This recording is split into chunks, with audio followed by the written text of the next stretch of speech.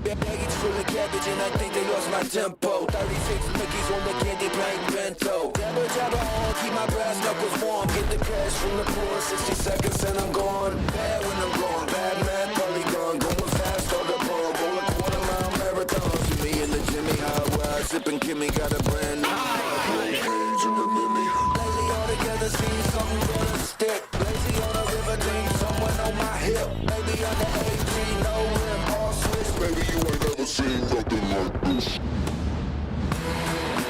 Nothing like this. Nothing like this. Nothing like this. Like this. Nothing like this. Baby, you ain't never seen nothing like this. Nothing like this. Nothing like this. Oh my god, bro. Baggage full of cabbage and I think they lost my tempo. 36 Mickeys on the candy paint bento. Dabba dabba on, keep my brass knuckles warm. Put a crash on the one, get the cash from the pawn. Nothing like this. Nothing like this. Nothing like this. Nothing like this. Baby, you ain't never seen nothing like this. I just all over these kids. Dude, what the fuck? I just all over this kid's 3411. Inside with a big one-on-one, making a big one-on-two, making a big one-on-three. He's tagged up. Oh, and awkward timing. Whoa, it gets gone. Snoopy. And Hydra gives you his entry. Hydra is there for 3. I grabbed no. You have numbers here for a moment. Rancor is shooting. Able to take down 2. This is unbelievable. Some of the finest gameplay you may ever see. Just don't even chop, man. I'm one shot, nice. Last kid deep left. That's just don't even chop, man. Look up. Nice! Yo, Byron, Llama 2X was right. You're awful. Would not like to be Beans punching bag. That man, not at all. He gets ferocious. Throwing up the fingers as Toronto walks away with another W. Welcome back. 2 days to go in our Major 2 qualifier. And Alley Cat, we have 2 teams at the top of the heap. Who are you liking? I'm liking LA Thieves a lot right now. They look fantastic across the board, and I can't wait for our rematch, just like everybody else versus Atlanta. Nameless, let's jump into our top squad, starting with the Thieves. What makes this team so dangerous? I mean, the players on it, first and foremost. The individuals have gotten to another level throughout this stage, Hydra in particular, which we'll talk about in a bit, but the rosters has improved everywhere. I mean, they're on a historic run in control, the swing mode in every single series. Their last 10 they've won, going for 11. Search and Destroy, massive improvement. This qualifier alone, they're #1 in S&D. It's just so impressive from a team, like just a massive turnaround in only 1 month. They're poised to win a championship. 16 times we've had a team go perfect in a qualifier throughout a stage. Only 3 times have they gone on to win that major. 46-28. LA Thieves want to win today, Ali. Of course they want to win today. They don't want to have any losses. They don't want to have any close matches unless it's against the Atlanta FaZe, because that's their focus right now. They're already beating everybody below them, and quite handedly so. I'm talking 3-0 after 3-0 after 3-0. Yeah. They have 3 series in a row right now where they have just boxed teams. So their focus, keep that S&D tight, keep their respawns good, and look forward to their match versus Atlanta FaZe online. What do they look like when they're down in a series? We wouldn't know because of this guy. Take a look at Hydra's numbers, MVP form, and then some. Yeah, we've been talking about all these top 5 lists, these top 10 lists all the time, and Hydra's like, hey, my career's not over yet. I'm still trying to climb those ranks. My MVP. And for years now, he's just been unbelievable, and he's found his form in this game. Once again, a year where Hydra's absolutely insane. When Hydra is not taking the MVP, it's because it's gone to this guy. Simp plays for Atlanta FaZe, and they've been pretty darn good after struggling at the very start of this title. They went on a ridiculous 14-match win streak. That run was ended by Vancouver, but Atlanta, outside of the Vancouver loss, has looked pretty invincible. They have dominated in their series. Yeah, Atlanta FaZe is right on the tail of LA Thieves, right? The biggest difference is that their search and destroy has stayed consistent in the past 2 stages. But for Atlanta FaZe, their focus right now is literally just going to be the LA Thieves match. Same thing with LA Thieves. Beating everybody below you, giving them the work. And for Atlanta FaZe, they always have one game mode that they're really, really strong at the beginning of the season. And then they continuously work at the rest throughout the rest of the year. S&D has been that for them. Yeah, they keep talking about in all the interviews, every time you ask an Atlanta FaZe member, like, what they're working on, what's their end goal, and it's to dominate search and destroy. They know that if they have that as a constant, their roster is so good, they're going to take respawns in every series, right? So in this stage, they're 3-5 in that game mode, yet they're still one of the best search teams in the game. So. People forgot they won Minor 1 and Major 1. This team has 2 games left, and currently, LA Thieves is the #1 team in our overall standings if you beat LAG, which is very much expected in Cloud9, which is an expected win as well. You take that #1 spot back going into the Major. Yeah, I mean, that's going to be the goal, right? Is when you're Atlanta FaZe, you want to take that #1 seed going into it. Let's take a look at our #3 overall. If you've been paying attention since week 1, the blue team has been shocking everybody. What's been more shocking, though, to me, Nameless, is the fact that they are still doing it. Why are the Ravens finding consistency in the CDL as a top 3 team? Well, listen, I mean, you talk about them in every single tournament atmosphere, what has happened? Top 4, right? They've been so consistent in the pressure moments, in the game 5s. They're 5-1. They're the best search team on the year if you look statistically at their record. Top 3 in control, and they're 50-50 in hardpoint. That is the dynamic of a very fundamentally sound team that is willing to go to many maps, and they always deliver when it's a pressure situation. So, I mean, when I think about Carolina, I just think about the tournaments, man. When it's mattered, they perform. TJ still a top 10 player?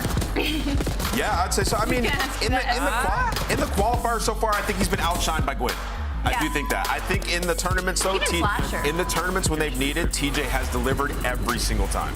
Here's a look at our tournament results from the Ravens' best in franchise history. Yeah, and I think the scariest thing about Carolina right now is like they are staying pretty consistent across the board when it comes to game modes, but individually, the talent, like the individual players, has stepped it up during this stage. So I'm excited to see how that translates moving into Major because they already have a top 4 placing. They're used to the podium. A lot of top 4 finishes from a squad that is not used to being at champs. I was looking at it. 15 match wins? That's got to be better than like 2 years of the Royal Ravens combined. Right? Well done, Carolina. Slasher, you have turned this team around. And Carolina, you are now officially into the top 3. So it's now time to talk about it in hot takes. Who's #4 in the league? We've got LA Thieves and Atlanta, the clear favorites in the S tier. Carolina in the 3 spot. Let's start with you, Alley Cat. Who do you think is #4? I'm going on a ledge here. I'm going with Vancouver Surge 100%. I think both their wins versus the Atlanta FaZe has just been unreal. Nobody else in the league has been able to come close other than the LA Thieves. Obviously, the biggest question is going to be how this team is going to perform on LAN, and that's what I'm looking forward to as we do head into Major 2 next week, because Neptune's been playing at home, the other 3 have been in the facility. Now they're all going to be on LAN, so the pressure and the expectations are extremely high, but just the fundamentals and the small push this team needed to start taking teams like Atlanta FaZe to losses just speaks volumes to me. I know you hate Crows, you hate most Blackbirds, you also hate the Ravens. So do they finish top 4 at Major 2? Hate the Ravens, and I do think Ravens finish top 4. Okay. I do. Right. I said they were in my top 4. I never said that they were 3rd. She's a Ravens hater, bro. I'm telling you. What else do they have to do? How am I hating them when they're in the top 4? They have to be solidified 3rd. And I'll tell you why. Same question. Top 4 come Major 2. Okay, so I look at the top 3, and I think it's very solidified. You got LA Thieves, you got Atlanta, and you got Carolina. They deserve to be there. After that, I am hesitant to put Vancouver in that spot. I think Toronto, Cloud9, Vancouver, and hell, even Minnesota can all make a run for that 4th spot. And the reason being is we haven't seen Vancouver in a LAN environment do well. We haven't seen this roster LAN environment, and then also we haven't seen Neptune ever have a crazy LAN, right? So Vancouver, despite the online play, still search and destroy remains a question. 8-7 in the game mode, 5 and 6 in control. It's just been Hardpoint where they've been mega thriving. Does that translate to LAN? Where we have some other proven squads that have performed on LAN before, like Toronto, I think still can be in that discussion. Did you just tell me Minnesota is a top 4 team? I said any of those teams can absolutely make a run. They have shown signs throughout the season, whether it be Minnesota and coming back in a lot of series, having that ice, or being a threat to pop off at any moment. Cloud9 have been looking a lot better recently, and Toronto have been on the upswing. I can't put any of them like clear below Vancouver. My hot take as a host of the show is that analyst should answer the damn question. That's right. Don't give me some side speech about top 17 teams that could win the major. I'm asking for top 4. That's when you give me one team that was secondary hot take is I'm not giving flowers unless flowers are deserved. I've been in the scene for way too long to just tell a team they're top 4. You gave Minnesota You gotta flowers. show me. You're just handing out dead daisies. Let's move on. I said anybody can do it, which means nobody's setting themselves apart Do you just think yet, esports aside from 3. analysts should sit on the fence? You let us know. Put it in the chat. We're also accepting resumes here on the analyst desk. We've got 4 matches, the final Super Saturday before we head down south. Join us for match number 1, Miami Heretics versus Boston Breach. Who truly is a top 16? Time to find out.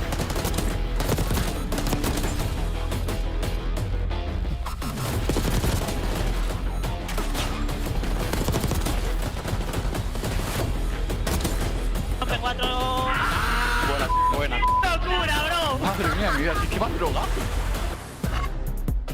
Upgrade your game with the SCUF, the official controller of the Call of Duty League. The Esports World Cup is an official partner of the Call of Duty League.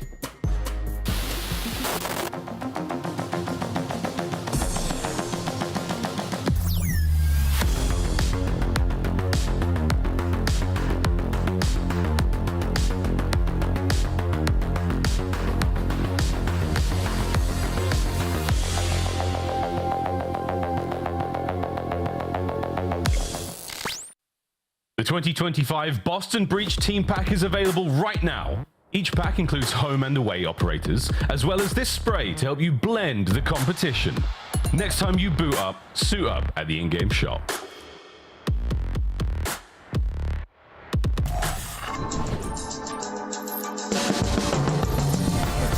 I was wide awake and laughing. The doctor didn't even have to slap me. Cut the cord 10 years later, I'm a prodigy. Got more letters on my name than the Ivy League. Now I'm an MVP, CEO, VIP. All the youngest want to be like me. Cause I walk like a champion. Double helix, twist pedigree. Call me Red One, everybody gaga. For me, fame monster. Sandquatch posture. Big footsteps to follow, so use caution. Never duplicated, imitated so often. Feast on opposition, that's why I stay flossing. If you want the noise, I can bring it.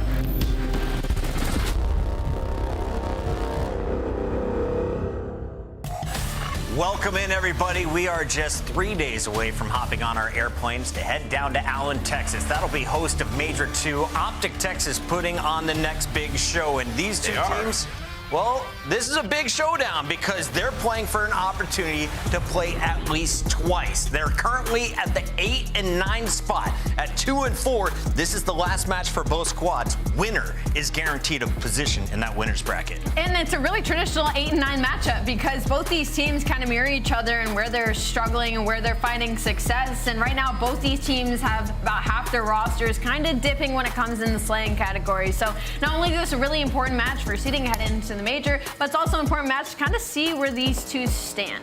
Miami Heretics made a run to the top 3 back in Madrid. They're looking to start with another 8th seed in the winner's bracket. Currently, they hold the door and looking at their road to the major.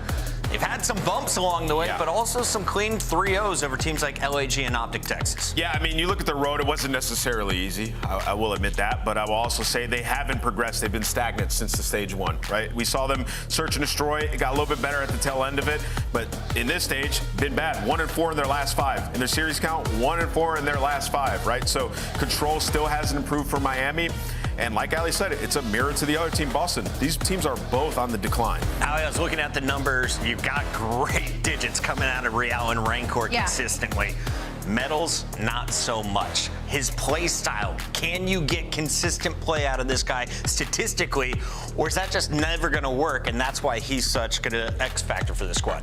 You can. It really depends on the SMGs kind of relieving that pressure on the map, because if your SMGs aren't finding a lot of success, it's really going to be hard to the side of Lucky to find any. And then on the flip side of that, Medals had a rough series as well, unless both of them are sitting around like 0.5s and SMGs during the split. So it's been rough for Lucky and Medals, but we have seen what they are capable of doing on LAN when they're in front of a crowd. Boston started the season with a top 6 seed entering Major 1. They didn't do much at that major, and since then, well, they're 2-4 in the qualifiers. This is blow it up watch for Purge, Cammy, Awakening, and Snoopy. We think Snoopy is guaranteed for life as long as he wants to wear a Boston Breach jersey. But the other 3 got to start feeling some pressure here. 100%, man. And you look at this team and, like, look at them throughout the year, and, like, at first it was Cammy struggling. Then it was Awakening, and now Purge has sort of dropped the ball a little bit, right? And you look at their schedule, including the minor, they've lost 5 straight series. To start the year, I feel like they were a little ahead, and they were good at hardpoint, which gave them kind of an edge in a lot of these series. Well, now they can't win control. The hardpoint is middle of the pack, and the search is still bad. So for Boston, it's not looking good. Ali, you look at this squad, they started off with a Game 4 win over Vegas, our 12th best team, then a Game 5 win over LAG. They've been 3-0'd by teams like LA Thieves, but also took FaZe to a Game 5. So they can play up to their competition at times as well. What Boston do we see today? I think we might see a Boston playing down to our competition. I don't know. I'm worried when it comes to slaying in this series because Miami loves to set a really fast pace, and so does Boston when they're playing well, which we have not seen, like Ant said, 5 series loss break. Maps and modes, that's right. Our coaches were forced to make a decision and live with it. Here we go. Skyline Protocol makes it through for control, and we'll see Hacienda as the second hard point. I mean, yeah, looking at the maps and modes of control is interesting. 2 of the worst control teams that we have in the league. I will say that map's obviously the swing one. The Skyline, I love it for Miami. It's their best hardpoint, one of the best Skyline teams we have in the game. They can start off here hot. Got a good opportunity. It's time to go to the most important portion of the show. We call it our Scuff Pick'ems, and Nameless is deep. I got Boston. Deep in the hole. I'm by Miami Heretics, so Boston, let's see if you make one up. Boston are part of the reason I'm in this situation, and they're going to get me out of it. Awakening? I don't know about that one. Just keep doing what you're doing. No I'm way. going Miami Heretics. Rancor! Fans are going with me as well. Let's send it over to our casters to watch Nameless cry. Whoa, that was okay. Firstly, Chris, you're on fire today, dude. Thanks, buddy. You're on fire. Caffeine. This has been a hilarious opener. Yeah. On that note, Chance, let's get it. It's going to be a good time. I'd pay good money to watch Ant cry, so we'll see how that goes for the Boston fans. And maybe he just jinxed it at the start of the year when they were his boys and he started picking against them, and now he's just all over the place. So whether it's a jinx or whether they play it up or down to their competition, we are going to find out, because while the hard point has been about even, slightly better for the Heretics throughout the stage, on Skyline specifically, Heretics have been incredible. So Boston are playing with fire. If they can play up to their competition, we'll find out map 1. Well, map 1 on its way, ladies and germs. Thanks for joining us here on superb Saturday of Call of Duty. Rancor has been a very handy-dandy factor, Chance, when it comes to hard point here in Stage 2. You touched upon this a little bit, but this is the 8th seed battle. This is a big deal, man. This is a very, very important series, long-term implications. One of the most important, like, non-LAN matches either one of these teams and players are going to have. So, yeah, absolutely, the stakes are going to be in the mix. And if you're talking about players maybe being on the chopping block, we're expecting roster mania to get crazy come Stage 3. Important to show up in moments like this. Oh, indeed, yeah. These are the ones that everyone remembers when the chips are down and when things are very important. And Purge has started the map off wonderfully. 3-0 now on the approach towards the hard point. Heretics now with a little bit of a loose setup as it's going to get cut to pieces. Awakening's already by P2. What a win onto Lucky. That's 3 dead and a decisive one early on. And he gets out with his life, and Kemi's there for the protection. That is a nice sequence coming in for Boston. So much so that Snoopy, I mean, he's taken all the freedom to go on a massive flank. I mean, 14 seconds left on P1, and this is a dagger. He is forcing these spawns so far out, and even though he falls, his teammates comfortable in the time. Purge, by the way, already has a cruise missile as well, and you're maintaining those back spawns. This is a wonderful sequence. And Awakening picks up double kill. He's 6-0 as well. Hey. Doesn't get better than this. This is it. There is 7-0. There is a real happy Anthony Wheeler in Columbus somewhere. Oh, big Wake staying alive for as long as he can. No secondary Hellstorm there for Boston Breach. Heretics now on the approach. Once again, a P2 Purge. Tactical retreat upstairs. Stuns. Everything's going to be there. The team kill was unfortunate, but you still got presence. And Purge now doing it alone.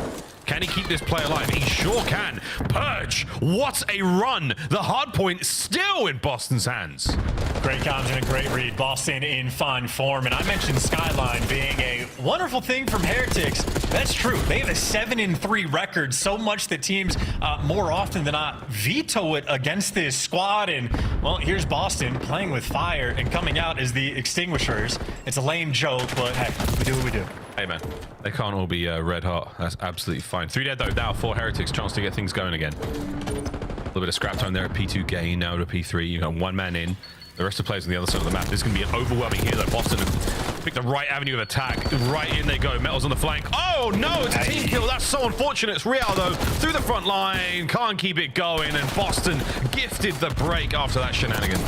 That is a painful team kill as well. I mean, a volcanic eruption with that grenade, and so much so that it has cost them a decent chunk of time, and long term could cost them something more. It's been a trade fest on the time since then, but Boston might always have the sort of upper hand, at least when it comes to the scrap time, because Heretics, at a certain point, are just going to have to focus on the rotation, or are going to be down bodies. So it has literally been trade after trade after trade, but Boston's really been the only team collecting this time, and they've maintained an 80-point lead going into new, and now the scenario is a situation where if Boston break into P4, they might just win the game there. Well, it could well be the case. This is the backside of the hard point. It's the way things look when you've got the rotation right now. Lucky and Metals are going to be scrambling now to find a corner to look out for this Boston Breach onslaught, and here we go. Heretics in first. How long can they hold? Their P3 was atrocious. Fourth hard point now. Lucky gets caught out on the sprint across. Rencor, trophies at the ready. Purge. Superficial damage there with the Hellstorm. Now players manage to get their way into the backline. Lucky off spawn, Lucky back into the fight, and now we've got a war. This is all you needed, though. You block the back spawns, you're going to set yourself up long-term from the break, and Boston just seemingly in good position on the map. That's a nice moment. Lucky, Real, and Rencor, every single player winning their ones, and Heretics bail themselves out in a sense. I mean, you deal with the cruise missile, get rid of that, you prevent that P4 break from being sort of official, and you do chop the lead down. It was an 80-point gap, and going into new, it's going to be down to about 30. So as well as Boston played on the first few hills, Heretics still in a decent enough spot. Absolutely. Hit the defibrillator, and they're right back to life there. Good stuff, Heretics. Second set. Can you forget the mistakes of the first? And can you keep the momentum towards the end tail of it as well? Real, top side of the map. He's going to be looking for as many of these members of Boston as possible. Gets at least one. That's good enough for now. He's a problem for Awakening to deal with. Hardpoint still in contest for a moment. Nice opening there, as Lucky now will find himself on towards the time, and the Heretics are right back in their chance. And Lucky's going to be feeling the pressure as well, because they got challenged from you. Well, his teammates got that covered, so Rencor gets the kill in perfect time, and then Rencor gives you 2. So he's got the trophies out, he's got the coverage, and he's got every cut, and he's got every weapon. He could not ask for Rencor to have anything more on his plate. So much so, they're not shooting back. He is 20-11, literally throwing the team on his back. He's a one-man army right now. His teammates are picking up what they can. But the Heretics, again, they've done a decent job of getting time here on P1. They've got full control of P2. They're not letting that go just yet. Here comes a big hit from the Breach, though. Forward they fly, and once again, 5 now in a row for Rencor, but these kills aren't huge. It's not a tremendous point gain there, so don't worry too much about the Hellstorm as we now attack P2. That's a good patient game as well for him to back up and try to maintain these spawns. So Rencor having a great sequence, and I mean, he continues. He's got his teammates there from the help. He's baiting out all the pressure, and he's just letting his teammates get the kills. So yeah, Metals, take your 2 freebies. Rencor is going to keep the spawns and make the time nice and easy. I mean, this is a life for Rencor that's been maybe a minute straight. He has been in perfect position, and I got guys like Real pushed up on the map, ready to fry, and the lead has officially changed.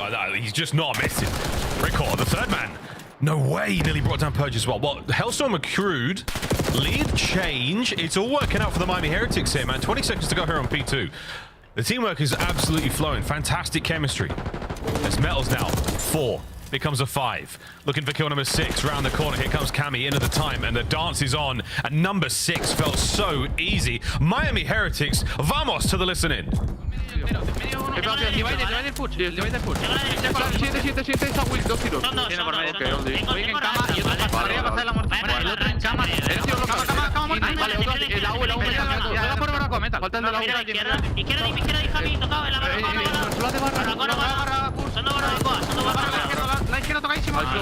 Y otro más deep. Tengo racha, a ver. Vamos de frente con mi racha. Espera. Vale, está bien. Tengo un solo de la U. Ahí a la derecha. Sí, dale. Sí, soy como ¿Han gestionado en la izquierda? Estoy mirando el nuestro de... Vale, uno en cama dentro y uno totizado y uno punto. Vale, vamos a todos de puntos. Izquierda, punto. Hay otro buen. Vale, sí, voy. Tengo uno gym, no puedo. Tengo la izquierda de cama, no puedo. Cara, me mata. Son 3 de cara, Pues a la izquierda, no flipea, metal. Háchala aquí. Fondo. Uno va para arriba, Roca. Sigue el Purgin. Es que no echa la cama, No, me chica, me toca uno. ¿Lo puedo matar? Estoy cheseándole. Puede Ricky. 1, 2, 3. No, vale, punto y fondo Roca. Uno punto de la mañana y derecha, otro punto. Crack, muerto. Falta Cami en el cine, Tengo arriba yo. Tengo arriba. Un tiro en la bañera. El otro under. Veo. El otro under. Tengo under, Chema. Sigue, yo te fondo. Estoy flanqueando Está la ducha y otra Roca contigo. Esta Roca es medio cambio tiro, medio ahora. en P3 solo. Se sube para arriba, ¿vale? El Purge. Cami está en P3, ha pushado Fireplay. Sí, está por la derecha. Arriba Purge, sí. Arriba y sí. Fireplay no sé qué ha hecho. Arriba y sí Purge, Vale, me mata ahí, sí. Está De tumbado derecha, al lado del agujero. Cami muerto. Otro más, cama abajo. Vale, cama y punto. Está en la bañera, chavales. Sigue, con tiro. Muerto. Well, Boston Breach managed to find a little bit of signs of life here going into what will be our third set in a moment, Chance. But hey, not bad hardpoint game from either team. I mean, look, Boston's starting to fight back, right? It has just been a game and a map of runs right now, and maybe Snoopy will have the hot hand. He's going to be looking to flip the spawns long term and on a 5 spree. That's the man you want to contain. Some Metals, making sure he is dialed in to stop it, but you stop at Snoopy. Purge has to fall as well, and he's going to. Those are 2 incredibly impactful kills coming in for Metals. Yeah, not only that, but now spawns for Boston. You've given up the back for a second there, Heretics. You were not hard blocking that, and now an opening. Boston Breach can get to the spawns. That's right, boys. Surprise. They're behind you. Snoopy, they're leading the charge. Finding 2 on the point. Gets hit the next one as well. This is huge. Heretics got a lot of surviving to do right now, and Cammy behind enemy lines as well, keeping the spawns locked there for Boston. A big moment here on P2. Oh, Boston gonna need this too, but look at the kill feed. Everybody falls, and Cammy running for the hills, running for his life, and he's got to deal with Lucky next. I don't know who has the rabbit's float, but Cammy maybe a little too quick with it. The gunfight's coming through though, and Lucky wins it. No shades of the Awakening gunfight we had earlier on there from rotation. Lucky clutches up. He gives his team P2. They have just now retaken the lead, and it has been back-to-back kills on P2. Heretics have locked it down. We might go again. We might go again, but there's an opportunity here for a breach attack. They've infiltrated the lines. They're now below white. They've managed to get in a piano. There's now problems. Over to Purge. Gets upstairs. Pistol in the hands of Snoopy. Cleans out 1 on the backline. Awkward timing again as we are still dancing around this one. Snoopy! Oh, no way! Metals is down. Lead change in a big way for Boston. Oh. This is Snoopy, man. Dude, this is the player that when we make the trailers for a new game release, we gotta have his gameplay on screen. But while Snoopy's fighting for the camera time, Heretics fighting for the hill. A 4-man wipe. They're gonna get this time. 25 seconds left to go. And now you are winning those sort of anchor battles. Purge looking for the entry, but he is on a solo mission from hell. He gets dropped. And you're gonna have a decent little lead right now from Heretics going into this new time. As long as you don't team kill with the nade, they might be good to go. Well, we are 2 for 2 on Kitchen Hill team kills from the Heretics. A wicked lead going into potentially the final hard point.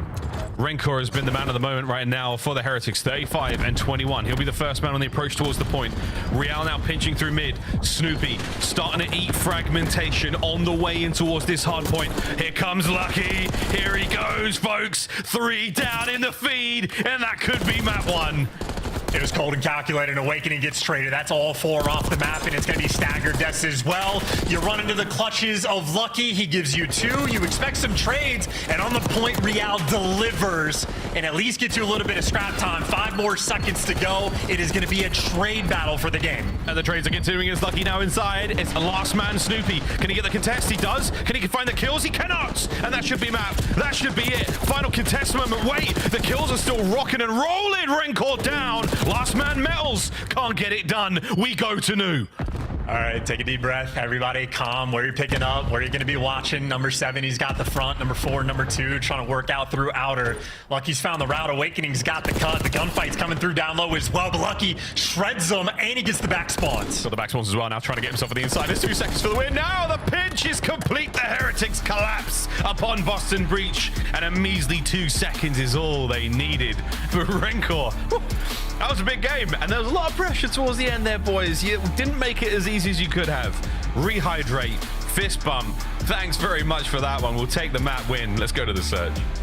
I mean, that's tough, too. I mean, listen, playing with fire against Miami Heretics on Skyline, but Boston, maybe that is the correct way to phrase it. Maybe playing up to their competition, because ultimately, a well-played map, especially the scorching hot start that they went on. But even towards the end, those mixy moments when you have to be like desperate to hold on to a P4, there's only so many things covered. I think Awakening up top just felt the overwhelming pressure coming through from Heretics. And overall, very clean turnaround, but you got to tip it to Rancor. I mean, a Titan in the lobby, 5K damage, just about 16 assists, 38 kills. I mean, that's 50 plus there in the EKIA. Everyone in the lobby is going to take notice. Rancor was just that guy. Yeah, what a player he has been since joining the league. Replays, folks. In the comms. It's dead in Spanish, folks, if you weren't working it out. But there's the last few moments of the hard point again. Incredible run here from the Heretics to get involved, and superb P2s, man. Back to back to back P2s. Another team kill, though, Chance. We didn't call that out in the moment because of the madness, but Metals took care of Rancor there. So if the Heretics can tidy up those little moments, 3 for 3 in the kitchen, boys. I mean, that's something. Yeah, funny that it happens 3 times. Maybe Metal's just getting like his revenge for being the first one to fall. But looking at the actual breakdown in this moment, Lucky from up top.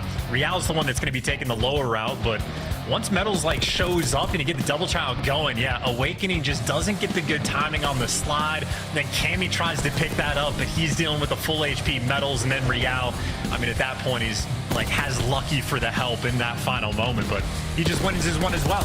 So in the clutch moment for Heretics, everybody just won their ones. I mean, dude, that is a very ambitious strategy, and it's not something you really want to have to win to, you know, win that way. But if at least one of you wins the ones, and then you're able to, especially on a map like Skyline, you're able to hit those trades instantly. You know, there's a lot more space to work with there. So kudos to the Heretics for just having the hot hand here. Blessed by the COD gods here on this Saturday. And Rancor, man, a big spree. Decent streaks, not necessarily any crazy kills out of it, but, you know, still fun to see. Great way to start their run here. We'll continue these highlights, man, because this map, dude, it was a banger from start to finish. That was the beginning of Snoop's dice run, and again, getting spawns on that same life. A fantastic hold again. Boston fought well. Miami Heretics just that bit better. I mean, this is how you play Skyline. You gotta win your ones, you uno your unos. Whatever needs to happen, happens. But Snoopy's POV, very clean. Ultimately, I think that the teamwork on Skyline just showing off. It's now an 8-3 record overall on this map for Miami Heretics, of like top 3 Skyline team in the game, maybe top 2. Certainly a formidable force, and you love to see everybody on the squad getting involved as well. And maybe not necessarily good news, just going to be interesting news. We're going to be going to a Skyline S&D as well, where Miami Heretics are 0-1 on this map. So at least they got the warm-up, I suppose, for the hard point, got used to some of those gunfights and the DNA battle we just had. Important, I'd say, for Heretics to come out on top. Indeed, and of course, St. Patrick's Day a few days away, but that's a nice, you know, the green and the orange there, just dancing forward. Great back and forth game. Only 5 seconds separating our teams in the end, but it kind of feels like the writing's on the wall sometimes with these close hard points. Whoever managed to get the rotation, whoever's looking at that trade win. Insane stuff. Skyline S&D though, Chance, you're not wrong, mate. Here we go. Map number 2 and Protocol 4, map number 3. After that, the Hussey and the hard point. That's where things get a little rocky for me. I'm excited to get to that little deeper section of the series, but will that be the case? We'll find out. Skyline S&D on its way. How are you leaning for this one, brother? Which way are you dressing? Very tough to say. So I'm going to tell the story from Miami Heretics' perspective. Like, they got top 3 at the major in Madrid, so I think everybody might have forgotten about it. But at the start of the year, they were world's worst in S&D. Like, number 12 in the league beneath the Falcons. They could not handle the game mode at all. And they're 0-1 on Skyline. And it was literally a map that they played so terribly. They said, we're never doing this again. It has been maybe 4 months since they've even attempted to play this map. And now, ultimately, their S&D gameplay has turned around compared to where they initially started, but now they're in a bit of a slump. You got to figure something out. Deep in the map pool, get Skyline back in the rotation, see if you can figure things out. So I don't know what to expect from the Heretics, but on the flip side for Boston, we know how they play S&D. They're very active. They will make calls. They will roam together on the map, and they're very quick and decisive with all of their, decisive decision making, as it were. But Boston's certainly a force in the game mode. They're going to be tested. Yeah, this should be a real spicy Skyline. Not that we have we're not exactly like wanting for spicy Skylines. They're all pretty good. A couple of major finals, a minor final. Who knows what's going to be happening at Major 2, ladies and gentlemen. A few days away from hit and travel. We'll be seeing you all there. And an explosive start here from the Heretics upstairs. They are stacking the halls. Snoopy, you can see where he's been suppressing, quite literally. Bullet holes all over the entryway. And then they also know, because glass broke, that someone dropped down low. So the question is, do you check the hedges corner? Oh, man. Gets played all the time in hardpoint. And Real wants to take the fight to him. Never mind. He got baited into oblivion. He had a calm, and, well, he full sent into death. And now the underground route coming through from Boston, and Heretics don't have enough players to watch every lane. Yeah, and they've absolutely got no idea it's coming either. Cammy, the dagger into the back of Lucky gives a massive advantage now to the Heretics and Purge. Perfect coverage again. Boston playing this very well together. He managed to avoid showing his position from Shadow there as well. So good stuff. Awakening now finish on P1. Pressure was there, but the teamwork from Boston. Every gunfight covered. Brothers in arms. Roll map 1. And to address the decisive decision-making from the round 1, again, you just get the first blood, and it was no hesitation. Double hit underground, go for the full flank. Like, you have the advantage. They can only watch so many lanes. Like, let's just do something proactive on the map. So the moment Real died, I mean, that pretty much settled everything in. But I don't know if Real had an instinct or got some type of calm, but he fell into the hands of Cammy, who has been on point in S&D. It looked like he didn't have any help there either, so no matter how that fight went, win or lose, no one was in position for a trade there, so a tough one. Hi, my name's Purge, and I'm in the gym, and wait, Real's here with me. Damn, Real! First blood instant, but Snoopy there for the trade, and now he's on the dance. Good luck catching him, but they're going to send players in for it. Rencor, just about takes care of business now, and you've got a couple of players that still keeping pressure on this P1 area, but the bomb has successfully made its way over towards A. We're going to get that plant down, and Cammy on the wrap now trying to get involved. Can he get there in time? Slips right on through. Big damage dealt now from Boston. Oh, Cammy's counted too. Oh, and he's got the help. You got him trapped, and he should be here for the trades. Awakening got the one-shot call, but maybe a little passive, and I think Awakening just lost track of him, so this is going to be a tried-and-true 1v1, and time is not on his side. Awakening did not figure this one out quick enough. Oh, and he's been spotted. Metals, this is all yours. Where's he going? Joe's, he's chasing ghosts across Skyline. 15 seconds. Metals doesn't really know what to expect either. He might get caught out now. 10 to go. Check it at 8. There's the bullet, and that is that. That's the round. Metals plays it cool and plays it smart, and Awakening got a little lost there for sure. I was just very surprised, like, when, like, Cammy had the guy in gym, like, sort of isolated. Awakening probably was one shot from the gunfight he won. I think the other player was by P1 or, like, Hot Tub. But then when we cut the Awakening's POV, he was just so far away from Cammy and just let Metals escape. And then after that, I don't know if someone calmed to him that maybe he, like, got out through the bedroom side of the map or what was going on. But I just know I used to think Awakening could see everything. Like, I used to think he could see through walls, and those times, you know, the past is the past. I mean, shout out Crimsix for Awakening Vision. What a treat that was in 2020. But yeah, that was not necessarily in that round at all. Top mid presence not shown whatsoever now by the Miami Heretics. Snoopy's throwing some mean old shoulders. Cammy backing him up here on this right side. And again, shoulder to shoulder, our brothers in arms once again playing this very sensibly. And a late RCXD. Let's see how this goes. Oh, for God's sake, Cammy. How did that happen? A stray nade must have taken care of it, and it killed Snoop in the process. That's unfortunate. Well, Heretics, you've been gifted a big one here. Can Metals find a kill on the pool? No, he cannot. Cammy makes up for it in a big way. Awakening now. Pushes Rencor right back. Lucky in position to help out now, but there are simply too many members of Boston over here now. Not enough hit points for the Miami Heretics boys. Here we go. Round 2. Like he's got the intel. Oh, does it? Well, yeah, gets the trades as well. Purge at least gives you one before he falls, and Cammy able to get the bomb plant down. So it started off with an RC team kill. Now there's clutch potential. Yep. Well, you gotta win this fight. I'll get it done. Awakening now in the clutch. Can he land it this time round? Oh, God. Big win, Lucky. Real there for the perfect trade. Heretics take the lead. What a round. What the hell?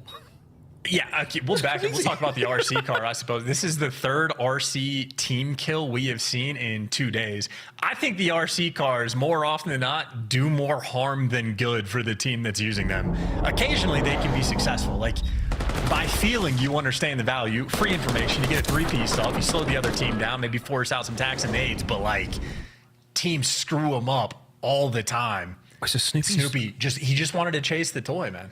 Oh, he was so close to it. Oh, it wasn't even that close. This is unbelievably unlucky. It's a powerful car. Damn right, son. Well, that's how it went down.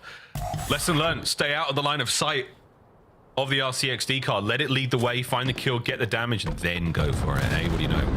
Crazy stuff. Heretics take the lead by 1 now. And again, they've got a lot of presence over towards the A-bomb site. B, still, again, I say presence. You're all over the map here on Skyline. You're able to get a lot done. But with the A-bomb plant, we're forcing the play. Boston, good time to shine. And another pick from Cammy. He is having himself a pretty good map right now. It's 6-2. Still though on the retake. Easier said than done to actually make it happen. But Cammy not locking it down. That's the Jackal at its best. We got a 2v2. Yeah, the defuse was so close there. Persian managed to finish that one while all this fights were going down. Metals now. That's a snap onto Awakening. 1v1. 2 aggressive submachine gun players and not a whole lot of time. Snoop's got to find this kill ASAP, and he gets it. Boston with a little bit of magic. Keep the rounds going. They all tie it up. So close, yet so far there from Metal. 6 HP is what Snoopy was reduced to, but that is a classic. I mean, listen, do you win your ones or do you win your unos? That time, we won our ones. Actually, no. No, unos. Snoopy, yeah, unos, no matter what. Shout out Snoopy. Maybe that's a storyline. I know we touched on it a decent bit last year, but I think Snoopy learned English within the past, 2 years, more or less. Like MW2, I believe it was his first, introduction, playing with a bunch of Americans for the first time. Kind of vibe, getting used to it. So Snoopy, one of the more impressive players in the league. Winning the gunfights like that, not easy. Learning a second language. I mean, Miles, I say this as an American. We don't do that over here. It's tough. It's difficult regardless. Yeah, else is hard. Surviving the gunfights at the A-bomb site, and not a single heretic has survived. Lucky. I mean, go for it. This is being read. And that was a sensational round from Boston Breach. I was trying to get a joke out about Spanish in there, and I thought, you know what, folks? We just don't have the time. This round is done. Yeah, they got purged. The Heretics no more. Well, they got Awakening. Awakening got the 2 kills there, and Cammy continues to have a strong map and continues to be good at S&D, but ultimately that is the tried and true classic A-site bang out. Let's square up and just see who's got it, and Boston had it in spades. So fun Skyline S&D thus far, and I like that from Awakening. I think that's the way to go. Just get active and start challenging at the start of rounds. His chemistry with Cammy in the later half has not quite been there. No. Here we go, back over towards A, and we are roaring. Snoop's like, yeah, I'm gonna get another first blood. Don't worry, boys. Hold my cerveza. Here we go. That's such a great start. You force the Heretics back. Revenge, though. Dish that served cold or cooked up by a frag grenade. And Real Call of Duty timing at its finest. Didn't quite get eyes on those two, but in the meantime, Lucky, I mean, he's taking the space over towards the A site. Gonna get some information, and you're not planning in this moment, you're looking for the kills. Oh, you go for it. And Lucky again with the hit point advantage, trying to press forward now, but there's so many red dots everywhere. Absolute chaos, and Lucky caught out of position. Purge, a little too hot for his own good, gets burnt by Real, and now another rotation from Boston across the map.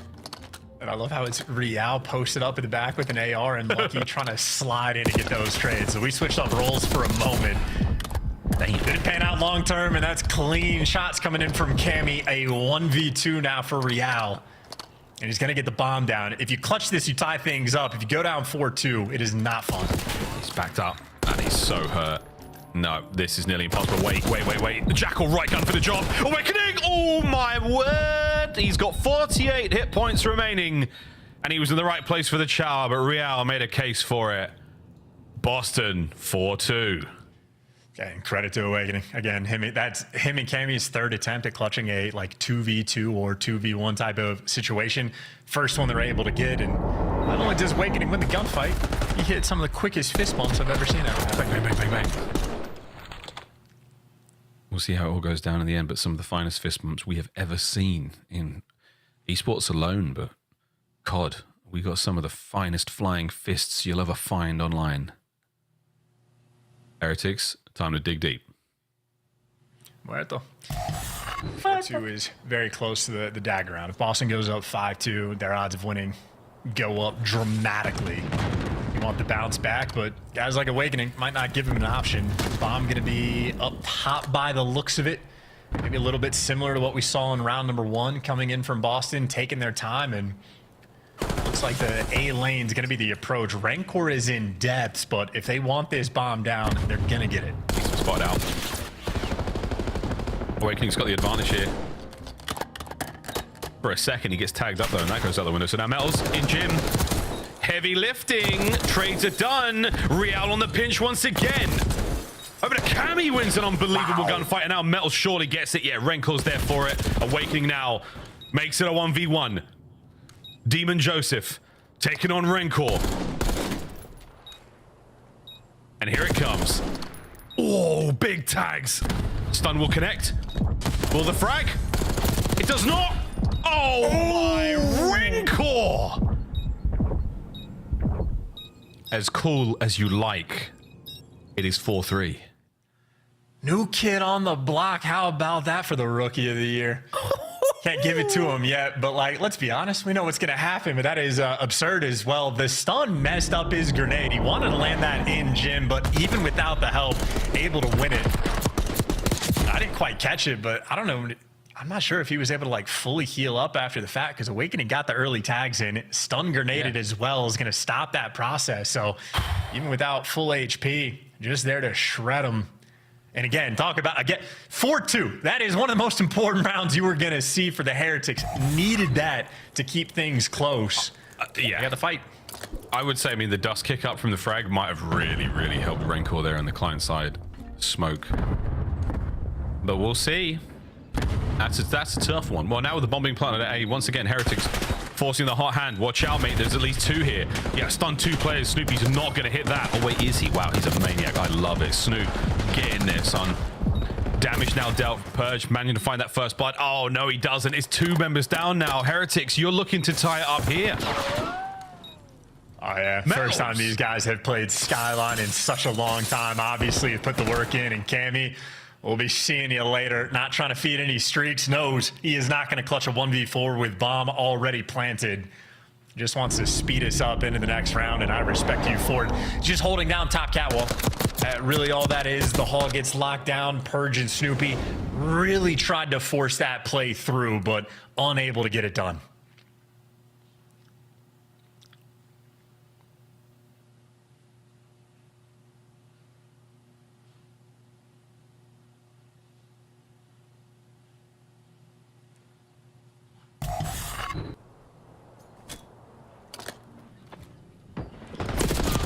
He does this every year, just like Cammy gets first bloods every map. At very least, gets traded out. 3v3 with bomb planted as well. Very fast flank rolling through, and Awakening with the vision on top of it, at least for number 1, but behind door number 2. Rancor's there for the trade, but instant pickup. So Awakening snappy in this moment. Maybe I get on his back a little bit too early. Man's been popping off since then. And Lucky trying to test the namesake for the 1v2, but Purge playing around it perfectly, throwing shoulders, just getting the comms to roll through. And the SMG duo, I mean, they're going to be throwing shoulders like absolute crazy. Lucky, there is nothing he can do here. Nothing. See ya! I'm back. Sorry, mate. Full PC crash. That was sensational, but I'm alive. Every year, man. It happens every year. You know, when I had the baby and I was on leave, I was almost going to do it in a way that meant that you had to solo cast, but sadly we had ample help. Hey man, I was trying to give the people what they wanted. That's all I was trying to do. That's a sentence you can't say too close to the life, but all good. Well, a very, very exciting. And again, we promised you a good Skyline S&D, and didn't disappoint, ladies and germs. Did not disappoint in the slightest. Boston, can you close it out here? Purge with a low route. I feel like there's an RC car. I'm so scared of this zipping rolling through. I don't want anybody, at least no team kills to roll through. Yeah, finally taken care of. I just get stressed out when they're on the map, but now that that's out of the picture, that is 20 seconds burned off the clock, and neither team is really taking too much space. Real's been camping underground by the looks of it, so, I mean, that route's going to be cleared out. And if you're underground, that means you got options to go over towards that B site, so that's exactly where the bomb is going, but they will be meeting Boston here. Awakening spotted. How? Oh, nice win, though. Lucky managed to walk away without any damage. Oh my goodness, Cammy, what a win that is indeed. Real from down low. He was in a sort of standoff against Purge down there for a few rounds. And this time Purge gives it up. Over towards kitchen we go. Rencorp, can you cook up something magnificent? Lucky. Oh!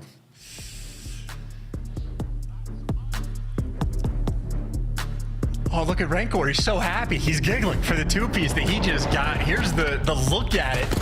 From this perspective, he gets the initial tags in Cammy, then people are looking his direction. Lucky's able to win his Uno, and then picking up the final two after that, swinging over to look over top, and that's the right call as well, because if Cammy's calling out, hey, this man behind bomb is one shot, Purge almost certainly going to be running towards him. So clean work there, and we've been telling this story from the Heretics perspective, but make no mistake for Boston, this is the battle right now for the 8th seed, for winner's bracket going into the major. Boston wants this round 11 just to tie this series up, and again, it is Snoopy that falls by the cooked up frag grenade. Advantage right now from the Heretics, and looking to fully capitalize. They got Real back down in position as well in a 4v3. And all that dust kicking up just above him. He can calm to his teammates exactly where these players are. And if you think they're over towards B, work this A site. Great intel. He got eyes on Cammy. Metals, though, gets caught in a 3v4 clutch. Potentially rolling through. Boston with the ice. Boston with the ice. They get it done in a round 11. And ladies and gentlemen, we have ourselves a series with or without Miles. He is not needed because we got the gameplay. Sadness on the faces, unfortunately so, for guys like Rancor. It's nicer when they're happy, but that just means we're going to have ourselves a battle. S&D, nice little square up. The second look for Heretics on the skyline, and as expected, sort of playing to the competition. Two very close maps we have seen thus far, and I just know when we go into that control, it's going to be a battle of the ages. Two teams that have not had success in either game mode, but tip to Cammy, 1,800 damage and 4 first bloods as well. I mean, he was putting on some clinical S&D performances against Atlanta FaZe and Search and Destroy, and he seemingly has not skipped a single beat. 4-0 in that category is pretty much as good as it gets. So Cammy for MVP in my mind, and got to tip it to Cammy, or excuse me, Awakening as well. Started to clutch a ton of things up, but tied up 1-1 in the series. You are here. You're just letting me go. That's awesome.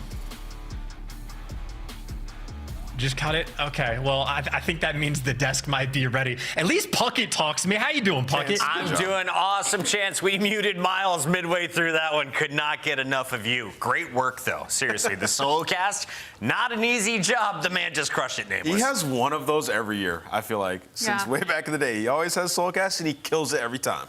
Well, he had some good footage to talk over. Let's take a look at map 2. Allie, through 2 games, we have a 5-point difference in hardpoint and a 1-round difference in Search, a round 11. Let's talk through Boston Breach's dub.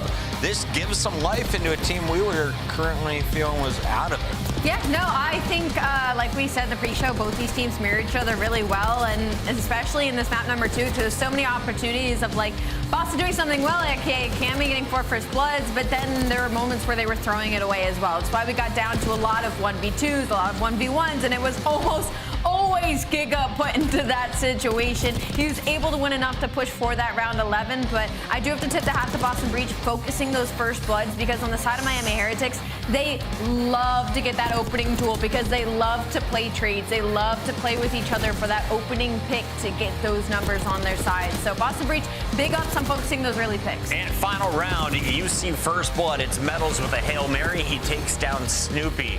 How does Boston go on to win a 3v4? Yeah, I mean, it was just awesome. You even out the odds.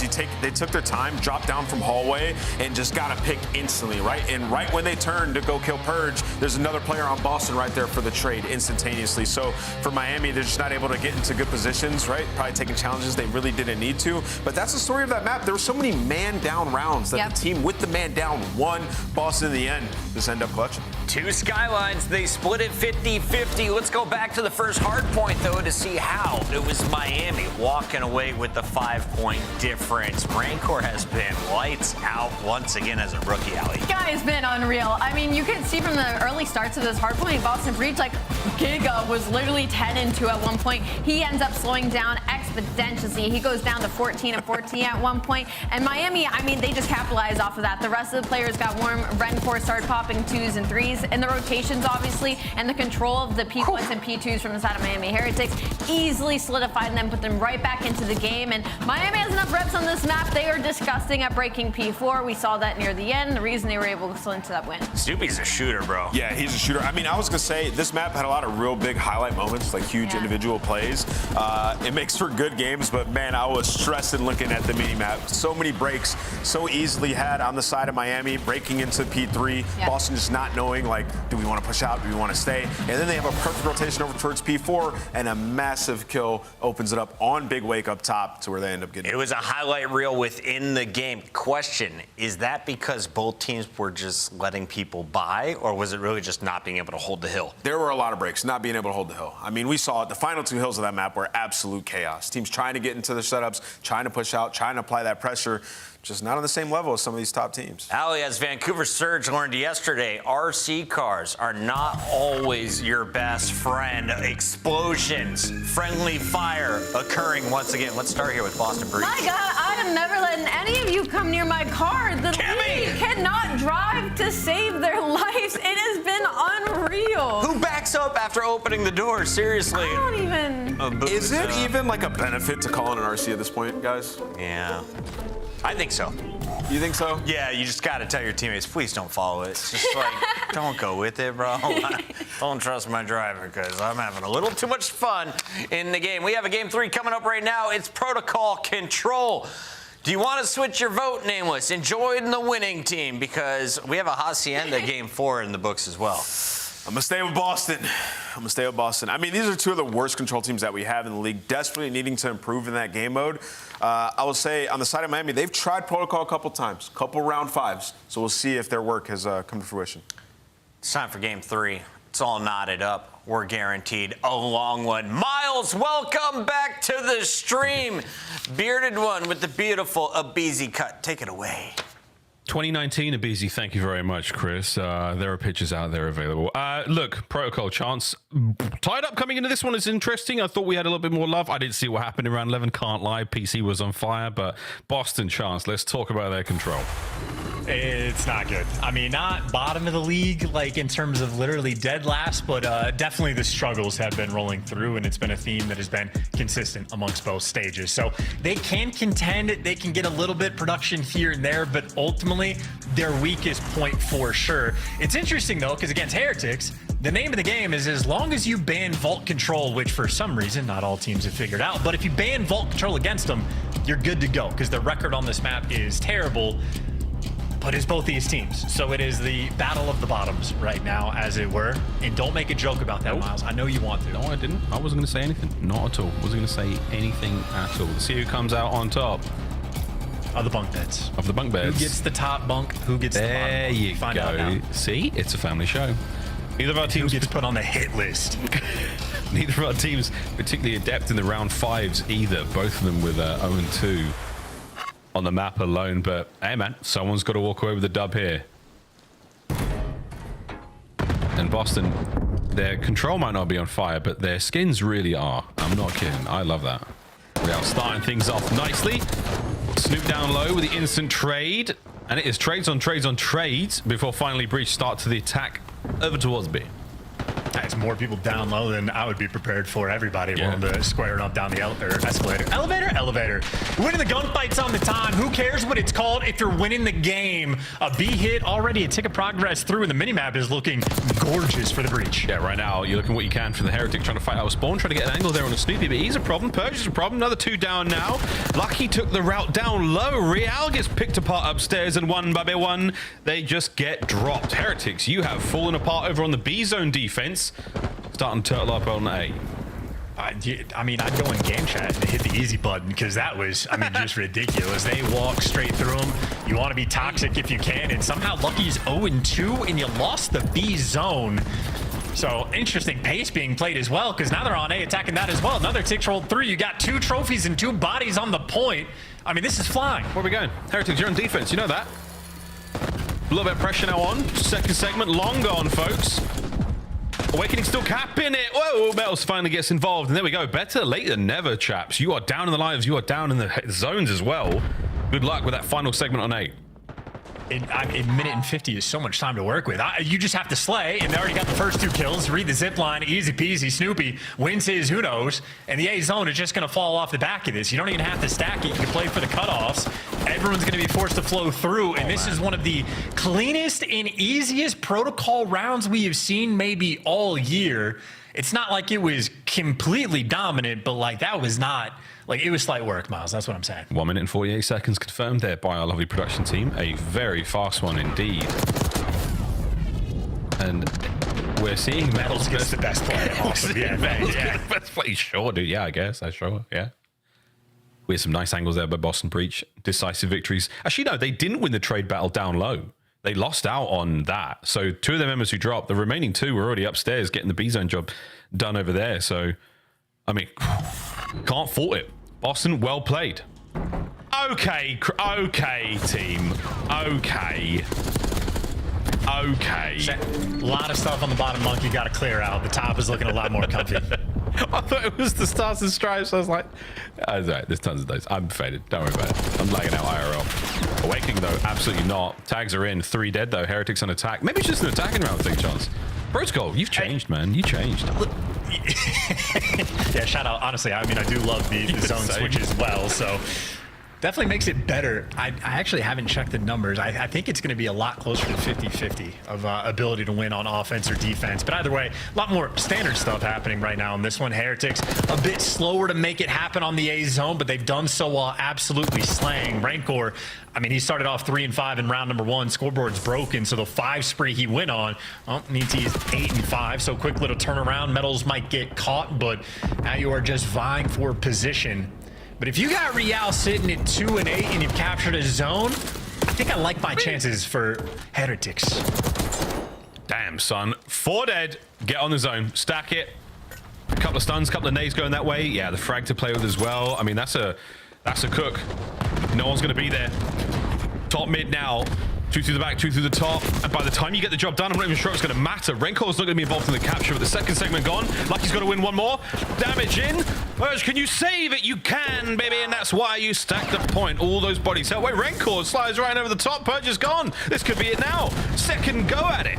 Cammy from upstairs, keeping the pressure on.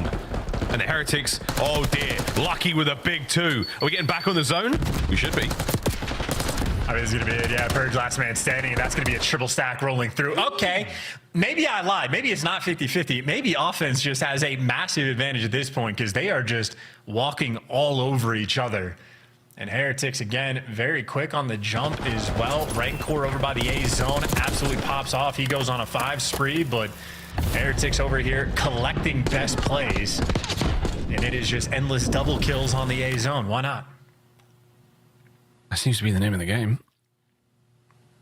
And yeah, I think, Chance, you're possibly entirely correct that it might be a bit more 50-50 on attack and defense, but that stat is changing rapidly.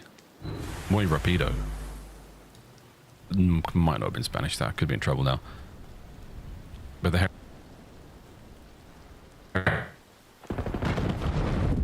as was the Breach, lads. Once again, Breach now on attack. Let's see how things go. Well, Lucky's on point. He hadn't slowed down or missed a single step, so opens things up with a nice little two-piece, and you just get the ball rolling. Purge at least making sure the spawn trap doesn't get set up, so he does a nice job picking a corner, trying to keep up some map space as well. And wins the gunfight. So yeah, Purge right now trying to do everything for his team, who have squeaked out over towards the B zone, but Cammy is very much by himself, does not have any support, emotional or otherwise, and well, when he falls, his teammates gonna have to pick him up in or out of game. Yeah, strong network always helps, folks. Everyone's got to get each other's trades. Awakening is going to chill here for a Mo. He's still got pressure. Great coverage. Oh, but upstairs, Lucky's going to keep that play going now. And this just makes things even more difficult. Cammy can't get involved whatsoever. Lucky dancing 9 spree, nearly full streaked out. That's crazy spree. So yeah, back to back. He just must have not died in the previous round. So look at the turnaround he's been able to have. And now just keeping things under control. So what was initially a dominant offensive round, now Boston struggling just to get past the front line. And it's not just Lucky. Metals is behind on the pinch as well. So yeah, Lucky might fall. The spree might be over, but Metals still keeping things active. By the time you get out of your spawn, you have 7 seconds left on the game clock and 0 ticks of progress. Streak it. Absolutely streak that. Absolutely streak that. 3 dudes upstairs. Real might be able to get involved now. Oh man, he gets a little bit more than involved. Gets at least 1 out of it. Second segment on the way out. Can you win the gunfights? No, you're going to get Renko on the pinch. Cammy doesn't react. Purge still capturing it. So now, oh my word, folks, an additional minute of play. Over towards the B zone we fly. That is awkward indeed. And I'm with you. Yep. I think streaking is absolutely the way to go. Whether or not the 9 spree, maybe he didn't get it on a 9 spree, but that would be even more unbelievable. But now that the trade's rolling through, Heretics at the very least have a 3-life advantage, and either Q or John absolutely has my back. I don't know what was happening there. So yeah, shout out to the observers putting in overtime on this map for the minute, but 3-life lead. A decent bit of time for Boston to work with. Maybe 2 good pushes they have. A little peek behind the curtain there for you at home, folks. Awakening. Oh, there's a sneaky little moment there. Real dips out. Wow. Gets into the waters of protocol for a second, but shenanigans come to a close. Purge now making his way forward as well. Breach, you've been gifted a lifeline here, lads. Will you squander it? Lucky now calls in the streaks. Better late than never. They vacate the point for a second. Now the battle on the inside of tower. Oh, who's going to walk over the win as a 1v1? And Purge wins it. So that means the point is still being captured. Oh dear, the dice have fallen, and they have not fallen in favor of the Heretics. Yeah, Purge just goes in the massive building next to the zone that protects you from the cruise missile. 2 ticks progress rolling through. Final couple gunfights gonna be coming in. 3 players jumping from over top, and they don't even get there in time. Dios mío. GG. Let's go to map 4. Map 4. We're not there yet, but might as well. Good. Hacienda. I'm loaded up. Just load it up. Wow. What a round.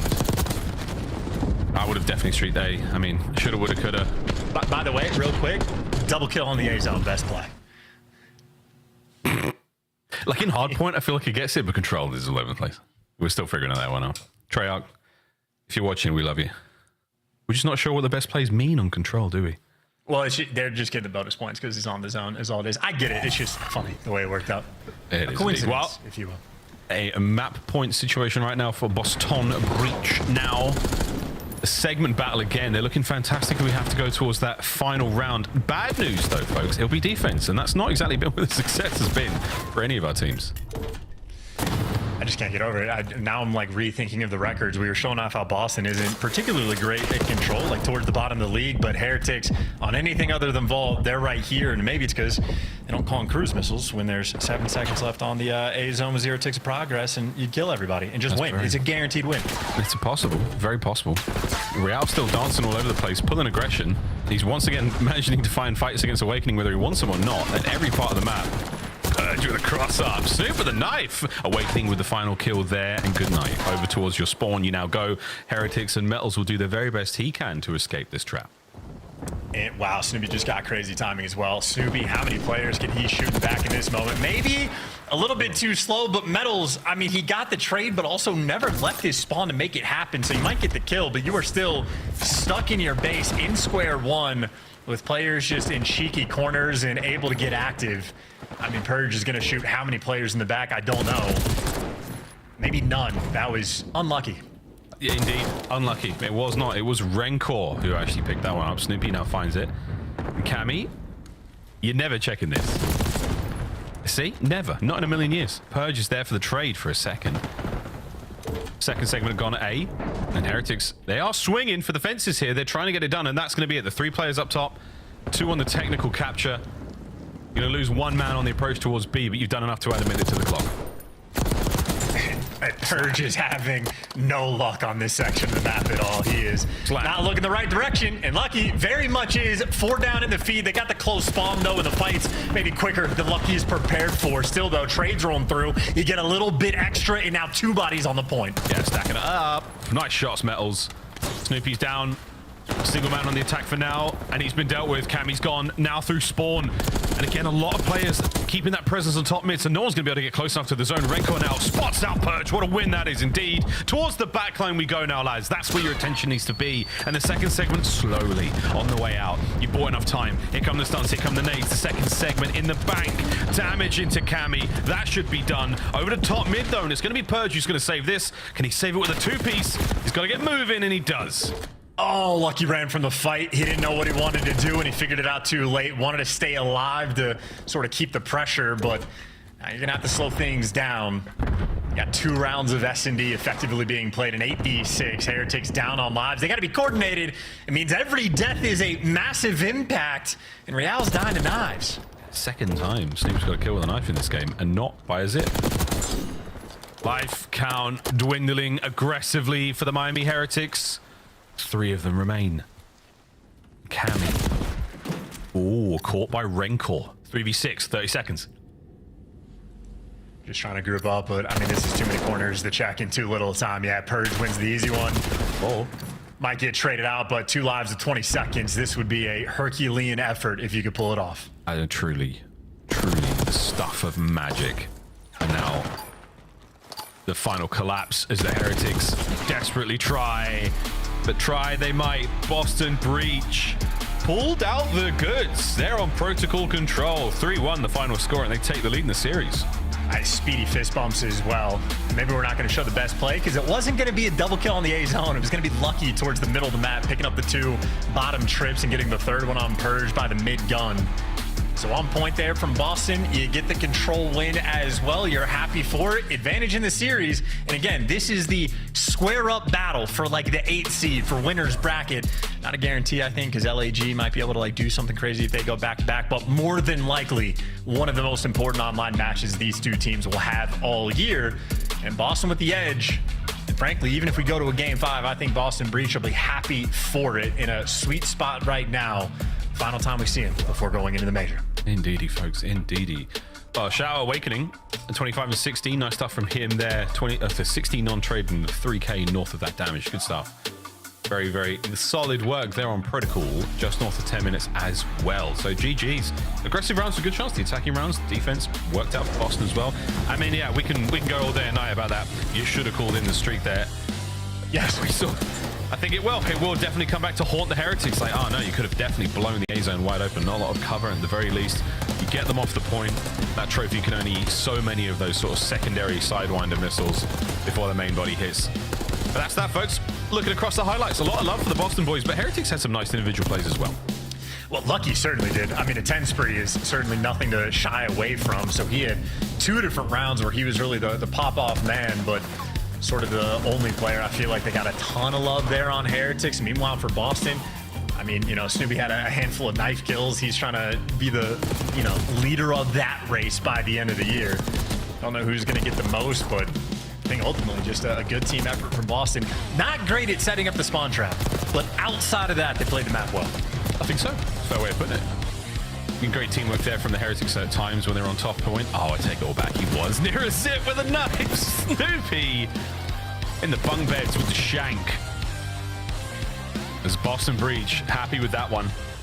Clutching up in the search and destroy, clutching up big time in one of those rounds of control, but again pushing the lead forward. Bad news for them though, we go back to another hard point, and Hacienda has been pretty kind to the Heretics ever since the Madrid major. Vault if we have to go there for that final round, and we'll see how things go there. But Chance, Hacienda, how are we feeling about this? I love the map. Honestly, I think it's my favorite hardpoint map we currently have in the rotation because I feel like it's that like, yeah, it's like the most classic style in my mind of like rotation super important. If you get a P2 like hold and you get this setup, like it's very simplistic. You should be able to hold it down, but it can separate the great teams from the poor ones because you make a small mistake, you get blown out in the water, and now you're spawning out on the wrong side of the map, and it can get hairy. But it's like if you're a good team and you can execute and understand the different moments, understand the times where you need to die, you can play the map extremely efficiently. And then there's guys that, you know, they treat it like the normal Black Ops 6 experience, just like Scrap trying to bang it out at the start of the year. He gets 6 kills on it. You have to adapt on this one. Adapt? He did. He really did, folks. But a little bit of a rewind. This is the Major 1 qualifiers, week 2, day 1. God, I miss Rewind. Yeah, a long time ago, man. Rewind S&D back then. So, of course, Boston walking away with the dub there. It was the Vault and the red card where the Heretics found their success, but not without a fair, you know, pound of flesh. Obviously, Boston taking them to task there as well. And this was very, very early days. 6-2 in both of those S&Ds. Incredibly dominant against the Heretics. Before they found their footing, of course, that was in Madrid. And ever since then, the step has been steady. Will Liberty be able to speed their step on the way to that Game 5 once again? Hacienda, a welcome addition to the map pool, especially for the Heretics. Very much so, but right now they're on the bottom bunk, so it might be a little bit problematic to try to climb your way up top. Not a ton of space in those barracks that we had on Protocol, but you can spread your wings a little bit more on Hacienda and fly around. But I just know on the flip side for Boston, because of the way the map plays out for Hasi, I expect them to be a force on it, but this is why it matters. The battle for the 8th seed, don't get me wrong, more series left to be played. Who knows what happens with Minnesota? Who knows what happens with LAG? So we have to let the dust settle, but it is literally the 8th and 9th teams getting after it. You get the tiebreakers, you get the advantage. Like whoever loses is going to be daggered. Yeah, really, really tough spot. Left side of the column there, very concrete in its appearance already. Boston looking to climb there as high as they possibly can. Vibes at an all-time high. And Charles, we've joked about this in the past. We touched upon it earlier, but Snoopy has transformed his gameplay, I think, in a tremendous way. The potential has always been there, mechanically so brilliant, but again, I think communication was certainly letting him down. There are a few CDL TV clips where I am almost convinced, you know, alongside Beans, and I think Pentagram's in one of those clips, I'm convinced that Snoopy didn't really know what was being said in those moments of gameplay, and I'll say that on the internet now. Go back and watch it. I'm not sure he understood a single word that Beans said in the chaos of like a, you know, a cafe battle on Karachi. Like, just insane. I don't believe it for a second, folks. And if I asked him, he'd probably be like, yeah, but you know, I'm gross. So I was still shooting. It worked out. And it sure did, ladies and gentlemen. It sure did, because look at him now. 4-2 on Hacienda. I'm not trying to draw any parallels between Snoopy's early gameplay and the Vegas Falcons. I won't do it. I didn't say it. I didn't bring it up. Hacienda, a beautiful, a gorgeous map. Love that we got it back. Hate the dark hallway, but outside of that, it's been a great time. And Lucky doing it right as well. He's had himself a pretty good series outside of not calling it a cruise missile. Nice nade. Purge dodges it beautifully over to Rencor. Takes care of Purge. Back and forth we go here, folks, on Hacienda. Cammy takes a straight 9 mil down the hallway. Rencor and Lucky, I mean, they run this part of town, man. Don't even hit it. They run this part. Oh, not that part, though. Lucky shooting, by the way. He genuinely respawns. Lucky has been absolutely on his finest form, and they're winning some crazy Unos right now. I mean, that's decent enough P1 time, right? You're going to get the scrap time for Boston to keep things close. And actually, well, talk about the timing of deaths right there. 3 players from the Heretics spawn out, and poor Metals going to give you his best shot. He picks up 2. Still, though, gets traded, and now number 6 is going to spawn up in the back. So even with Metals popping a 2-piece, he was just abandoned by his teammates in the final moment. And that is how the map plays. You have to be on point. You can't, you got to time out your gunfights. Know when you have to rotate. Know when you have to be safe. And if you don't, you will be punished. I mean, here we go. We're about to hit the Uno reverse. In spawn. Cammy, caught, pick up, nada, brother. 4 down. Heretics there in the point.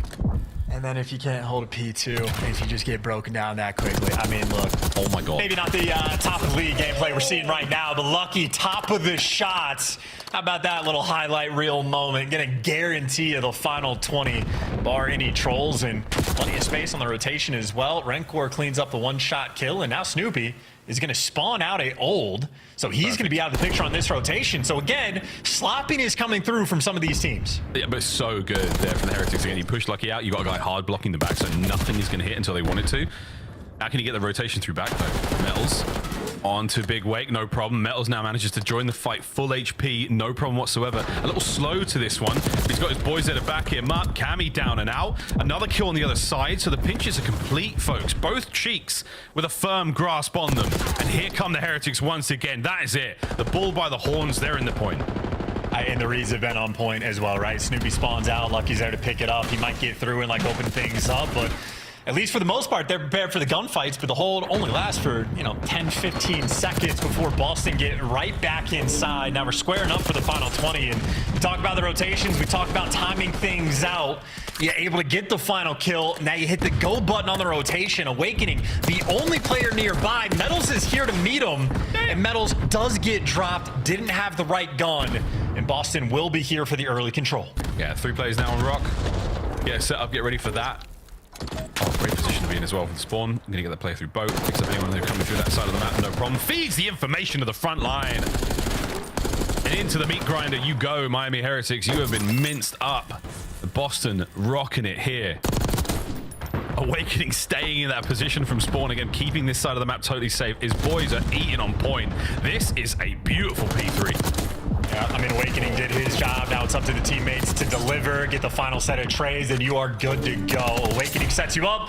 Purge knocks him down. There's the final 3. Nice little cleanup moment, and the full 60 might be out and about because Purge is giving you a little bit extra. Hey, but this is a joke. Like, 1 by 1, even when they don't, he's still smoking him. 11 to 9, 6 in a row, 7.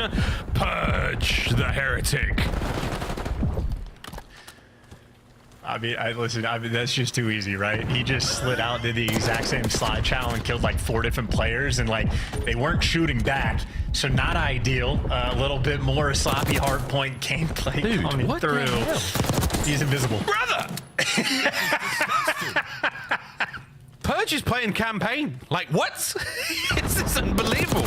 Streaks good. Oh, 10. Immaculate spawn knowledge as well. Everywhere he looks, there is a Heretics member. Whether they're running past him, whether they're running into his lethal irons. No way. Thank you, Metals. Thank you. The spree is done, but the lead is not Boston. Run in Hacienda. I mean, that's a moment for me. Do Heretics just have some of the worst combos in the league, and I'll just never be able to tell? Because that is just, I mean, look, credit to Purge. Okay, maybe he's just unkillable, winning every one. Dang. Now on rotation, finally, Heretics showing a little bit of life, but as far as P1 scrap time goes, yeah, Awakening almost getting bored because he got so much time. Oh yeah, a lot of time. And Snoop, oh dude, it's just all working out so well right now for Boston. I'd be amiss if we did not go for a listen in with the green team. He's in the right corner, outside the side door. Outside the side door. Is that done? Nice job. They're gonna be side door. One's be in the back on us. Yeah, they're side door. In the back. Lucky front. He goes up on you. Lucky front, tell me, boys. Nice, big front. One's big front, maybe. Lucky front, really big front. In the back. Lucky front, Now weak. In the back, now weak. Yeah, shoot back in the front. In the back, on the back. Cover. Weakest fuck, drop it. I hear you. Wait, on time. Nice, he's dropping around.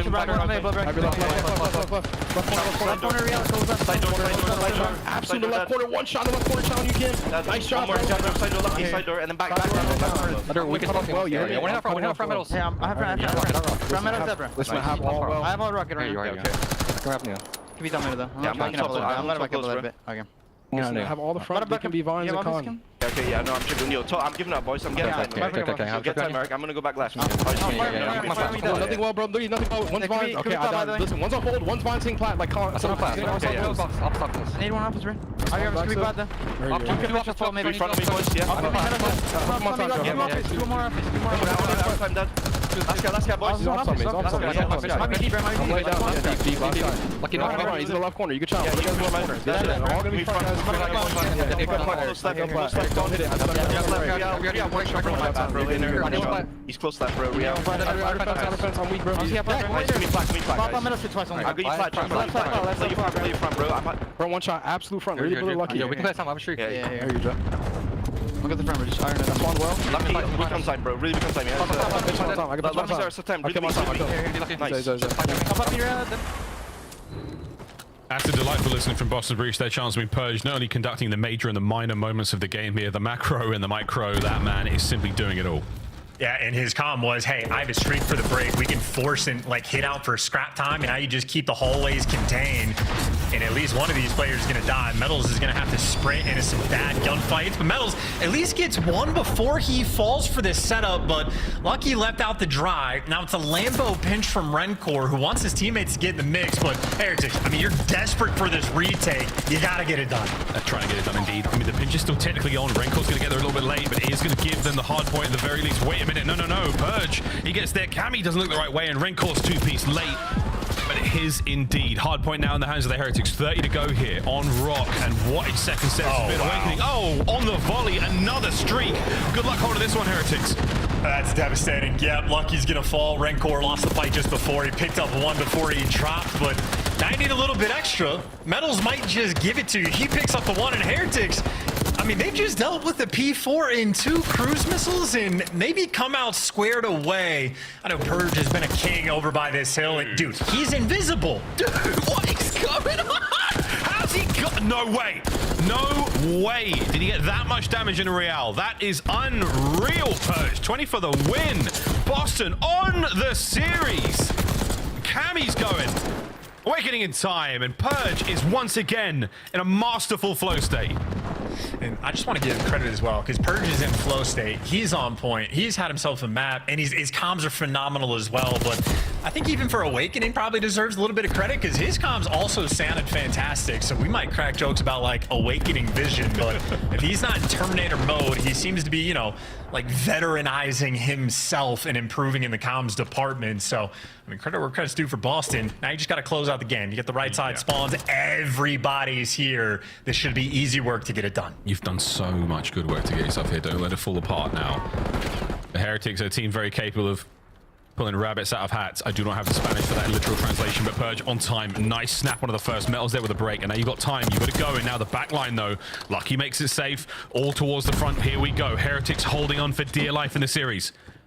Might be Caster's cursing it. You got a deep route coming through as well. Cammy's taking routes. He's able to get through. Lucky just no eyes on it. So now you're going to be spawning out. Cammy's at least going to block this. Number 2 Lucky out of the picture. Cammy making the heads up play. But the problem is teammates aren't winning the gunfights, but who cares if you're Cammy? He's going to give you 3. He's going to give you spawns, and he might have just given you the map. We might have. Cammy, they're now through the backline, still trying to fight this one forward. The Heretics have managed to dig their heels in, and they're holding onto the garage again. And so the series does depend on it. Lucky now. Under a hail of gunfire, the trophy's now finished. Another 2 from Real, and they have kept it together, folks. 233 is still the score for Boston. Oh god, this is happening. It's happening. You got Rencor with the cutoff kills, and Cammy, all that work to give you the back spawns, and it turns out you're just in a trap. Here we go. They check left. One man gets through. That's enough for the win. It's a foot race on now. Metals, the hero of P2. The stun. Does it connect? Not enough for the kill. Real with the trades. Hard point in the hands of the Heretics. Over 200. But Boston with a big attack now. The front looks good. Rencor finds another. Plaque cleared out. Heretics hold.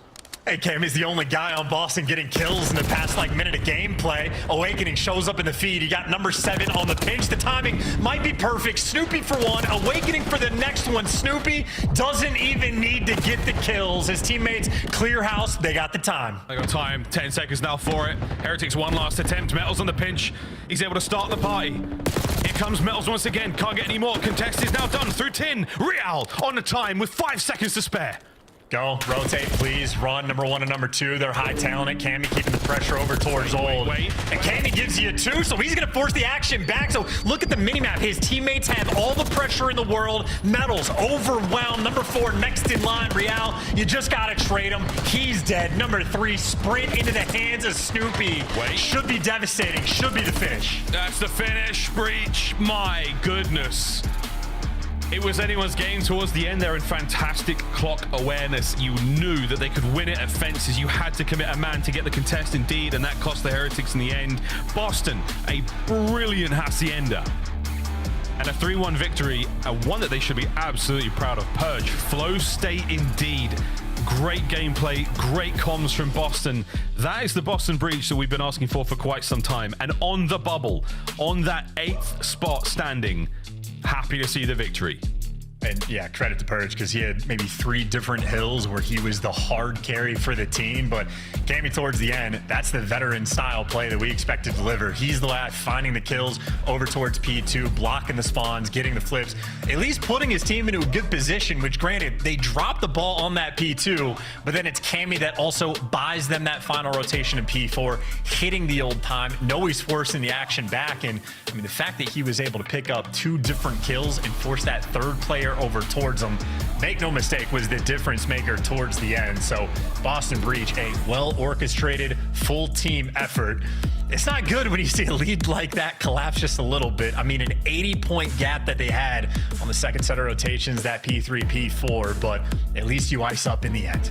They really did absolutely nail that P1 to P2. That was really, really good from the Heretics, man. Great comeback, but not enough, folks. And a tight skyline, a tight S&D, and then after protocol, it was not necessarily that. But Hacienda Hardpoint comes to a close 3-1 there, the score for Boston. Purge might be one of my favorite players to watch when he's in true flow state, and I think that was a great, great example of it there. Not only like this singular focus, but fantastic comms as well. That was a great series. How's Wheeler doing? Not crying, right? Yeah. Like he predicted. Only 9 more to go. Yeah, only 9 more. We purge for Purge. Well done, young man.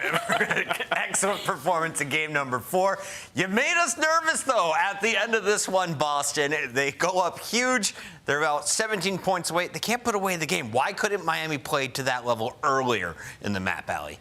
I feel like Boston Breach kind of just caught them off guard. I mean, you're looking at Giga and Purge. I mean, just having the map 4 of their literal lives. They could not find Purge. It kind of felt like Purge played a little bit like Snoopy during this Hacienda, where he was kind of just getting lost and also winning the impossibles. And Miami had a really good comeback. I think they put a good moment to it, and that the P1 and P2 from Heretics was disgusting. They almost brought it completely back, but the composure from the side of Boston Breach in that early rotation really solidified them that win.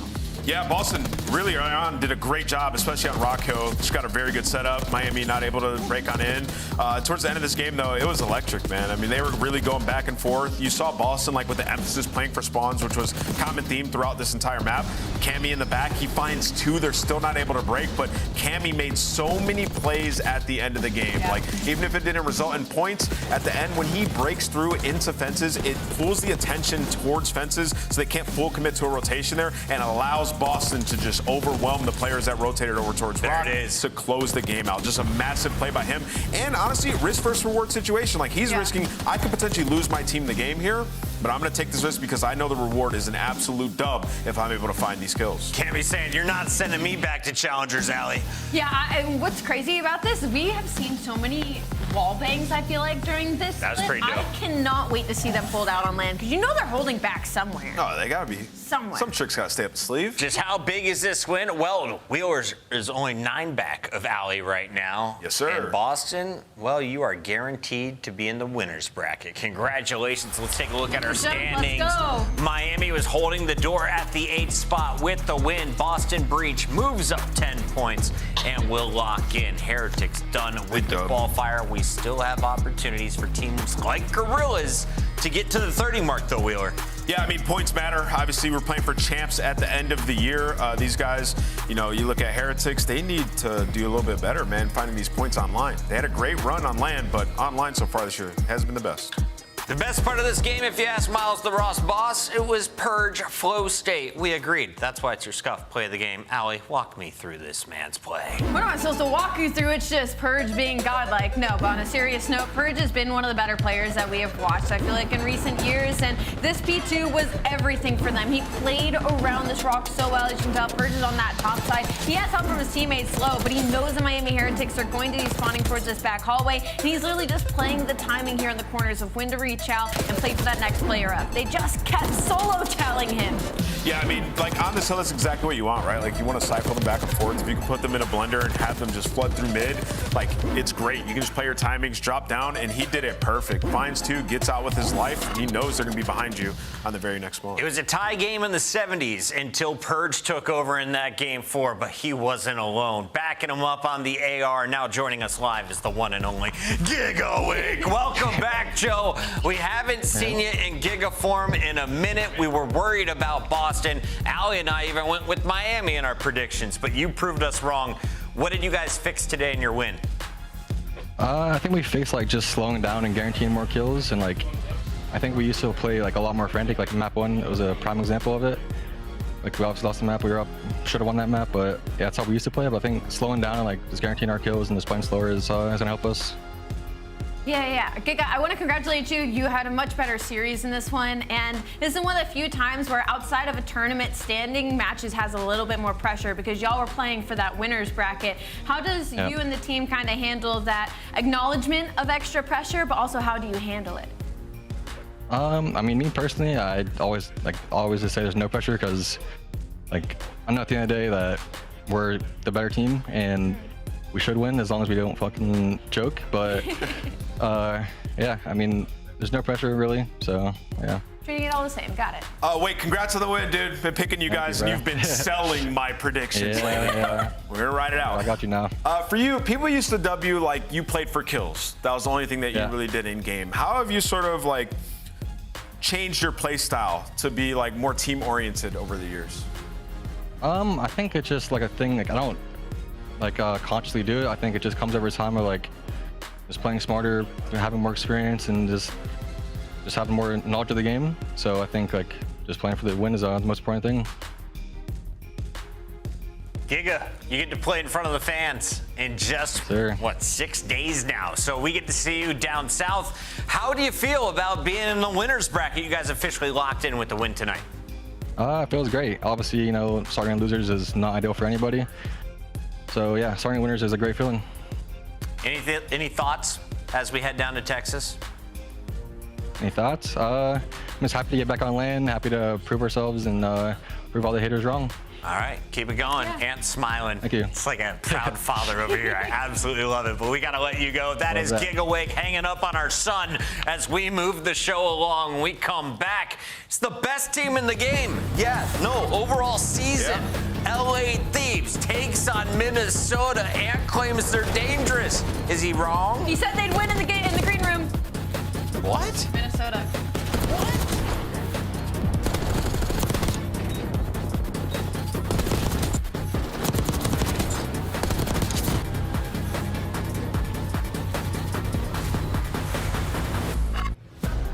Upgrade your game with the Scuff, the official controller of the Call of Duty League. The Esports World Cup is an official partner of the Call of Duty League.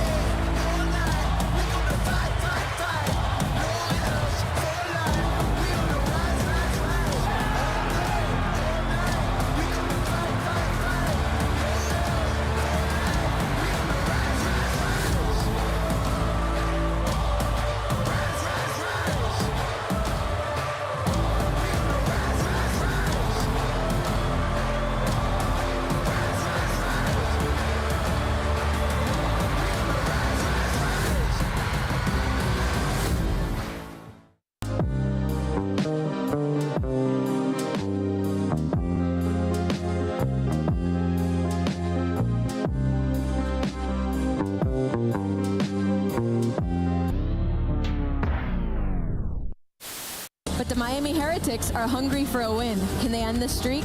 Then, Toronto squares off against Minnesota. The Rocker will need a masterclass from the rookie Linz. What is Ben doing here? All right, hey, chat, watch this. All right, let's go play the game. Let's take a look at this bad. Well, hello there. We are back and ready to kick it into the map 3. A hot contest so far. Yeah, it's hot in the building. It's hot in the series. Hey, you got shorts on today. You're hot. Yeah, no, I knew it was going to be warm today. I had a feeling, so I had to pull out the quads. Look at these things. You think anyone's blinded? I've been see through them. I've been hitting the Peloton though. There's some muscle there. I'm telling you, these things feel like a couple of rocks, man. Okay.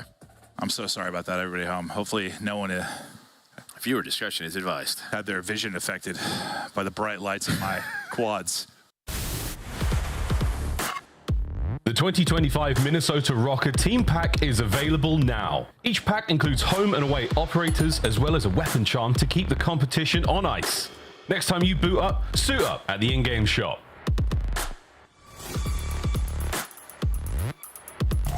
Let's go. Comes off from the backside of Powell's wall, plus the delayed hit from Escriel. Check the scoreboard, I'm running up stacks. Numbers don't lie, that's facts. Yeah, they can't stop. Oh my God, Gio, my God, is his hard point. Check the numbers, I'm running it up. I got it. Oh, Nero gets a double over the middle of the map. Has more. Oh, Nero, hello. How about the full team wipe from Nero?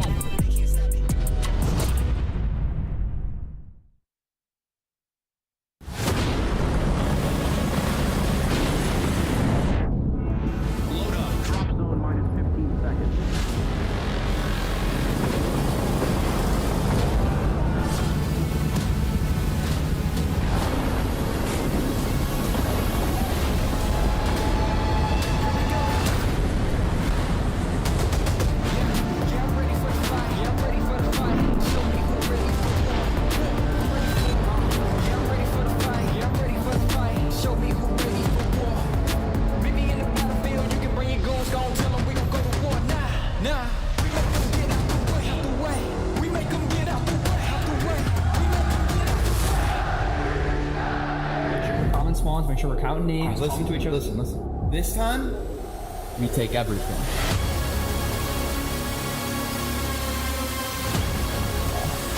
Welcome back, everybody. It's LA Thieves taking on Minnesota Rocker. 2 days left of qualifiers, and if you're LA Thieves, you have been perfect up to this point, looking to finish 7-0. Meanwhile, the Rocker kind of desperate for some points. They're at 30 right now. You just saw Boston climb up to the 30 mark, so a win here would help them move up the leaderboard and, of course, our bracket rankings. Of course, and this is a weird situation because for Minnesota Rocker, they should actually really like this matchup. I think statistically, at least, they mirror LA Thieves in a lot of things. Talking about Search and Destroy, LA Thieves is one of the top 2 post-plan teams. But on the flip side, Minnesota Rocker is the best retake team so far that we have in this game. And that kind of echoes throughout a lot of these. So this could be a challenge for LA Thieves if they don't come out taking this as high as they can. And I was looking across the numbers. Best team in Respawn. That's both Hardpoint and Control now is LA Thieves. Yes, they've been unbelievable in Respawn. I mean, improving upon what they did in Stage 1, which was incredible in Hardpoint. And now even Search and Destroy, Chris, in this specific split, they have been the best in that game mode. So there's nothing bad you can say about them. The individuals have stepped up. They are really poised to just win a championship come Texas time. Even Atlanta had kryptonite. That came in the form of Vancouver Surge. Is there a weakness you can exploit for LA Thieves? Is there a play style that Minnesota Rocker could throw at them? Well, as of right now, there isn't one for LA Thieves, right? But if there was a team in the league I'd say could possibly be their dark horse, I would say the Minnesota Rocker. As we get into nitty-gritty, they match them really well when it comes to the respawns. Control, it's gotten much better from the side of Minnesota Rocker. They match them really well in Search and Destroy. The issue, though, is Minnesota Rocker Search and Destroy this split hasn't been anywhere close to the way it was during the first half. So maybe some opportunity there, but it depends on the Minnesota Rocker that we're going to get. Allie, I'm glad I got that question to you because Ant's going to fill the rest of our time with his love for Minnesota. Why is the Rocker so big in your heart right now? You know what I was going to say, Allie? I agree. Yeah. And here's why. Because there are some things that Rocker just does really well. And she touched on it a little bit ago. the best at retaking all year long. It's just stressful for these teams to close out and search and destroy. They have some maps that are just ace cards up their sleeve. When you talk about search, like Vault and Hacienda, 6-1 and 5-1 across those two. Vault in pretty much any mode, you just don't want to play them on, right? So Minnesota in the veto process is hard to go up against, and then in these games, we know they don't go down without a fight. Estriel's looking like a male model today. I am tempted to go Minnesota. Let's see what maps he'll be playing on, because the young man, despite the team bombing out of the minor, dropped some ridiculous numbers for an individual. Hacienda, that's right up his alley. Skyline, search and destroy. Who has the edge through our first three, Allie? Actually, I think this is a pretty even battle. I was a little bit nervous because Minnesota Rocker are kind of forced to ban red card because that is their worst map across the board, which leaves a map like Skyline Hardpoint that they're 3-7 on open, but that doesn't actually end up in the series. So I think this is definitely going to be a head-to-head battle. I think the control is like a little suspect on the side of Mini. Like they're 1-0 on the Hacienda. Yeah. It's just they haven't had a lot of reps on it, and we know how good LA Thieves have been in that game mode. I thought we'd have a battle there if it was either Proto or Vault. Game's ready. Shall we do our picks? Yeah. Do you want to go first, Ant? Sure. I'm going to go with Minnesota, and it's not because I said they're definitely going to win. It's just I have a feeling. It could happen. He's on the comeback tour. That's a good feeling. It's a day of upsets. Allie? I'm going to stick with LA Thieves, but I would not be shocked if we go to a Game 5. I think LA Thieves does not win Major 2, but they do go perfect throughout the qualifier. LA Thieves. Send it over. Merc. Hard to pick against Thieves right now. Listen, I think Thieves are in the process of kind of like an evolution of how we like talk about teams. Because when it comes to mind, you think of like the Optic Dynasty, you think of like FaZe. When you go from like in a series, when they're losing, you know, you're talking about what the other team is doing right. Now we're just going to start talking about when Thieves are losing, what they're doing wrong. The only thing that can like beat Thieves right now feels like is Thieves. Like the undoing of this will be them. They're that good. Their biggest threat is themselves. Whether that is getting complacent, whether that is losing drive, whether that is egos, whatever it might be. They're that good. I think that's going to be the conversation. Yeah, I mean, what are they doing wrong? I mean, you just saw, like, obviously you had that surge, maybe the final of the minor, like, keeps them motivated, but they probably want a tough matchup. Right, like you probably want to before the major get tested a bit, and I think the desk is right. Like Rocker, they do have the ability to, but this just hasn't been the same Rocker that we kind of saw in Major 1, right? Like they're not really challenging a lot of teams. They still have these slow starts, and against this squad, you just can't let that happen. Well, they've kind of beat the bad teams. They've lost to the good teams, and what their two like tests would have been probably Carolina and Cloud9. They lose both of those, which were like, you know, kind of those maybe 50-50 games you were thinking. So not super impressed, and it's hard not to be impressed with Thieves. They've lost one map, and they trolled that map. It's barely a loss. Like, they were not trying to win that search on Skyline whatsoever. No, I don't think so. But yeah, you know, you kind of look at the minor. There's some map losses there. Obviously, again, versus Surge. That's really what we have. But when it talks about these qualifier matchups, yeah, they've been almost perfect. We'll see if that continues. But we thought, oh my God, the movement, the gunny, simply absurd out of Hydra. That had to look disgusting from Pollux's PO. Yeah, that's insane. Absolutely insane. But doesn't matter because they take care of that, and that is 4 dead, and that is what you're wanted. But Hydra actually spawns up, and I don't think you're going to be ready for this if you are Rocker. They are not thinking that someone spawned here. Geo's like, we're good. You're not good, unfortunately. So Hydra gets bit. Well, he gets blessed with a spawn. Yeah. Yep, absolutely gets blessed. Changes classes instantly to pull out an AR and shoots Geo in the back for free. So you're going to be pretty frustrated if you're Rocker. We'll see how they try to combat this. The battle now goes down around the hard point. Pressure up the Envoy. Able to at least take out one. Now the rotation in from Hydra to take the next fight. We continue to trade back and forth, and so far no clean control for either side. Yeah, I mean, I think you do a good job if you're Rocker. At least you're testing this, but that I'd have to go back and watch that scene. That's frustrating because you get the 4 dead, 10 seconds left. You have rotation over towards P2, and you're thinking we got the money hill, we have an early lead, and the game just kind of says sorry. I'll be honest, I was like cheesing about Hydra's like play, like the movement. I like stopped looking at the screen for a couple seconds, and then you said that, and I was like, oh, like how to get that one? But a little bit of a lead for Thieves now as we get ready to head over to fences. Hydra be the first one over there. He simply get the kill onto Estriel. That's a close one then for Rocker. Everyone gonna be flying to Hydra. He's got the whole team basically to deal with, and so far he's done well. His teammates picking up the spawn up as well. Nice info there from Scrap and a good read as they get the deep spawn out towards Garden. Hydra got the first pick. He's able to get the time inside the point. Now the pressure to the rest of his teammates to step it up. Nice gunfight win for Nero. He actually changed that into a second to Hydra on the point, and that might be enough to get them in for some time. Yeah, that man can just hit some stuff like that. That's what the desk is talking about. Like there is the individual ability for Rocker to step up and challenge you time and time again. Estrel, he has been fantastic throughout stage 2, but don't forget about Nero. This man, I don't know, this guy just has pop-off moments that, well, your jaw just drops. No, he absolutely does. One of the best POV to watch when he is truly in form. But with that next push, Thieves able to get in. They'll get the remaining 15 seconds. Once again, ahead on rotation, it will be Hydra. He was kind of your point man to P3, well to P2, and now rotation over here to 4. And he's doing such a great job. He's been able to get early kills, whether he's blessed with the spawn or just getting it done with his feet. Yeah, a little bit of overchild there. Maybe you just want to let your teammates help you out, Scrap overlooking you. But yeah, his first death ends up being 3 dead now. So now Josie to wait for his teammates off spawn. A nice little break there early on from Rocker. Yeah, I thought Hydra getting 2 was going to be enough. Yeah, and then he just kind of overpeaks. Yep. You have that close garage spawn, but it doesn't really matter. A couple of headshots come in, and just like that, it's all down to Paul. But there are some split spawns here. We'll see if Thieves picks up on this. It looks like number 2 in Hydra has an idea that this could happen. And well, that's how you know you're a great hardpoint team. Yeah, no, he turns pretty much instantly, and he's ready for the fight. 4 down again. Beautiful and clean there from Thieves as the lead continues to grow. We now get ready to head back towards mid-map, get into our second set, and we'll see. You know, Rocker did a couple nice breaks rebounding from difficult situations, but the fact is you're still in a pretty big hole. It's going to need to be better. Yeah, I mean, listen, I'm not going to say they shouldn't be down 70 points. You never know how that P2 is going to go, but I think that really hurt them, right? Just then you had early momentum towards that P3, but I mean, that's Call of Duty. That is Call of Duty. So yeah, that spawn comes in, but now they are just kind of getting gunned to sleep. No, they are. Will they come alive and maybe get a little bit more fortunate with the spawns as we get deeper into this? Scrap is able to line up 1, shots into a second, clean as always. Not there for the 3rd, but Envoy will pick that up as he gets out to 4 straight. Thieves have only lost 1 map this qualifier. They have been lights out. The action continues here in map 1. Let's hear the comms from Thieves.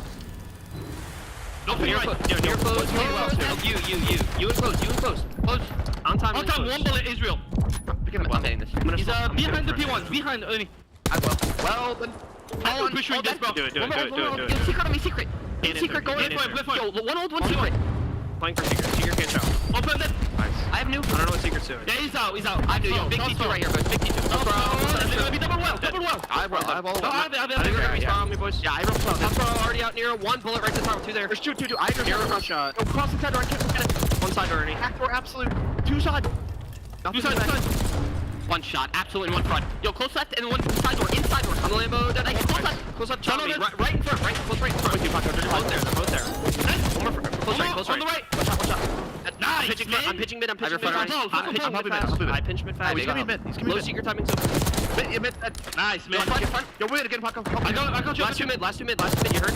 Easy. I have all front. Nothing else front. Last 2 mid. We can walk. Go to the back. Yeah. In the back. No, we good. Yeah, that's perfect, bro. Perfect. Well spun? Yeah, should be. No, never mind. We're good. Alright. I'm pushing up front again. Peace. Come over here. Front heady, I'm lagging. I'm lagging too. Run on front heady, went. Inner. No weak. Yeah, that's on me. Yo, I think we push ult. Yo, I have push ult to the right. Wait, let's just go well. Okay, just go well. Yeah. No, I think wait, someone should late play window. You're dead. Nice. I'm gonna late play window with those streak. Go deep. I spawn in P2, guys. I'll let you know that. 1 second. He takes off the trap. Alright, yo, 1's in you, 1's in top office. Nice, top office, and then you. Playing for you then. Where's the office? Office on me? 1 office. I'm blocking. I don't see you. I'm in the hill. I don't see you. Outer hill, Geo, dead. 1 guy's you on me though. Nice. I'm blocking. You have not you outer hill. Nice. First guy's Paul and Nero, guys. Paul and Nero first. You have a plan? Second and second. Got it. I have your office pitch. No, yeah, we're good. I just wanted to. A big lead and an excellent listen-in. I like the small details, calling around the hard point positions. Even when you're calling in the street, make sure you take out the trophy. Little stuff, comms are on point. They're playing well. They're up 120. Yeah, I think maybe the thing that stood out most to me was just Hydra. I mean, he seemed like fired up. Yeah. But I don't know if like Sender or Shane was like, hey, this, you know, maybe you have like a match assignment from the coach. Like, I want your comms to be on point right from the get-go. But it certainly felt that way. Like, maybe that's just how much more comfortable he is with this game. He's calling out where they're spawning, where he's spawning. The man's on point. He's never really the loudest guy on a team. Well, I think, we talked about his evolution getting back to being God. And like he said, like last week, he was sort of at 85%. Like he's starting to get there. I'm sure once he, feels more comfortable with this title, the intangibles start to become more of a thing. He turns into that perfect player. I mean, when he is at his best, he is one of the best we have ever seen at everything.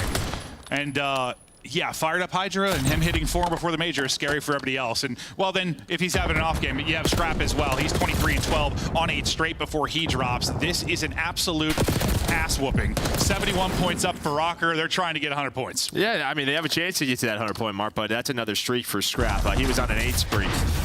Near the end of that, listening as we got towards this P4. And this has been the problem. There's been a couple of rotations for Rocker P3, now P4, where you've been in an early setup, you're thinking time, but when you're getting smoked, that means there's some hellstorms on that side. So the streaks are going to help you out if you are LADs, and now he's just got them trapped in. They're going to just try to win it here at P1. Scrap's so good at being, aggressive, winning fights close range against SMGs when he has an AR in hand. The best to do it, maybe the best to ever do it when it comes to that. He plays at a pace very few ARs have ever done. I mean, we saw that graphic last week where it was like, engagements? Was it damage per 10 or was it damage per 10? What was the graphic where he was the only AR that was on it? Oh, that was Sundance, right? You weren't on. But let's just say it's an AR living in SMG world, Joe. I think it was damage per 10. All SMGs, then it was Scrap. He is truly different. No, I mean, yeah, you kind of see his 1v1s. You see it all the time in Search and Destroy. You and I kind of talk about it. Not many ARs have been close to what he's doing. Maybe you look at somebody like Formal. That's one that comes to mind. Yeah, but there's not many. Has no problem taking those gunfights in LA Thieves. I think the thing that is surprising to me, maybe not surprising, but it's kind of just human nature. You think you're gonna have a couple of off maps and off series, and we just haven't seen that yet. Maybe that just speaks to, hey guys, the minor was great and all, but we want to win major tournaments. Yes, and that's why I think even if they win the major, like that's gonna be the big conversation this year. Like, when I said their biggest enemy is themselves, like I really started to feel that way. Like, if they can keep the foot on the gas, they're going to win tournaments. If they get complacent, if egos get in the way, anything like that, it could be trouble. But I don't know that many are going to battle them when they're strong across all game modes. Sure, they can have an off day, but again, if they have an off day, the enemies are themselves. I don't know if anyone's better than them if they're in their peak. This is scary. No, it is. Another 100-point club there for Rocker. Paul turned around. He was 17-21, but he started to get going there. And yeah, this Hacienda one. This is one throughout Stage 2 that Rocker hasn't played. These first 2 maps, Hasi and Skyline, they haven't played in Stage 2, 0-0 here. So this is just what this LA Thieves team has, is a very large map pool. And the only other team we always give credit to with that is sort of FaZe. So it's just looking like we're potentially going to have that battle again in a week. Well, yeah, and that's I think why I feel like Thieves' biggest competition themselves even more is just because probably the current form of FaZe, I think they have the ability to get to a final. They always do these past 6 years, regardless of how they're playing. But the fact that their search is 3-5 and hasn't been great, and that's the one thing that beat them in a final. If their search isn't on point, how the hell do they beat Thieves, Joe? They don't. They don't. And we'll cast them later today, and we'll see if the search improves. But it needs to improve quick. The major's around the corner. And that's all they've been saying in interviews and stuff. Search. All Cell said, all Sim said. Whereas we're watching Thieves, the search has improved, but also their respawn's also got better. Yeah, it's always tough. I mean, I think you just know on a FaZe have the ability in respawns to compete with them. They can go 50-50 in hardpoint. They can win control. They can battle them in control. That's the only team that Thieves have lost at control to. Yeah. But yeah, if their search is looking that way, and Thieves continue to improve in that game mode, it's gonna be tough. I think that's why every time we talk to FaZe, they talk about search. Yeah. I think they know that's how they won Major 1. That's got to be the recipe here. I think they give respect to this Thieves team and how good they are. They got the minor win. We'll see if they can do what FaZe did and replicate that with the Major 2 win. They talked to Dan Ghosty in the interview after the minor, so congrats on the win. But he's still looking for that first major, and he said yes, it feels good, but I'm not done yet. And he's got a lot ahead of him. Just a lot of second places right now, hoping to turn that into some championships. Yeah, I mean, again, this is on the coaching staff, them as players, to continue that mindset, right? One game at a time, one day at a time. But yeah, the big thing is those trophies. We'll see if they can rack up some this year as we get closer to Major 2. We had to Skyline Surge. I mean, we've got a lot of memorable ones when you talk about this Thieves team, whether it's in the minor against Surge, whether it's in the grand final against FaZe at Major 1. We've had as much as I don't love Skyline as a search map, we've had a lot of bangers and memorable maps we have. No, it does. Yeah, I mean, I think obviously there's the simple A play, but I think teams have started to throw and be a little bit more. There's a lot of different variations. You can slow it down. It's not just like Vault where you're planning a bomb over and over and over again. And well, showing Hydra here, I think I said this right before the stage started. The first thing I said to you, I was like, if their search is going to get better, Hydra's has to get back to being God. Like, he's been a top 3 player in search most of his career. Yeah, what do you know? He's first in the league, and now they're the best search team. I actually thought it was as simple as that. I really did, because he's just so important in Search and Destroy. Well, I think there was just some memorable mistakes from like Major 1 and Stage 1 where you just see where he didn't really know what he wanted to do. Was still kind of guessing timings. He wasn't comfortable yet. I think he wasn't comfortable. Yeah, wasn't comfortable with this squad, but you can see he's starting to get a lot more comfortable. And this is a little bit different than a roster where you don't just have kids in front of you. Envoy has a very particular playstyle. I mean, this guy's playing bombs on some maps, right? So, like, yeah, he had to get into that role. No, I know. I took some flack when I said I thought he was a more complete player with shots. He was going back and forth with Ann about that. And, like, dude, Hydra he's back in form now, and he's incredible. Whether he's taking routes to shoot you in the back or just literally a BZ like hitting you in the forehead from the front, like, he is demonic. And I don't know, dude. He is that movement he had for the kill just earlier. That map was disgusting. Like, it's like he was a rock skipping over a pond. Just like bounced twice as he dove, fried him, he's out. That's a great comparison there. Yeah, I don't know. He's just a nice smooth rock that you throw over a pond. I got no idea, bro. I got no idea. The philosopher. He's disgusting. How many times have you ever skipped a rock over? A lot, actually. Probably over time, yeah. I remember I used to go camping with my dad a lot. Well, I mean, what's like your maximum skips, though, dude, you know? I don't remember that. I haven't done enough that I've got, like, I don't keep that in my journal. November 9th, 1992. Skipped a rock 8 times. 92, what were you like? I was 7. You were going to say 17. You were going to say 40. Yeah. Well, the only loss that Thieves have had was an S&D, and it was on Skyline. I do not think we're going to see the similar strategies here that we saw used against the Vegas Falcons.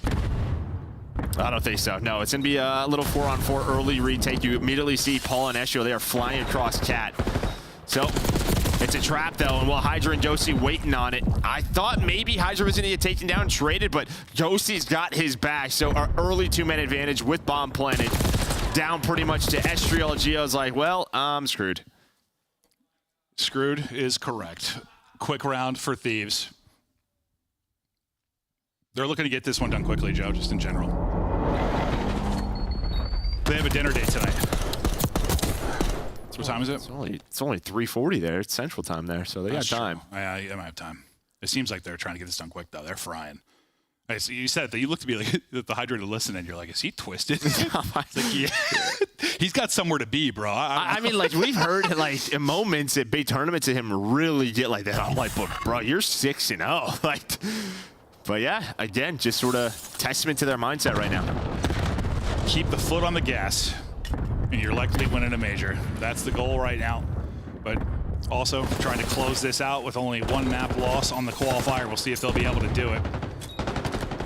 Scrap looking to make a play. Maybe it's Hydra and Envoy actually find the openers. Hydra turns into 2. Ghosty then closes it out, and it's a quick one there on the retake. Excellent from Thieves again. Yeah, we talked about, we saw that draft phase sort of multi-kill rounds. Hydra back in his #1 spot, and he has another one there. So has a quick trade, then able to get this second, just gives his team the advantage. We will retake A all day right now for Thieves. Ghosty yet the drop. Final look from him as he closes it out, but pretty well controlled so far between the offense and the defense for Thieves. We'll see if Rocker can make some adjustments to make this a little bit more interesting, but they've had a foot on the throat since the opening of the hard point, just trying to rebound, and have not yet been able to do it. Somebody's got to step it up, or we're going to cruise through this, because sometimes Skyline, it just could be over in a blink of an eye. Like, we've had some fast Skylines, some fast vaults, but Skyline can be real quick.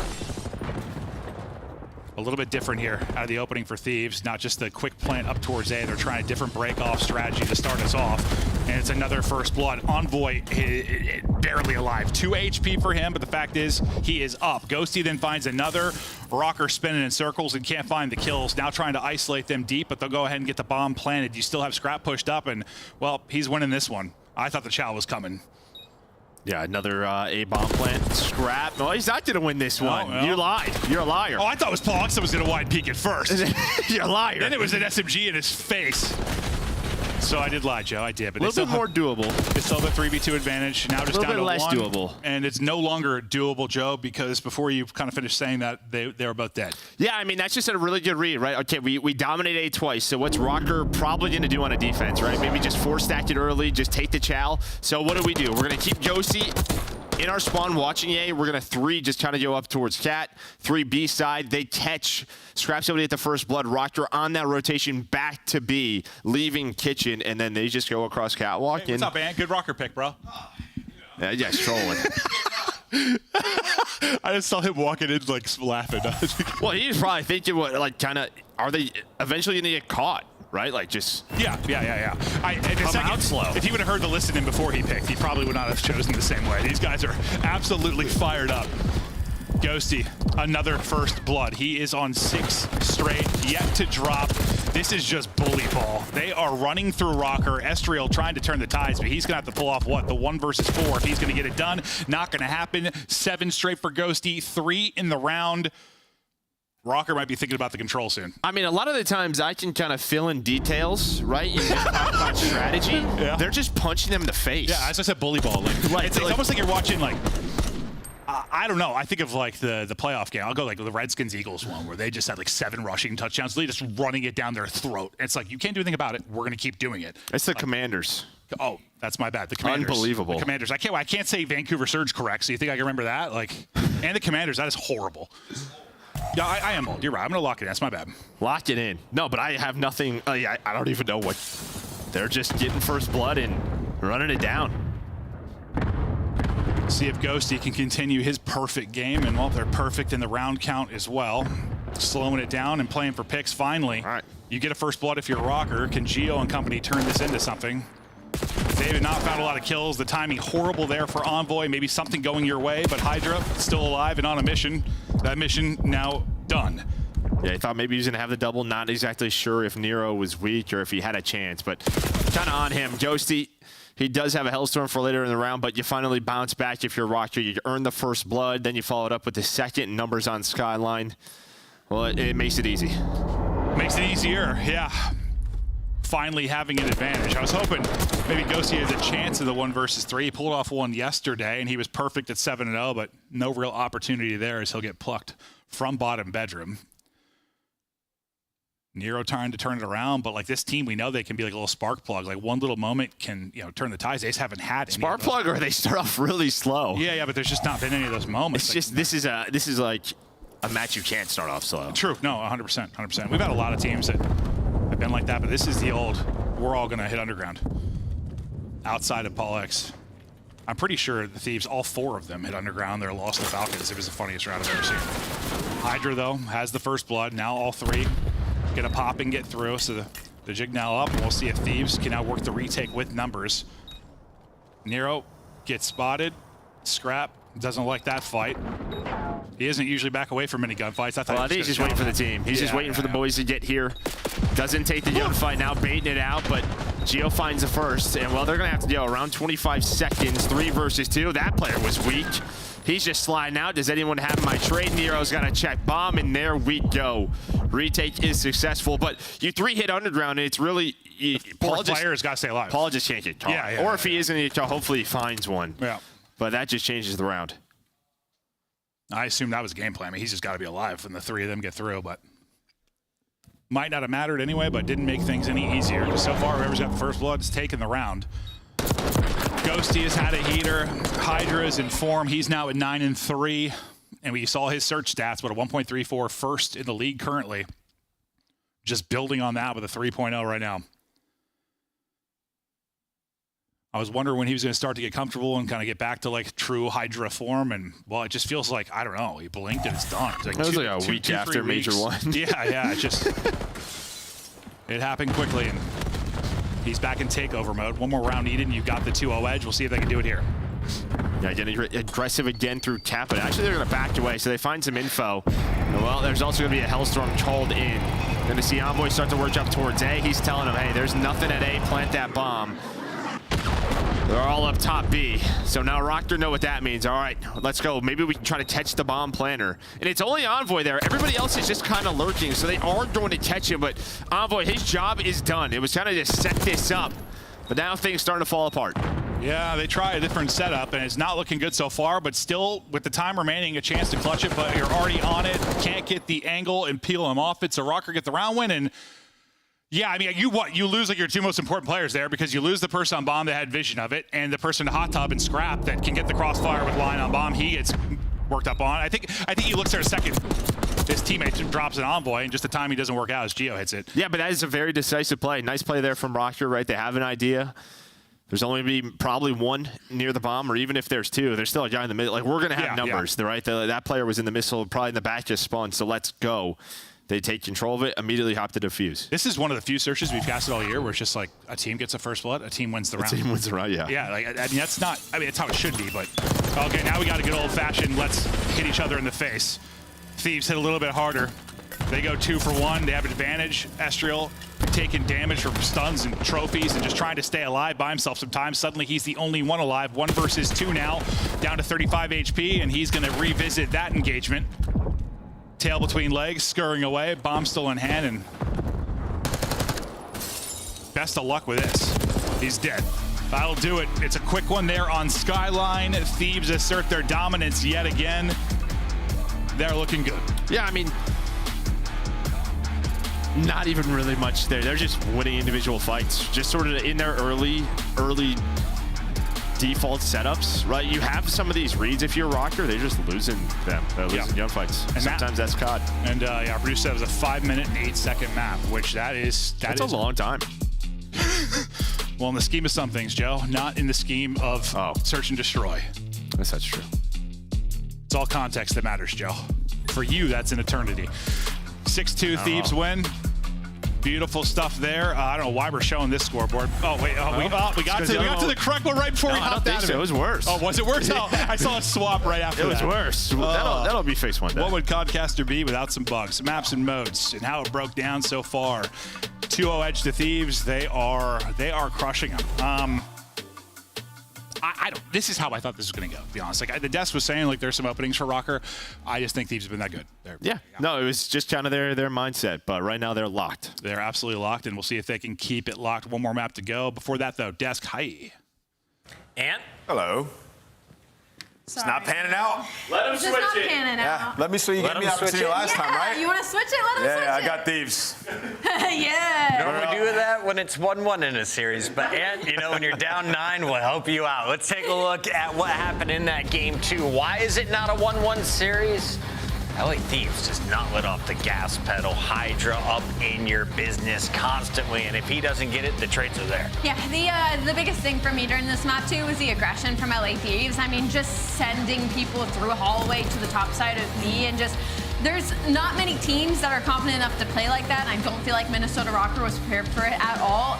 Adjustments were attempted to be made, but the gunny is just way too hot from side of LA. Yeah, I mean, I thought, obviously they were challenged playing really aggressive, but I thought it was like within structure, though, just executed at a very high level. Like, you saw they were able to win like the A-bomb, the normal one, early on in their offensive round. Well, later in offense, they had Ghosty sit deep spawn with bomb, and then they played super aggressive top mid, and just by the way Skyline's designed, you can just drop down and be at 8 instantly, right? So after you get that blood, Ghosty starts to cheat up towards the bomb. Just a really interesting round. I hadn't seen anybody really execute to that degree. I thought LA Thieves did well on that map.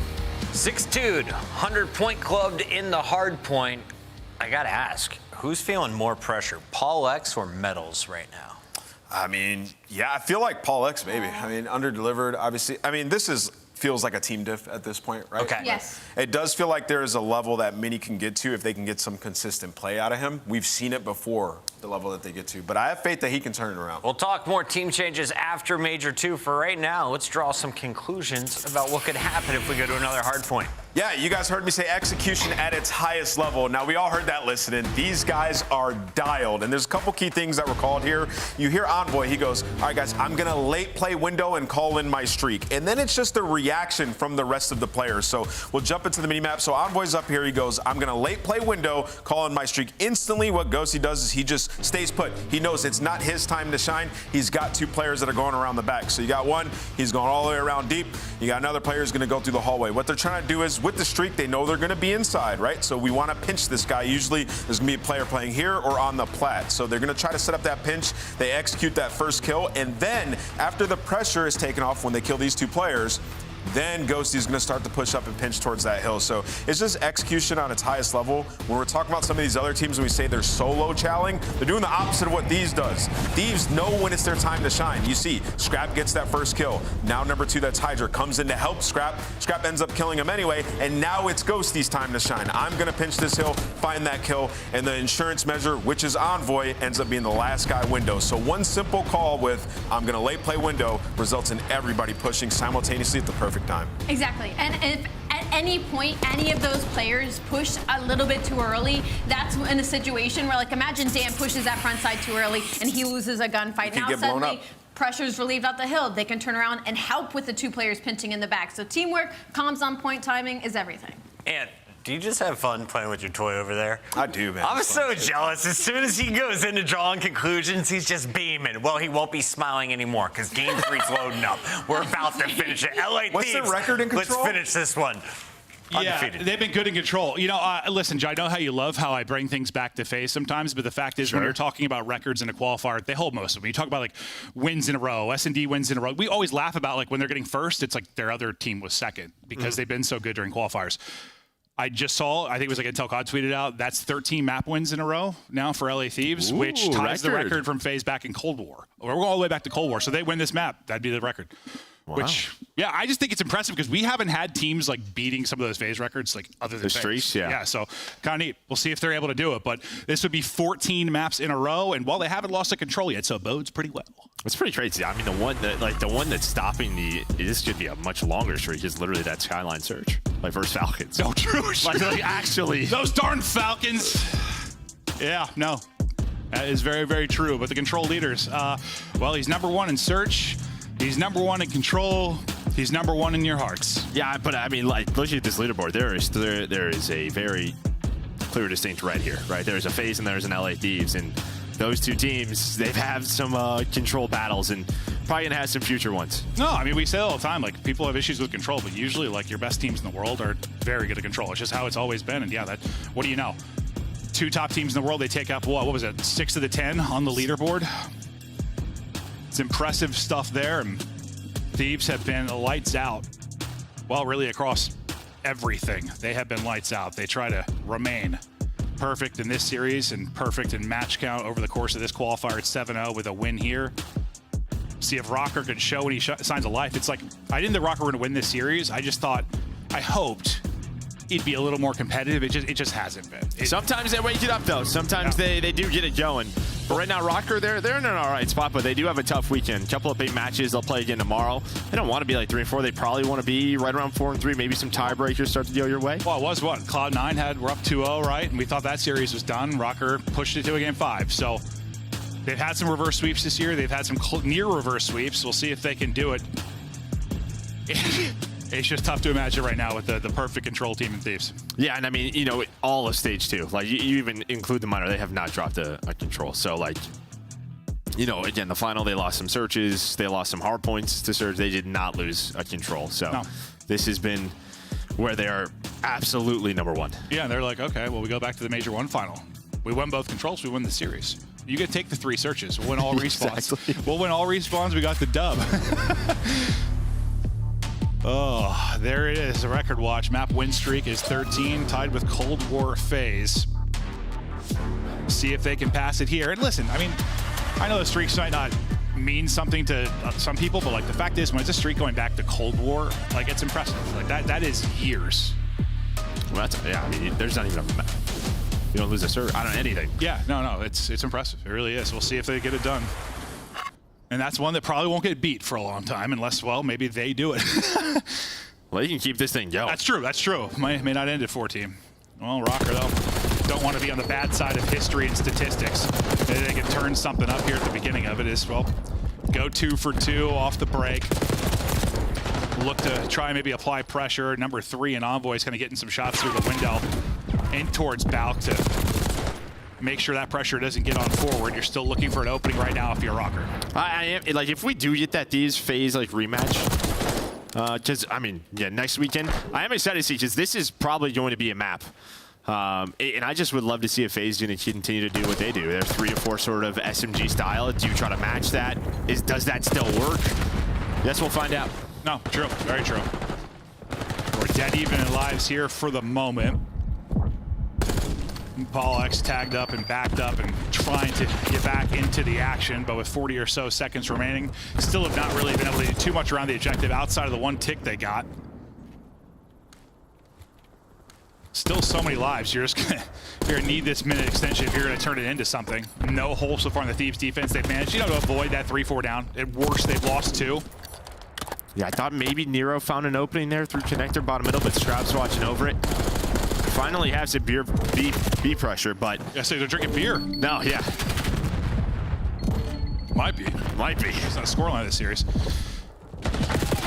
Gio, well, not going to get anywhere there. Hydra comes up and says hello. Trying to pause the clock at 12.2. Last player cleared off. Now it's to the races for the others trying to get back to it from lobby side. I mean, you just don't even have anybody on the point ever to pause this clock. Finally, you do. But yeah, it's just this quick rotation. Plat control so important. Estriel, though, trying to make the play, at least allows his teammates to get over towards that A point. 100%. A couple gunfight wins could be the difference here to extend this map. It's just the Rocker moment. At least maybe get some more objective presence, or yeah, the Rocker moment where they just light up and we're watching a different team. We've seen it so many times this year. They're definitely gonna need to do it now. 11v14. Trying to get the minute extension, but not really that close to either point in doing it. You're close to the second tick on both. Can you at least get the progress? No, you don't get the second tick done at either. You end it with 2 ticks, and the Thieves defense, too good. Sometimes it's just one play, but it got shut down. I mean, Estriel's playing extremely well. You're just not getting it from anybody else. And normally, it's alongside sort of Gio and Nero. They feed off each other, but you just haven't gotten it from those 2. Yeah, it's just probably tough when you're playing, well, this team filled with superstars to have those streaky moments. It's just, they're better at effectively trading maybe than other competition, and you're a step away from that streaky moment, but Scrap or a Hydra or somebody wins a gunfight, and suddenly that stops, just making sure they can't get any momentum going, and them being such a momentum-based team. Or that's how it seemed to us. It's very momentum-based at times. And this is, I mean, Rocker have to win this defense, so this is tough. Let's see if they can do it. The break can be so important for both sides. See some of the utility exhausted over the top. Hydra worried about the arches push, and okay, so far so good for Rocker now. You'll leave Hydra kind of on an island. They'll be able to isolate him out. Well, he's got Ghosty to work people. Yeah. I guess more often they can take a 3-on-1 fight. They're gonna appreciate it, but that's perfect so far. That is perfect so far. And then you have Nero pushed up, so it's like you had a 3-man defense over towards B.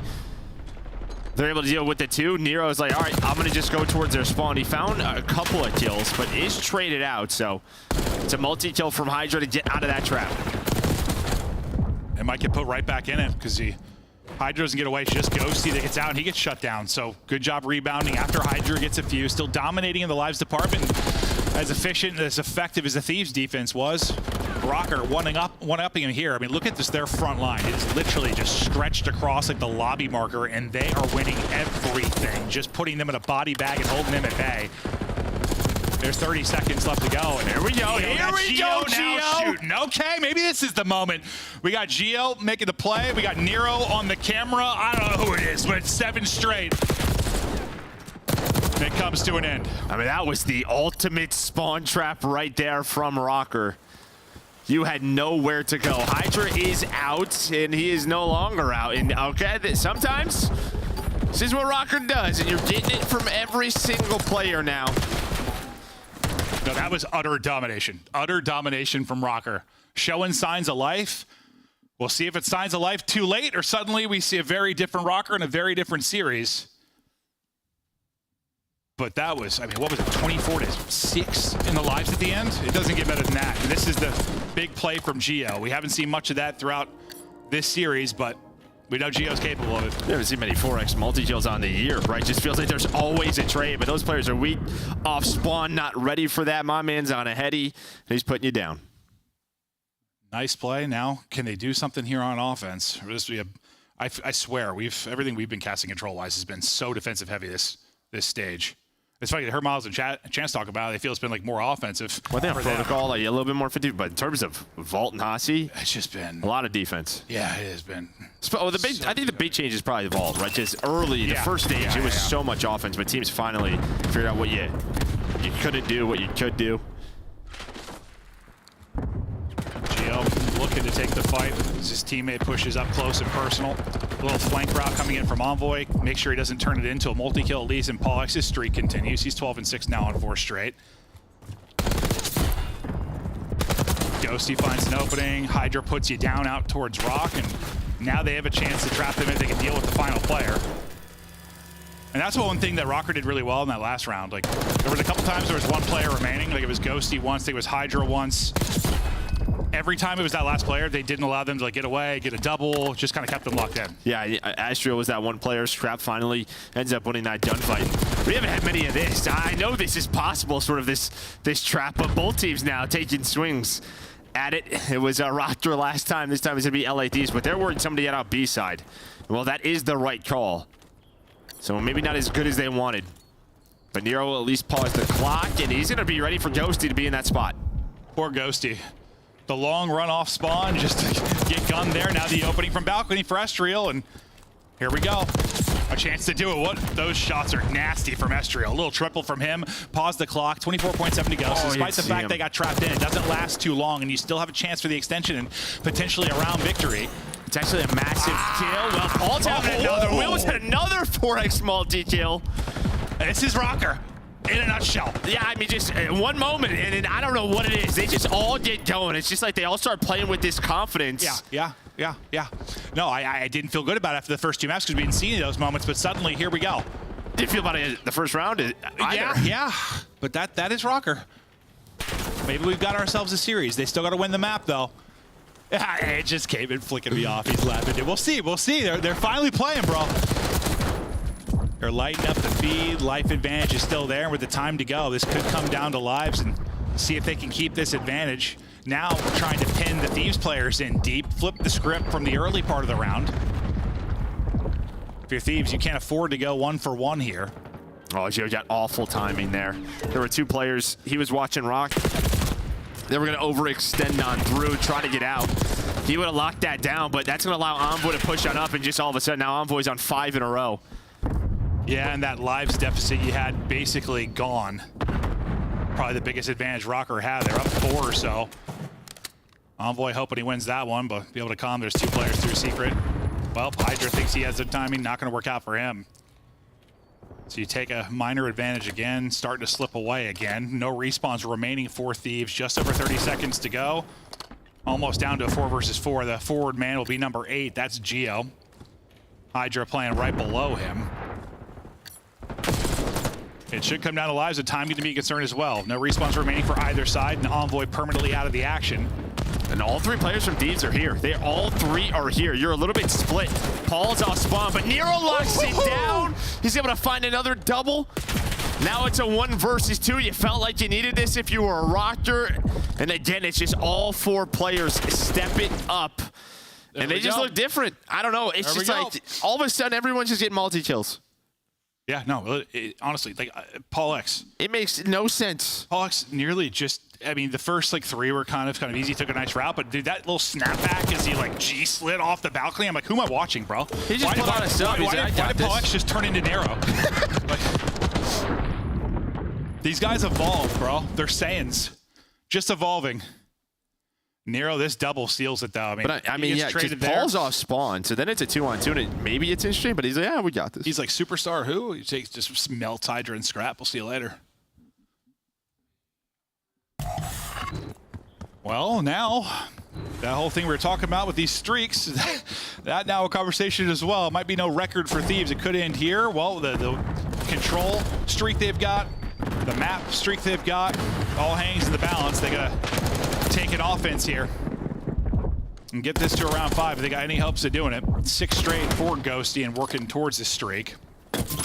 You got a trophy in for coverage, and now you try to progress this. The other two are going to spawn all the way out towards P2, so they're going to be wrapping out towards A or making a play up towards lobby. Sorry, up towards office. So See you if they get can a do couple that. of big kills maybe to contest this, and well, Gio's going to find that double. But here's him the reinforcements. Well, then right, it's a triple. Is he need another one? He's going to go for it. He's got the pistol in hand. He's acting over, Chalet. Almost. But I mean, he saves this point. Yeah, he sure does. He sure does. I thought they got the second take. They didn't even get that. And it was a pretty good lives advantage for Thieves early on. Ooh, ooh, shake your bait, shake your bait. We danced, we died, we put you in the dirt. Ghosty could find nothing there. It's a shake and bake. A little bit too strong for Estriel. And now we've got sub 60 to work with on this round. You're kind of all over the map right now if you're Thieves and trying to push on forward. No longer able to find the openings, or do you? Envoy? Found one. It's another double on Scrap and Hydra for Nero. He shuts down both of the superstar players. You wipe the board. You're back to step 1. The map streak might be done. Roster should just, like, I don't know. Can we just skip ahead to where they're down 0-2 in a series and start the control? Might have to. Might have to. We're not done yet, though. You're still okay lives-wise. You need this minute. Hydra playing around the point. Most of his teammates coming off a spawn. Gio's going to go ahead and use a streak, so that's going to be Hydra's going to have to tuck his tail and get into garage. He's able to stay alive, though. Envoy gets a kill in the same sequence. Estriel, Paul, straight headies. It's a teammate, though. We'll see if that complicates things a bit, but it's Nero that's able to get in behind one. You've got to work forward to pause the clock. The only person forward will be Ghosty. Scrap and Hydra trying to work to get to position to reinforce him. With that opening pick, you're going to be able to at least get onto the objective, but can you now get the extension? You just need one more tick and another big gunfight win for Ghosty. Yeah, Paul wants that one back. Maybe wait for a teammate to rotate on over, but he's hoping for a freebie. Instead, he gets shut down, so minute extension. Streak's still alive for now. For now, you need the round, and well, you'll have to take it in the round 5, but let's see if we get there. Bashing through doors and hitting shots is Estriel. Traded out, though, now to the 9 versus 9.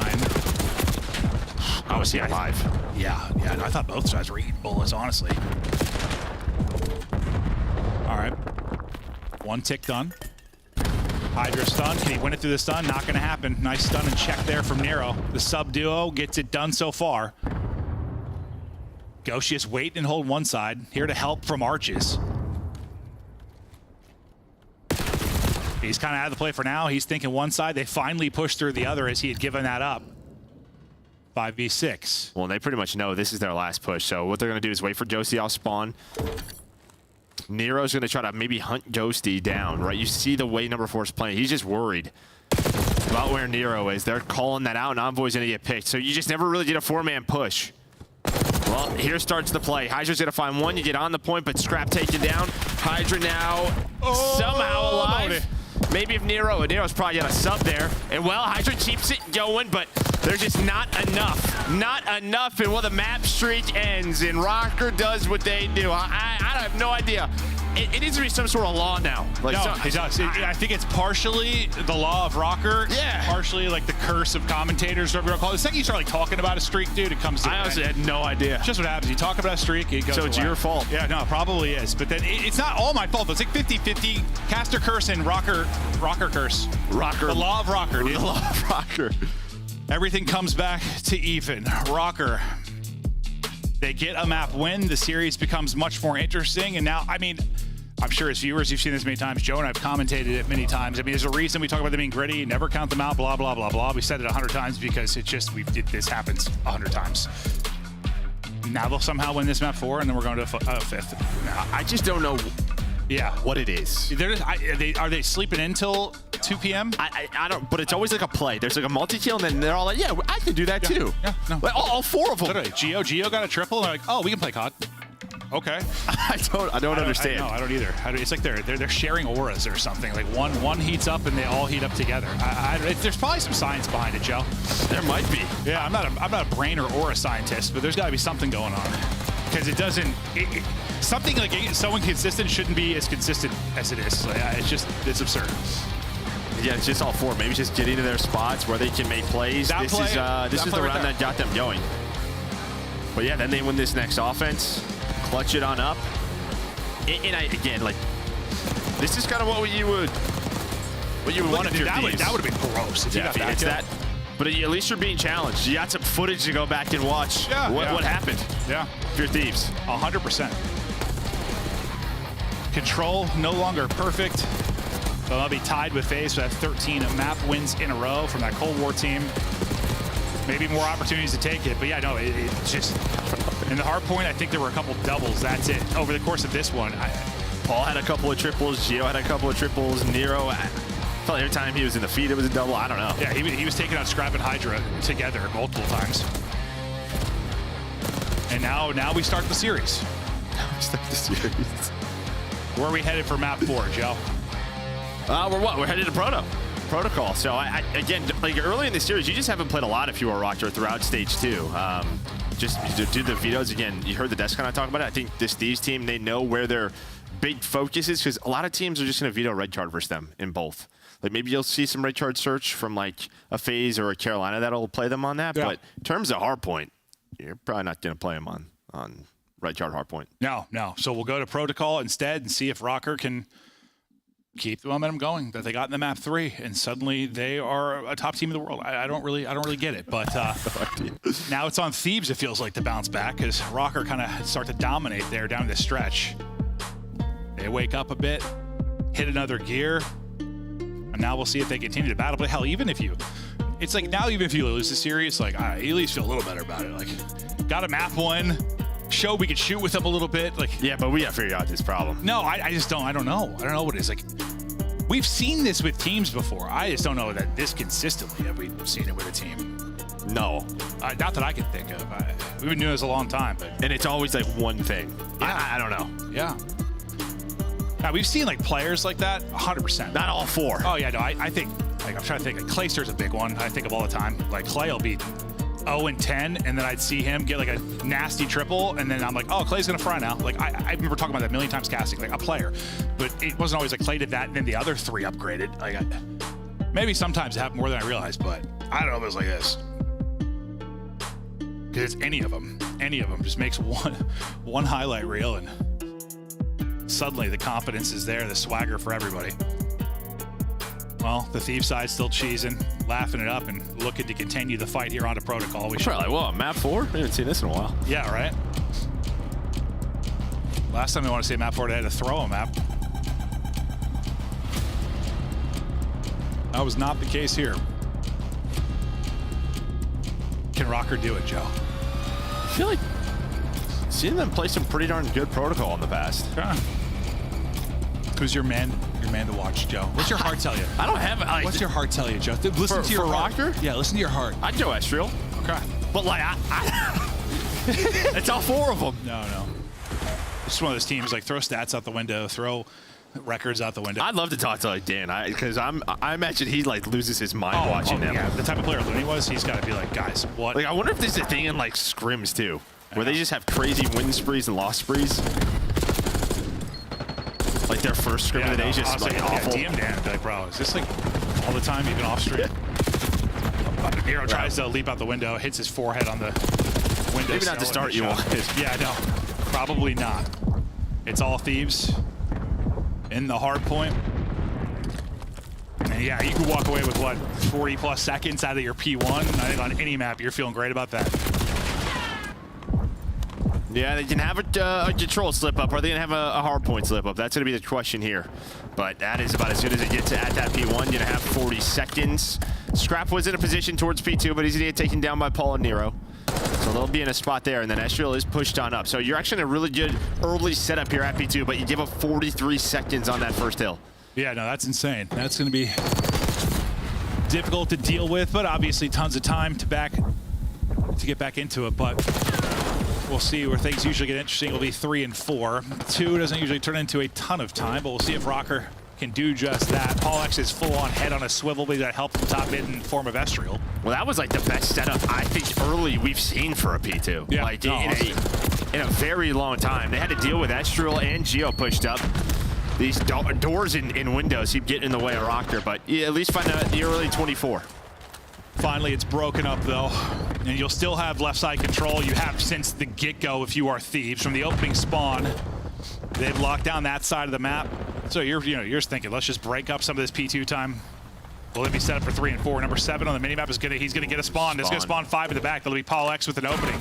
You didn't get all that deep if you were Thieves. You were still kind of playing towards front house, but still looks so weird on the map. I know it happens, but it just looks so stupid every time I see it. Yeah, I don't think it should have happened, but either way, they deal with it. They don't allow Paul to make an impact play. It looked like just someone had an idea that could happen. Well, yeah, because they were pretty far pushed up in house, but still. Still. Josie, though, on a 5 spree, you bounce back a little bit if you were Rocker at the P2, but when it comes down, I think you split that hill, actually, just because the second half went towards Thieves. You got like the last 25 or something like that, so basically a split. 6 straight for Ghosty. He's having a hell of a series, and maybe a cruise is looming for him. He goes ahead and takes the rope route. Sub in hand and trying to make the play. With about 15 or so seconds, we'll start to think about the P4 and who's going to get there first. You win the big fights around the point. You take this time if you're Thieves. So first down there is obviously going to be Rocker. Now, yeah, Estriel's been there for a few seconds. They need this. They get broken here out of the opener and turns to Thieves time. This map is probably done. Yeah, we'll see if they can hold on. And Josie's on 7 in a row. So the problem is they broke here. He may have a streak for the next P1. We'll have to see if he ends up getting that. But here is the big hold. Josie was taken down. Nice shot. And there is all 4. It's behind Paul and Estriel. They needed that so badly. Because, yeah, you were, down 50 or so? That's an instant break. Another 50 points. You're down 100 into this Thieves team and a hard point. I don't know if you're coming back from that, but now you are battling with the hold here at the money. This is looking to be perfect, and if it is, I mean, we'll even have a lead change here. And as you said, Ghosty didn't get that streak. So I don't know if he did. We'll have to see, because he might have gotten some objective time. Okay, I guess we'll see. Yeah, we didn't check his POV quite yet, but still holding this down is Geo. He's going to get a double. 15 seconds left. You can actually take the lead here, but I'm going to assume that they have it because they went for that pretty late, did Thieves. No, they don't. Okay, so they just hit the final 15. They said, we can break P1, no problem. Okay, well, they did a really good job at the first P1. Nice shots there from Ghosty to clip ahead inside of the point. They got, what, 43 seconds, I think it was, in the first P1. Just utterly dominated. Locked down left side of the map throughout all of it. Split the P2 as well. It was a fantastic opening, but because of a great P4 hold, you're right back into it if you're Rocker. They still been trailing the entire map, but still, you're in the battle. Despite the fact, I mean, Nero's on... They gotta get a break here. You gotta get him off this hill. Somebody's got to find something. You even have the left side, right? You have top ammo. You have the windows to hopefully get an angle in. I mean, Thieves are perfect here. Yeah, no, the P1 has been very good to him. Finally, they're going to challenge slide out. You got a second. There we go. Finally on the board inside of the P1. Hydra only let a guy up really for Thieves that's still in the fray. Just enough to keep it close. It's really going to come down to who makes the plays probably late in this one. And we'll see now with Thieves kind of with the P2 setup, what can they do? Because Rocker, well, it was a good opening 30 or so, but eventually got broke. What can Thieves now do with the early setup? Yeah, they don't have anyone that far out. That's like the difference, right? It was Estriel, so that's going to be full dead. So they just adios. Joe slammed. There is a spawn flip, though. They're going to recognize this. You had Paul pretty far pushed up, so he's going to get the info. He's all right, they're not back here. We flipped the map. And honestly, maybe not the worst thing, because this is kind of their early P2 setup last time. It was Estriel in this spot, cutting off top middle, and just being a nuisance. Rocker within 20 right now. Minnesota trying to get us to a map 5. Can they beat LA Thieves at back-to-back respawns? Let's go to a listen with Minnesota. Okay. Top 10 again. Grab top 10. Okay. I'm playing from. One HP. He went low left. Okay. Spawn out. I'm moving pinch tower. Right up, peel, not by me. I don't see the guy on the left. Right now. Yeah, he might be top me. Tell me. I don't see him. I'm jacking the box. I'm looking front to top 10. Dead. You can shit. I have the zip cross. I have my tower. They can go P1 and shit. They can be filled. I'll get new. Okay. They're all tower. Weak as shit. They're all weak as 3 of bullshit. Yeah, one top. Okay. We're missing one though. Last top 3 are elite. Let's have a trap. I'm staying up P1. One big on me. Yeah, I got my box. Mega. He's on the P1. I got one. He's fine. Close front door. Let's go. He wants P1 after that. P1 hitting sidewalk. On boy. P1 one shot. I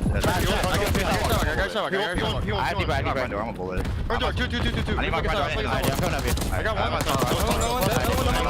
Absolute on boy. You're missing a scrap. He's back. That's I'm on Spiral though. I'm winning on Spiral. I see you in the back. Front door too. Oh my front door. Just play new. It's fine. Play new. I'm in here. I have your screen. New convoy. You might reflect me Spiral. I don't twice in there. Nice, good shot. Sending big door. Nothing's it. They tried to name it big door. I got zip. I got Spiral. Play close. I'm playing off you. Just tell me if they slide in. I'll be right. Oh, he's going down. One shot on time, Envoy. All good. I'm trying to go mid. Yep. I did. One could be middle. Second big door. Yeah. One's playing something. Oh, they killed him. He's one dead. One's being dead too. They have 2 trophies. We can stun in. They're fun and grenades. One back grenade. They're trophies are Spiral. Right now. He's in. Oh, he's in. Back to it. Still a tight game. Battle here at the Money Hill. Paul X trying to be the difference, but he will drop. Still have Estriel and Geo up, and there's the break in, and you're nodding your head because you're liking what you're seeing. Yeah, and I love to listen in there just towards the end. Just that last little, Paul's like, yo, both their trophies are Spiral. Throw, stun, get in. I mean, there was a chance there for Rocker to potentially hold this full 60, but it was a triple Spiral hit that kind of caught Rocker off guard. But again, they find a break. And well, they're within 5. Can they close it out late? We get to the 3rd set of rotations, and P1 has been very good to Thieves. Can they get a ton of time here? Maybe put this one out of reach. You cannot allow these P1s to go the way they have been. Coming up with some big kills. Trophy going clutch. That is a tough death there for Nero, because that keeps Thieves in the hard point. They get blessed. Yeah, you're just thinking, you're looking at this scoreboard, like we have to, like, if Hydra's minus 11 now, you're hoping to find the victory. If he's doing this and they're still winning maps, good luck. But they do get in. Paul again with a double. Paul has really stepped it up this second half of the series. Estriel's been consistent throughout. It's just those other 2 guys. We know Nero and Geo. They both to be multi-kill monsters. Can they step up towards the last couple of hills of the game? Yeah, Nero's had a ton of doubles. I know he's on the best map, but when he's getting kills, they have been multis. Speaking of multis, it was 2 for Ghosty for a second, not going to turn into any time. So again, this time we Thieves with kind of that setup at P2. Last time they were insta-broken. We'll see if that's the case here. They do find the first 2, so a little bit more comfort time this time in. 3 now down. Last guy is going to be Geo. Trophy in the point to cover Scrap, and this looks much, much better than the first attempted hold. And well, this was going to come down to who made the plays late. So far, it seems to be Thieves. Yeah, they do have top mid control, though. Estriel was able to find Envoy. Well, that's going to be the instant pressure, but there's a quick trade. Hydra right off spawn. The rest of Rocker went down, though.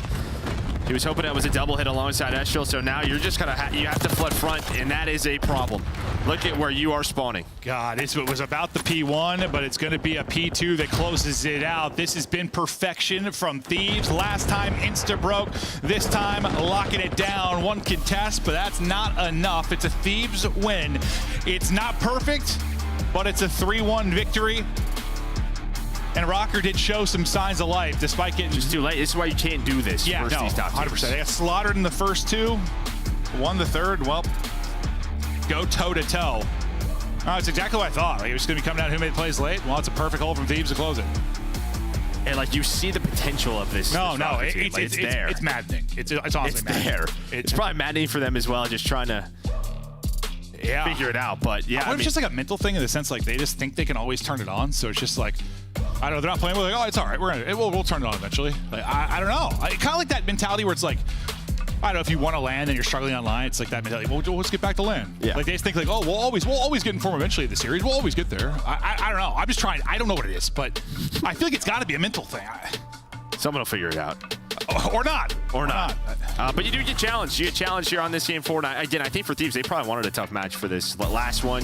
You finished 7-0, but you wanted a little challenge, something to go over before the major. Yeah, no, I mean, it's a conversation we've had in the past because we've seen probably, well, just due to like all those phase second places. Like they just kind of cruise through a qualifier and then struggle when it gets to tournament time. Like, yeah, you want to battle a bit because we've seen teams that have won tournaments have been those ones. I don't know. They've gone like a 4-3 or a 5-2. Where they've had some series where they really had to fight and win them through game 5s, and it ends up paying dividends. More reps turns out to maybe more success at the land. Not always the case, but.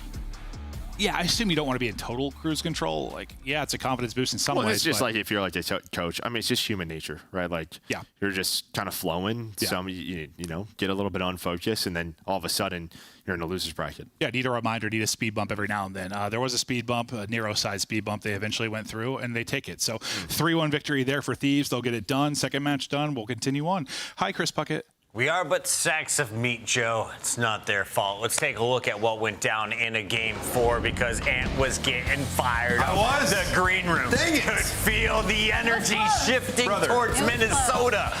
LA took us back to reality at the end, Ant. Brother, if they were to have won this game, we would have went to a Game 5 protocol where these only had 1 rep on it. It would have been electric. We were robbed of an amazing Game 5, but let's talk about Game 4. Also played by both teams, honestly, throughout. We saw some huge breaks. I think it really came down to down low bottom computers, and LA Thieves just burrow through Spiral. Like all of them. Estriel slides in for a trade, and unfortunately, it's just one that doesn't go his way. They lose a chunk of time there where, I mean, that's pretty much what they were gambling on. I was trying to get a huge hold here, and then we go into P1 where, you know, LA Thieves were just dominant all game long. Like their P1 setups, they had gun control the entire time, and Rocker could just never gain any control. You see Estriel trying to like get it back in their favor, just not working. Yeah, the fundamentals weren't really outside of Minnesota Rocker, but I do need to say, like, this map for Hardpoint to me still proved that Minnesota Rocker could be an upset team. I think they played that first P3 really, really well, holding it from the front to kind of put themselves back into the game, and then also having that early roto towards computers. Sorry, I wrote it down at PCs because it's shorter than the word computers. But they had a really good follow-up of computers on that side, and then as Ant touched on earlier, like, Nero started to heat up during the middle half of this game. It was just unfortunate it was a little bit too late. 7-0, a perfect run. LA Thieves are done in the qualifier. Well, everyone except for Scrap, who now joins us live in the winner's circle. Scrap, what's up, dude? We got to it quick. I wanted to get you right away because Minnesota made it close around the 200-point mark in that game number 4. What's it like playing against that team in particular? What's it like playing against them? Nothing much. They don't really show anything special, if I'm going to be honest. They kind of just play like a normal team. But I think the 200 mark on the map 4, like, we just weren't holding the big rotations. Ant, you hear that? They're just a normal team, bro. Yeah, they coming from LA Thieves. Yeah, I would assume everybody feels like just it's a normal team. They're just dominant. Follow-up question to that, you know, for you guys, the listening was absolutely incredible. Like, is that something you guys have been working on in your communication? Because it was A+, my man. Yeah, honestly, I think just communication in general is just a massive part of just having a good team. I think that talking to someone like you're just having a conversation on the map really just helps everyone around the map get freer kills and just more kills in general. And then obviously more kills equals, you know, more free space on the map, and it's obviously just easier. So I just think comms is a very big thing for our team. Absolutely. Scrap, there's not much I can ask you about in-game at this point. You guys are looking unreal. So I want to ask you out of game, what do you guys do with y'all's free time? Do y'all do anything outside of VOD review together? And how excited are you for Texas? And do you have any recommendations? Yeah, you know, I'm not a good person for food recommendations. I don't really like the food out here. I'm not going to be honest. Maybe ask someone else. But my free time, I got into darts recently. You know, obviously a lot of people got into darts, but I be playing people online. I get ran. But you know, that's not what I expected to come out. You gotta fake it till you make it, dude. I bet you'll be great at it in a couple months. Scrap, can I ask you one final question? You guys are the top dogs. You're 7-0, but everyone is talking about a team that is playing for 12th.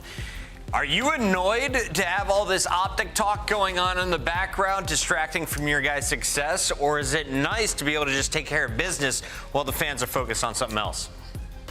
Yeah, you know, obviously Optic not having a great stage, but you know, as a competitor, I don't care. I don't care. Let's make them even worse. You know what I mean? But as a you know, fan of the COD scene, you know, it's always good when they're doing good. But I'm sure they'll bounce back. We'll see. I don't know about this guy though. Should Paco keep the stash or shave it before Major 2? What do you think? No, Paco needs to keep his French aura. Come here, show him the stash, bro. Show him the stash. No! Yeah. It's strong. It is strong. Them LA boys having fun. Congrats on a perfect run through Major 2. Thanks, guys. Have a good one. See you at the Major. They already won a minor. Will they win the major? You have to find out next weekend if you're an LA Thieves fan. For now, though, you can relive some of their best moments from the day. It's your Scuff play of the game, and it wasn't a long game. 250 to less than 100 points. Whenever a pro team does this to another pro team, well, we take notice, Alley Cat. We do. 100-point club. Unfortunately, we've had a couple this year. It's been a couple of weeks since we've seen one, but LA Thieves give us the gift of it all in this map number 1. Just beautiful hacienda. It is so funny to me to see how they went from like one of the worst hacienda hardpoint teams, mainly because Scrap couldn't buy one, to now single digits. one of the literal best. I would not want to go up against this team on Hasi. Yeah, I think that moves them to 60% or higher on every single map in hardpoint. They're just ridiculous, man. I mean, this was a masterclass every rotation. We talked about in the draw conclusions, just execution at its highest level, and the listening. I mean, music to my ears. Go back and listen to that listening if you want to see where this team stands. Tying the record for most map wins in a row, but Minnesota puts a blemish. That run is at an end, but we continue this show when we come back. Why? It's the Falcons versus Ravens. The aerial battle you've all been waiting for. Falcons looking to set a record of their own in hardpoint. Historic. Or not. That'd be cool.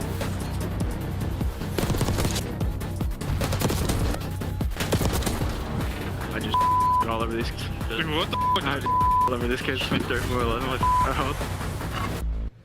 Upgrade your game with the Scuff, the official controller of the Call of Duty League. The Esports World Cup is an official partner of the Call of Duty League.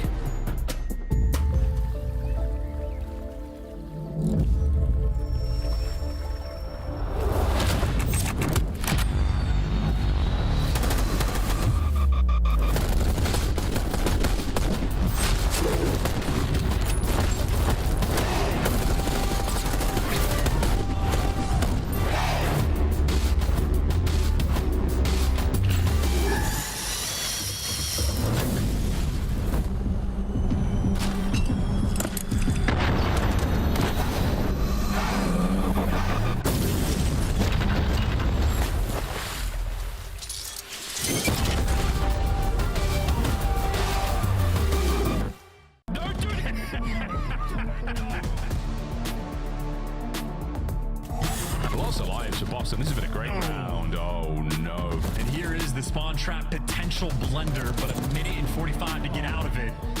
You just gotta get some trades. You gotta get some trades, any trades. 1 or 2 trades, please. Wait, is that good luck?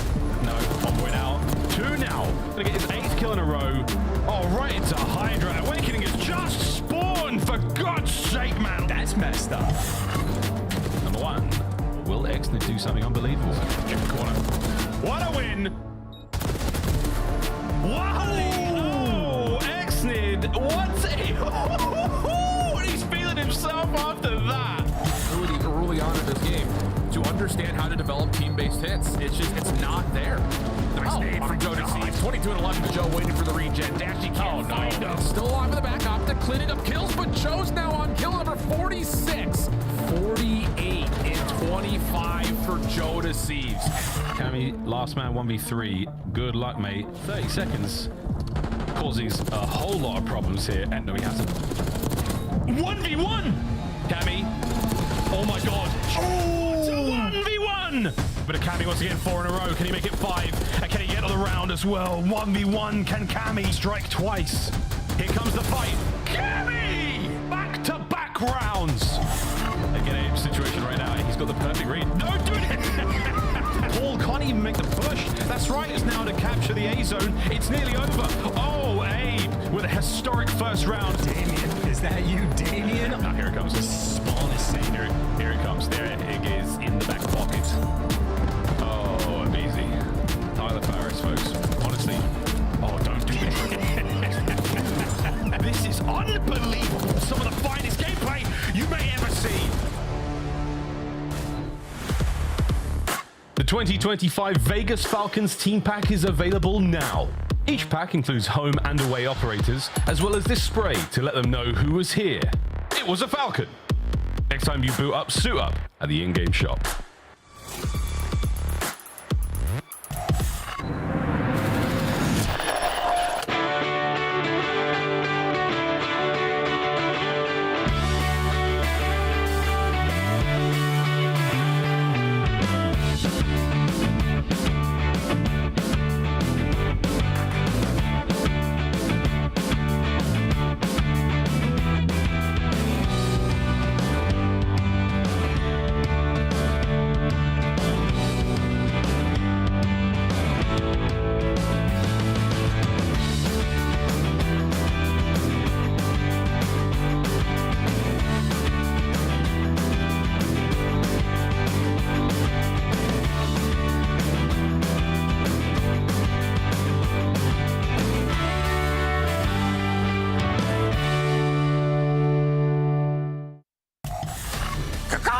It's the Ravens taking on the Falcons. Welcome back, everybody. This could be another 3-0 or a game 4. We've got a top 4 squad taking on the team that has been struggling. A top 3 squad? Top 3 squad taking on a team that has been struggling to find success in hard points. So much, in fact, that it's been 24 maps without a win, Nameless, and that is a CDL record. Yeah, that might be just a pro Call of Duty record, honestly. They have to win a hard point. We have to see one go through the hoop, fellas. They've been so close over that 200-point mark. Today has to be the day. Falcons have been struggling, but Carolina have been bouncing back after starting with back-to-back losses in the Major 2 qualifier. They showcased what they can do in our minor and on their winning ways, Allie. Yeah, for Carolina Royal Ravens, it's just been consistency, right? They have just been consistently been a very solid team across every game mode. Even when it comes to tournaments, online, LAN, it doesn't matter. And that's what makes them a very scary team. The biggest question now, though, is if they can take it to the next level against some of these top teams. You can see that loss to Toronto Ultra. That's technically a team that is considered to be, if on the same level, if not below them. LA Thieves, they get handed an 0-3 loss. So for them right now, it's just about pushing past that final little bit of ceiling to start contending for championships. Because right now, it's not a championship roster to me, but could be if they break that ceiling. G-Win has been in MVP form, but is he better than TJ? You said TJ was top 10. Yeah. So are they both? Yeah, I mean, I would say after coming out of Major 1, I had TJ in my top 10. I think Gwyn has outshined him throughout this qualifying stage. And to what Allie's talking about, that's how you get to that next level, right? Like, the fundamentals are down. You got the right dynamic. You've been amazing in search. Your control is top-notch, and your hardpoint map pool is fantastic. You've performed in the pressure moments, 5-1 in Game 5. Now the individuals need to take a step because that's how you beat Atlanta. That's how you beat Thieves. And so far, Gwyn has done just that. With a win, Carolina locks up a top 4 seed. On the other side, Falcons know they're probably going to be starting in that lower bracket, but it's all about experience, and they've shown that they can take wins off of top squads. Let's take a look at the lineup, because in Saudi Arabia, you do not practice respawn. Even Search has played 6v6. They have come over and they have been bullied in hardpoint. Control, though, and Search is where we've seen them take some dubs. Control is probably where their strength lies right now. They've only won 1 in the last 5, but they're starting to push the limits, right? They're starting to put in some other maps. They've been playing a lot of Hacienda recently. Haven't been finding a lot of the success, but at least they're trying to test themselves and test their map pools and the way that these scrims can translate to matches sometimes. So still some potential here, still some talent, but obviously it's a very tall road to climb. Okay, this is a very important part of the show, Nameless and Allie. What is it? But I'm not going to tell you why. It's maps and modes. Lock in right now as you walk me through the numbers. We have Vault, Protocol, Hacienda, Vault. I mean, you just go Carolina Royal Ravens. You're just looking at this and you're like, they get one of their better hard points, they get one of their okay-ish S&Ds, and they get one of their better controls. It's hard because their map pool is fairly 50-50 across the board. On the side of Vegas Falcons, I'm looking at that protocol control. They're 0-2 on it, not a lot of reps, so they're trying to push their limits just a little bit, but not much you can say. Yeah, a lot of reps on the Vaults if you're Vegas Falcons, right? And I do feel like Vault just gives you like the best chance to win if you're Falcons. Like, rotate, and you don't really have to push out too far. Kind of just hold and find your kills, right? So for Vegas, maybe some opportunity there, but you're just playing against such a fundamentally sound team, it's going to be so tough. To spice up our Scuff Pick'ems, I've done us all the honor and chosen the Royal Ravens. So the question is, if you want to earn your point, is it a 3-0, 3-1, 3-2 for the team in blue? Ooh. 3-0. I think I'm going to sit on a 3-0. 3-0. Ant? 3-0, without question, Swift. I don't know. They could take one. I don't know. I'm sticking with it, though. You sure? I'm sticking with it. Final chance. Final answer. What do you have, Chris? I also have a 3-0. All right. Final chance. Let's get into it. Thank you, squad. Thank you. Chance, you had a moment with the great TJ Haley in an airport. Sorry, I can calm down if you want. You had a moment with the great TJ Haley in an airport as we were leaving one of the many events we've worked here. What did TJ say to you in that particular instance? He said a lot of things. TJ is a very funny guy. I think an underrated part of like TJ's game is he really is just like instant. And if you ask him a question, he's gonna hit you with something funny just straight away. So I'm gonna keep dodging the question because I don't know how to phrase it without cursing, and I'm trying to think of the language. I'll do it. TJ is terrified of the Falcons. Let's just say that. Like he has been, I'm not kidding, he has been fearing this matchup now for weeks. He's like, we're gonna be the first team to lose to him, dude. Like I just know it. Like, no, you're not, TJ. You're gonna be okay. You've Gwyn online. You're gonna be great. Yeah, like chill, Teach, chill. But he is a very honest character, man. I mean, remember we were in it was the Miami Major last year, and we got up to him, hey, Teach, who's the easiest kill in the league? And he, without any hesitation, like, hey, gee, that guy's ass. I was like, wow, didn't even think about it. Just instant, from the hip, from the heart, if you will. Here we go, folks. Map number 1: Vegas Falcons, Carolina Royal Ravens. I just know how much better TJ would be at my job than I am, and I'm so jealous. I wish I had that kind of talent, that kind of skill, just like Exnid does. Exnid also gross on the map, nice little two-piece to try to kick things off for Falcons, but no time being collected just yet. The opening salvo, that opening battle is going to continue as Dahum. He's been everywhere on the map, doesn't have a kill just yet. Dude, I mean, again, like, no kills just yet. Mechanically wonderful to watch. Like very, very smooth, very fun gameplay. But right now, an interesting situation developing for the Vegas Falcons, and the Ravens have got to it a little late, unfortunately, though, for Dahum. He's not going to get too much from out of this life. Wixel, great damage into TJ, thanks to Gwyn for the trade.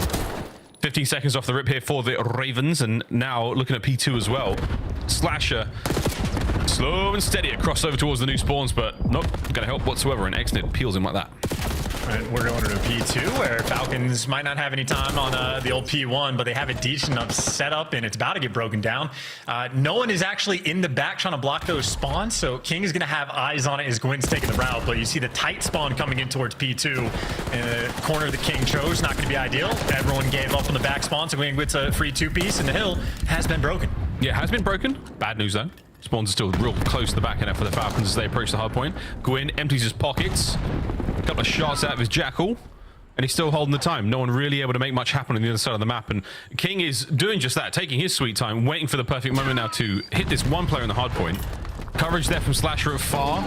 And there's the contest for a moment dealt with. Gwyn finds 2. Final trades will come to a close. 20-odd seconds here remaining on the time, and it's going to go to the Falcons.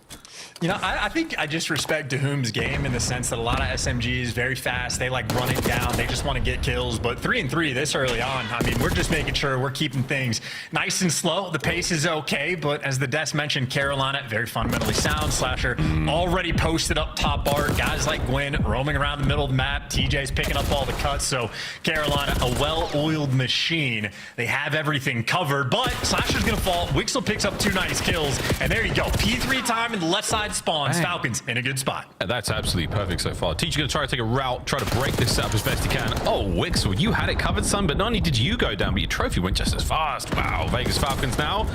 Opportunity to make something happen. Teach and Gwyn find there. Slasher on the outside as well. You've been pushed all the way back, Tao, to the art.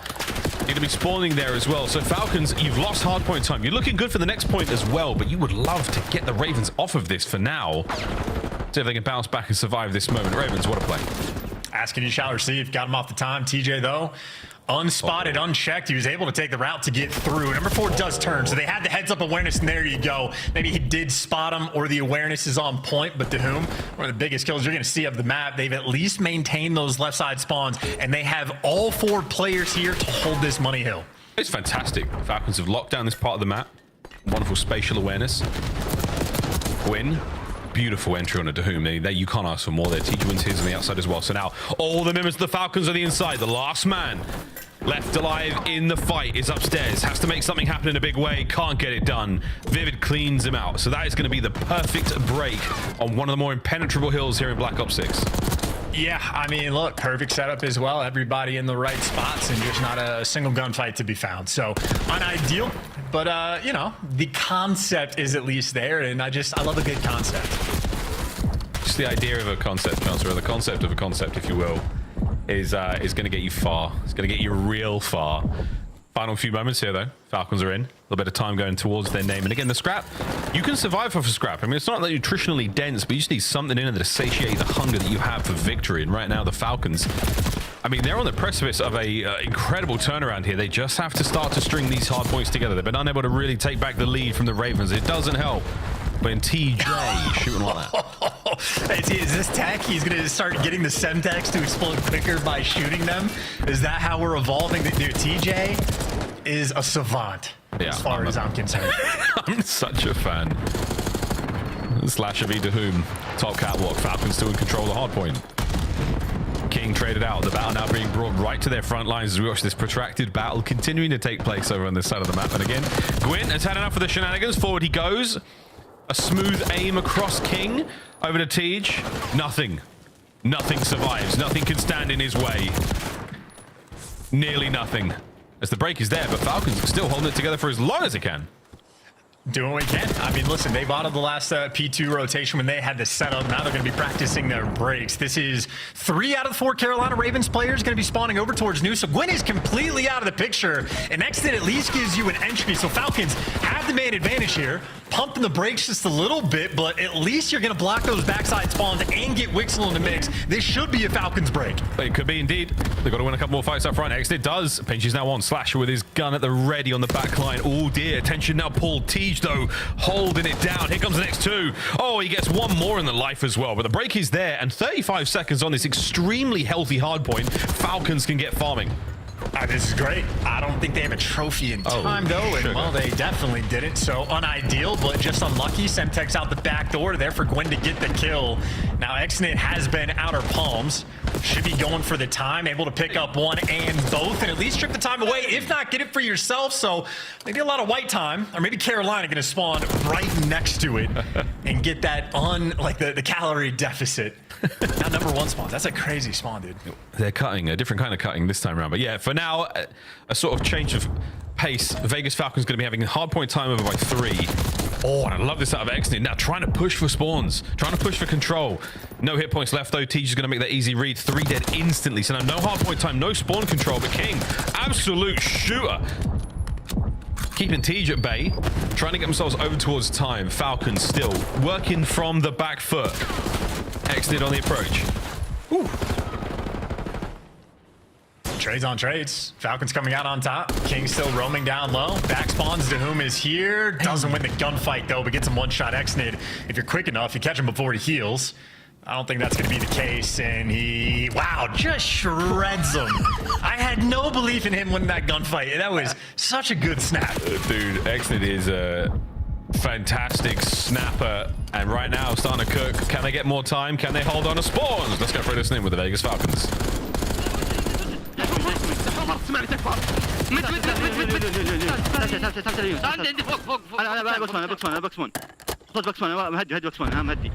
تعال جهتي يلا يلا ما يملك يسار ما يملك انا واصل عندي واصل قبطيني تايم مات ستني تاش يا عيال معك شيل اخوي اليمين شوف يمين خلاص نزل مات يلا نايس يلا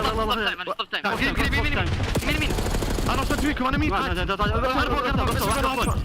شوف ابو علي شوف شوف بكسون شوف علي تنبات شوف بكسون اللي فوق محمد رفعت يمين بكسون مات يمين غطي انا مين مت واحد اشوفهم انا مين سيد دور علي شوف نص نطف يمين جون خش دفيت نص راح معك يلا علب يلا شوف ساق غدا كات طم واحد كلوز يا عيال هدوا ناخذ لفات لا نروح لبي يمين يسار زين يمين يسار عندي واحد حاد جنز قد ترك لف دحم عندك دام انا سويني بلف عليه ثواني اختنا معك ما نبوت انا بشيل كات فلاشر كلوز اوبن مات اتركم كات وشت يا عيال صامل علي ابني نطلع يمين يلا بشيل الفولت بشيل من فولت هدوا كات عندي كات نايس. That's right, CD offense. Your Arabic is actually getting better. Cat 1 shot. You understood that perfectly. 3 dead. The brains are transforming, and Wixel transforming over towards P2, and gets his boy the spawn. So another opportunity where Falcons, like, they consistently find themselves in decent positions, just unable to convert. They're gonna leave the hill white for a moment, or maybe he's just gonna leave King to watch this back spawns. But there's a lot going on, including this cruise missile from the sky. 2 gunfights already won, and cruise missile doesn't collect, but Wixel is by himself on time. Nice snap though, in a force spree on a hill. A beautiful moment. You still got to convert though. We're starting to heat up, man. Falcons, this is a hot run. King through the front. Tags onto the first man. The second goes. You're looking at a lot more time here, boys. You've got somebody to watch the back. Someone's got to turn around for this. Someone's got to turn around for this. Is anyone going to turn around for this? Excellent. You can do it, baby. You got to find that kill on the time. Yeah, you do. There's the second. Damn! He's the snapper. He is the snapper. It is mechanically beautiful to watch. Can they rotate to new? Maybe not, but they've got spawns for the next half. Yeah, I mean, the league is collectively coming to agreement. Exit is, in fact, gross. 32 kills as well, leading the lobby. Outpacing Gwyn online on this map as well. I mean, he just shot 40 yesterday, so putting in some serious work. And a 20-point game in Vivid by Art should fall here by the hands of King. Nice shots rolling through, and he's not going to go for Art, though. He wants to cut through the middle of the map and at least get the kills, but those spawns, maybe a little more important. Yeah, no, yeah, I feel that for sure. For sure. Well, you got great time here. Looking at a lead change without question. However, you've still got to fight your way towards it. But gunfight after gunfight. Here we go, baby. Over to King once again. Sneaky Gwyn, not a problem. Lead change is absolutely there on the cards, folks. Slasher picks up a big one there. Can't get the third. And it's over to Exnid once again, who's fighting for his life. Time now in their hands. Lead change for the Falcons here in the late stages of this ball. Can you get across to new? Damn, son, friendly fire. This is the Miles equation right now. This is the way to play COD. Do we chalk up spawns and just play for the kills and get this P3 time and just pray that we can break this rotation? That's the gamble. It works for you. It doesn't work for me, though. Falcons, though, different team. It's not about the prayers. It's purely about the gunny. Here we go. Well, Ravens are set up for success. Falcons on the break attempt. And the break may well decide it. Here we go. One man down. The eyes of the first Raven plucked. Towards the hard point we go. Lead change Ravens. The backline Gwyn. You've got possibility for the entry, but now it all comes down to Wixel for now. And Vivid was huge, at least, to get that first kill. One player for Falcons going to spawn over towards the back, and they're taking the time for the break. Got to make this clean. You get one attempt with how close Ravens are. We're so close. They've got to now find their way forward. Now on towards time. Teach finds one. A slide in there for Doom on the trade. Magnificent! The second even better. The break is there. One man left. Vivid. And Slasher out from the outside. Vivid wins his. As does Slasher. Wixel's got to win it. He has to buy the time, and he can. The foot race is on, and my God, it's happening. We're going to find out if TJ's a spot, dude. We're going over towards P1. 0-24 right now. The Falcons are in hard point on the year. I mean, record setting in this moment, but this is the best opportunity they have had for a hard point map win all year long. Oh, the chaos now ensuing. We are in the absolute eye of the storm, folks. Vegas on the wrap. Are you going to be able to read this? Time's still ticking away. Exit now going for the hero play. One man in. The dance is on. The second kill not there. His teammates looking for the trades. Anyone able to find it? It's TJ and Vivid. One man left there on the point. King on the wrap. King on the wrap down. Oh, and that's going to be game. The Ravens survive. And you can breathe the most unbelievable sigh of relief.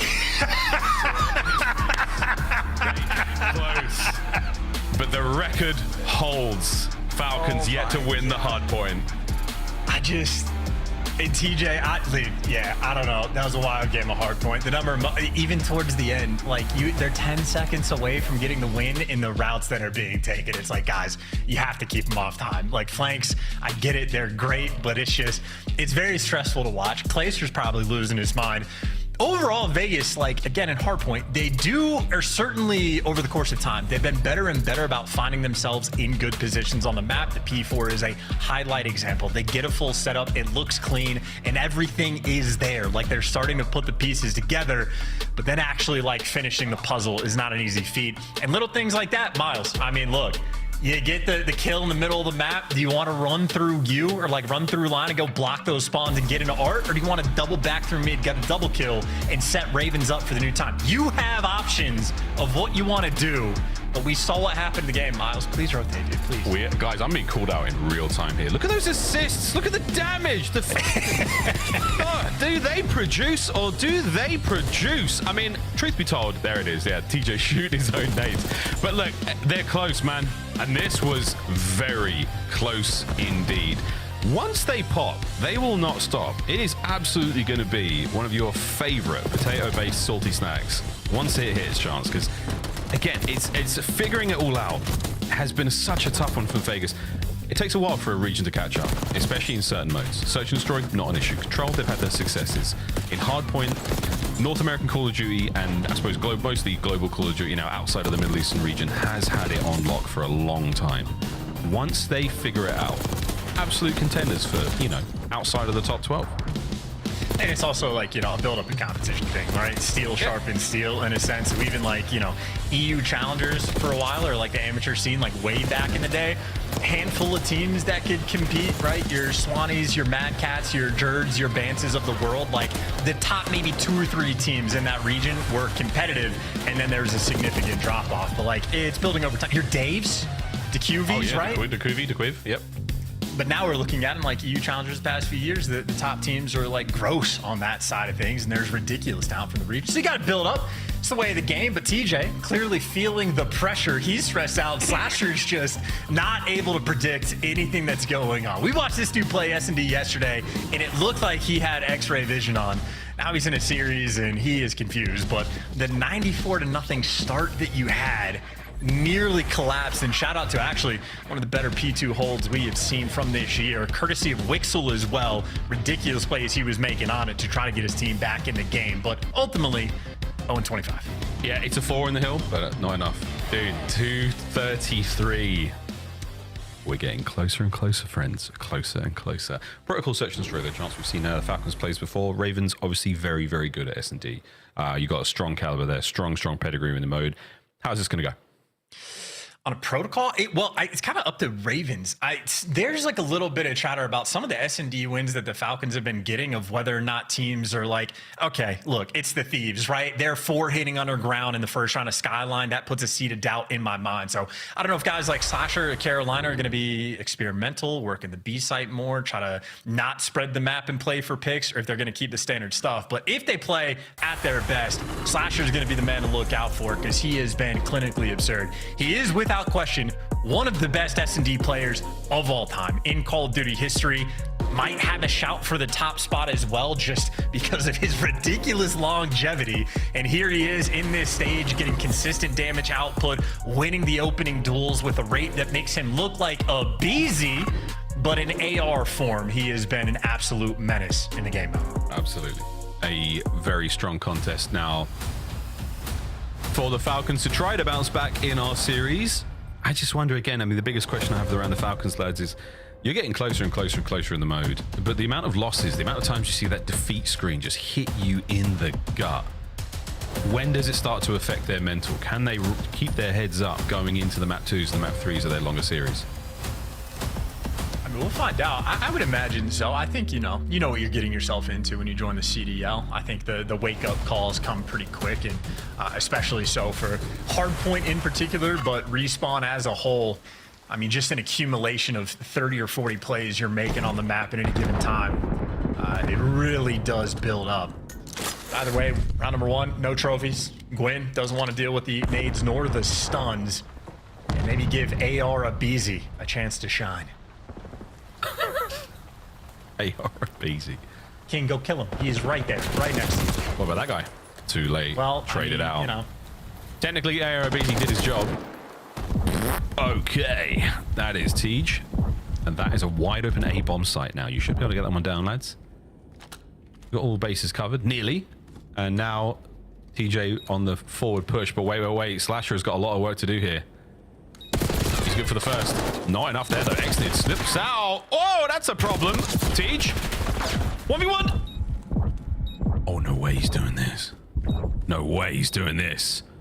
Wixel spotted him out. He's holding the iron. 8 rounds.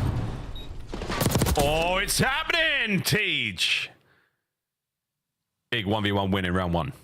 Yeah, great try, though, from Wixel. I mean, the 2v3 attempt was there. They were active as well. Got the spot on Slasher, sliding in towards Spiral. Great trades as well, getting the kill on Gwyn. But ultimately, TJ's been doing this for a very long time, and Wixel might have been perfectly played. Gets the stun grenade off as well, but TJ, jackal in hand, great centering. He's sweating. He knows what he's dealing with. He could feel the heat, but icy in the end nonetheless. That's all that matters. He does not melt. Falcons on the chance to attack this round, and certainly did go for it there. Tej on that 3, though. We'll check in with him a little bit later on. He could be looking at an RCXD. Next, it spotted out AR BZ up top. Doesn't want anything to do with that, so working up towards the B site. Vivid, the man in the back line, going to cover it, and Vivid gets, well, yeah, gets 1, gets 2, and sets DJ up there for the 3rd. So tried to plant a little bit too quickly. Didn't actually have the coverage there. And Dahoom is not in a hurry. No, I do like the attempt, though. Again, if you can catch your team off guard, or if they do commit heavily to the other side of the map, then, you know, you're on for something. Dahoom's, I mean, the Spidey Sense comments, yo, it's a knife fight in grannies. Wow, you don't see many of those. Tej got it. Or Gwyn. We're going to see in the best. We're going to see in the final play. Was it Gwyn? Yeah, knife fight in grannies. Oh, here we go. He had it at the ready, baby. And that Raven's blade delved deep. Sorry, I can't remember what I was talking about. I had a point. AR BZ, I believe. No, it wasn't that. Definitely wasn't that. It's okay. Next round. Those baby blue eyes. Looking good. 2 rounds up in Carolina, all about their business. Again, Vivid on the quick rotation back towards that B site, getting the coverage. Very quick on the reads and aggression towards the middle of the map. Dahoom is taking some space over towards P1. Down low has been completely given up, though, so they're very much playing for the retakes, but they got the trap set, unfortunately, for King.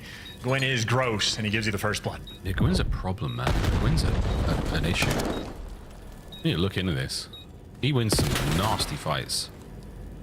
And he's just passing intel across the board. Like, this play is fantastic. Even his entry on towards this bomb site. Fearless, well executed in a 2v2 now. He's got Vivid on the cross with the coverage. Then 1 player's in the back. It's a tough angle to work with. Falcons players, though, maybe a little bit too slow. Vivid has an opportunity to make the play, and Vivid is certainly not a player that has any fear in his heart.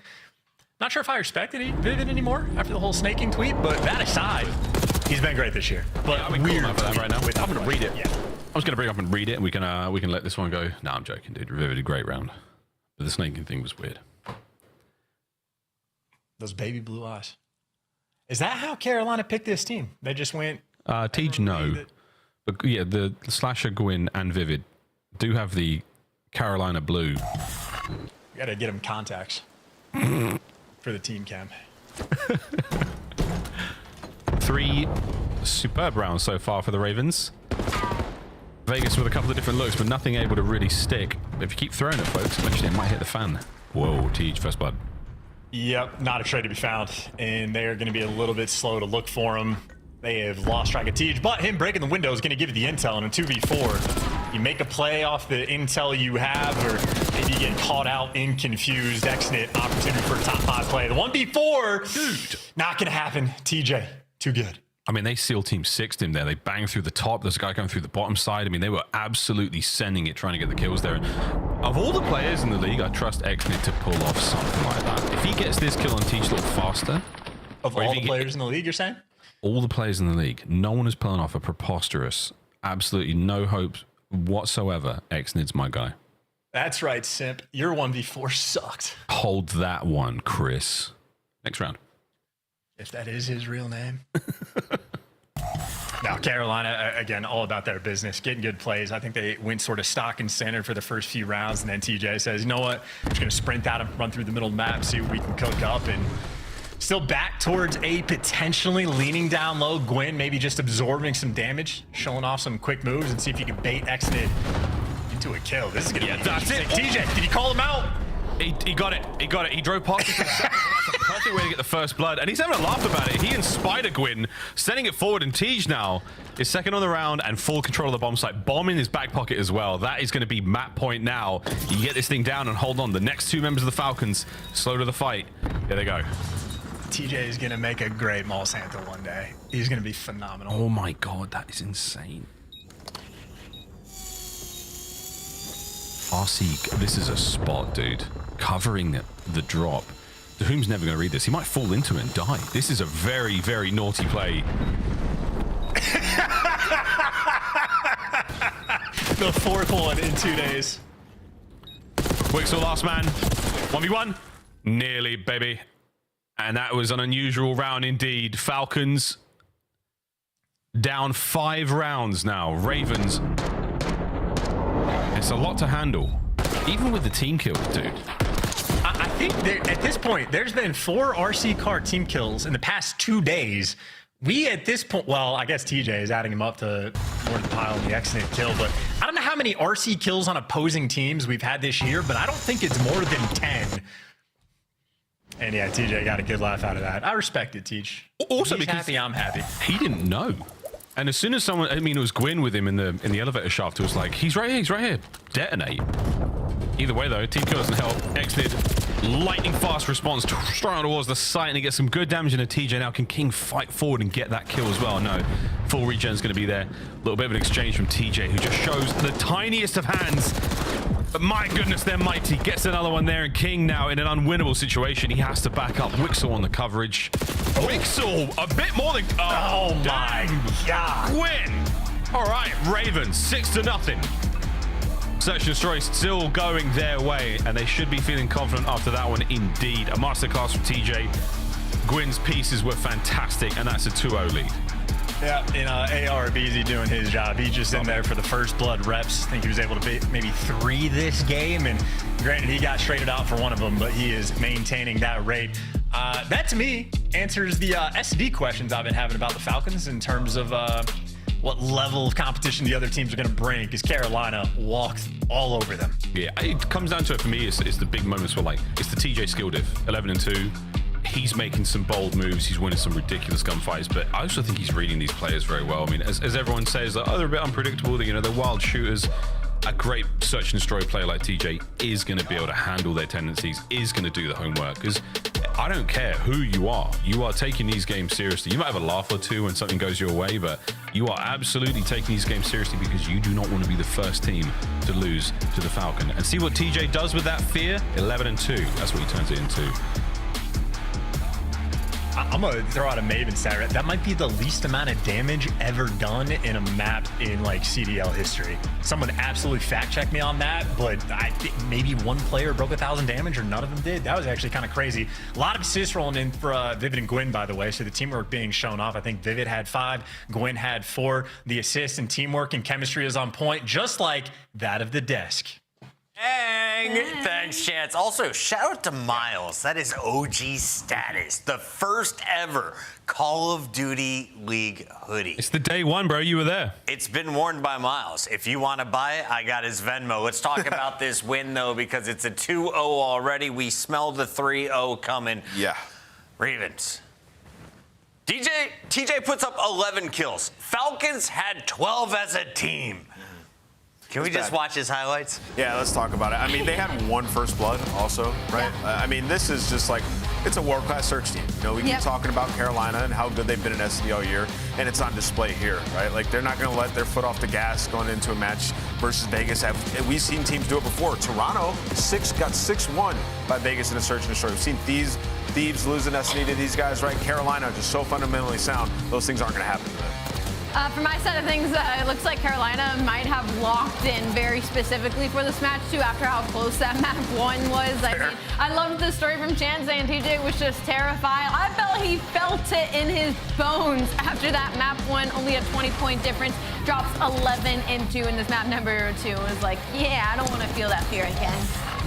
TJ taking care of business. We got highlights from the man that Nameless says is a top 10 player while he's showcasing some of the best driving this league has seen. Take a look at the RC play. Can drive my car. Hold on. Well. Listen, there's a team kill that happens shortly after this. He's a great driver. I mean, never mind. You can get away with it. You can get away with it in this matchup. Just got to drive faster, you know? Just a little quicker. Almost there, bud. Well done. It's a 2-0 start. We had a game one that was so close. Impressive. Why was it just a 17-point difference? Well, I mean, I thought Vegas played great throughout it, honestly. Like, they had some huge rotations. At the end of the game, though, they were legitimately nervous. Put themselves in a great position to win on that P4. Could have gotten a huge break. Literally missing on some, like, they spawned them out on that hill, rotating over towards P1, didn't acknowledge it whatsoever at all, and ended up losing it, right? It's just frustrating. You wouldn't even acknowledge the graphic we've had up. Unbelievable. Wait, you asked me a question. I'm going to answer it. Rather simp or scump? Allie, you get to go first. Simp. Sorry, scump. Well, in what context? You just did it. Do we have any context? Moving on. We have no. I did it. All right. I picked. Nameless? I would probably go simp, yeah. Simp or scump? Yeah. Ding, ding, ding on both. It's just like setting us up with these questions. I was say I need like the hard context. point or search and destroy, Allie. Would you rather is the context. This one's hard. I really like search and destroy. It's what originally made me fall in love with COD, so I'm gonna stick S&D. S&D. I'm going with HP, dude. You can just completely outsmart people on a hard point. Search and destroy, you can lose by some cheese sometimes. What? It's opposite. No, it's not opposite. It's not opposite. Listen, Nick, there's a lot of intricacy to HP. And that just proves Alex Next unaware. show, Skies or Lunars? LAG is coming up next, and I may have written this one. We can't do that because, like, I'm friends with. I mean, I'm gonna go with Skies. Honestly, Lunars has not shown me enough. I get that he's been thrown into like a tough situation. Skies has proven to me. I know he can work out of adversity. I think he should have been on the roster. Should have stayed on the roster to begin with. Allie, the tunes are flowing. What's the answer? I'm Karina. I'm sorry. I'm gonna pick Lunars. At least in this game specifically, I think he's been. You just hate old people. Would you rather Thieves or Atlanta FaZe? Both have been frying. In this game, Thieves. That one's an easy answer. In this game, Thieves. I'm adding my own context. I'm going with Atlanta FaZe, 100%. Thieves right now look insane. FaZe still beat them last time they played. Draza or Celium? I'm gonna go with Draws. Puts in that work, that extra effort, always is playing 8s, always grinding, trying to get better, talks a lot of trash. Like, I like that energy. I'm gonna go with Draws. I'm gonna go with Cel. I'm gonna go with Celium. Guy has, this is gonna sound so weird. Naturally though, like his hands are really, really soft and he says he does nothing and he's a dirty liar, but I'm gonna go MC. What the? What? It's serious. And people, those that know, know. And the last one, Carolina or I know. I was like feeling my paw. Are these soft? I was like, do I need to? Carolina, Vancouver. Let's go to that one out. I need to hydrate more to be better at COD. After an event, hold on, dapped him up, and he said he does nothing to his hands. Answering the question though. Game is ready. Let's cut it off. Vancouver. Carolina was the right I'm going to go with Carolina. Because Carolina's playing Miles Chance. It's your turn. It's the secret sauce, no branding there, but it's the hand cream. That's what keeps Celium's gameplay looking so smooth and beautiful. Isn't that right, Chance? That is exactly right. I have talked to Celium copious amounts about his skincare routine. But either way, still had a series on hand. We're absolutely farming, by the way. Starting off with Simp and Scum is crazy. By the way, I have heard horror stories of people that have played against Scum, including from Nameless. So he picked Simp, but I know the fear. I know it.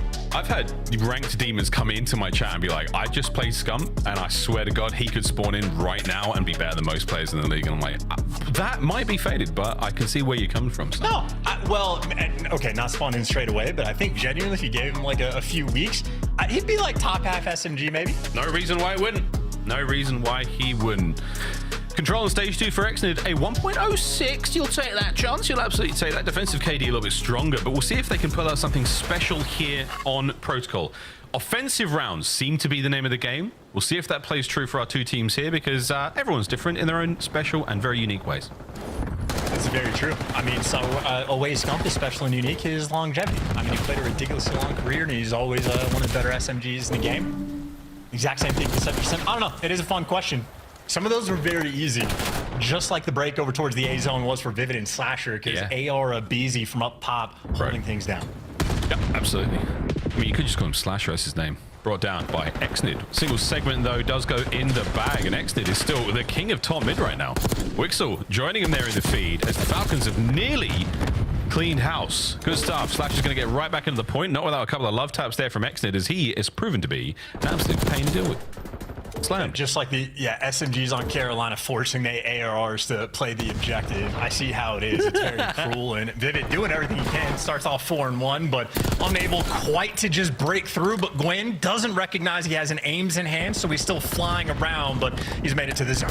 Yeah, he's flying fine. Still extraordinarily aerodynamic. I would expect nothing less of a Raven. Xnid and Wixel, though they find their respective kills. The A zone is still not over yet. Oh, lordy. Gwyn, what a win. We're nearly done here. No contest so far and no contest on the zone. That's going to be a done over to B.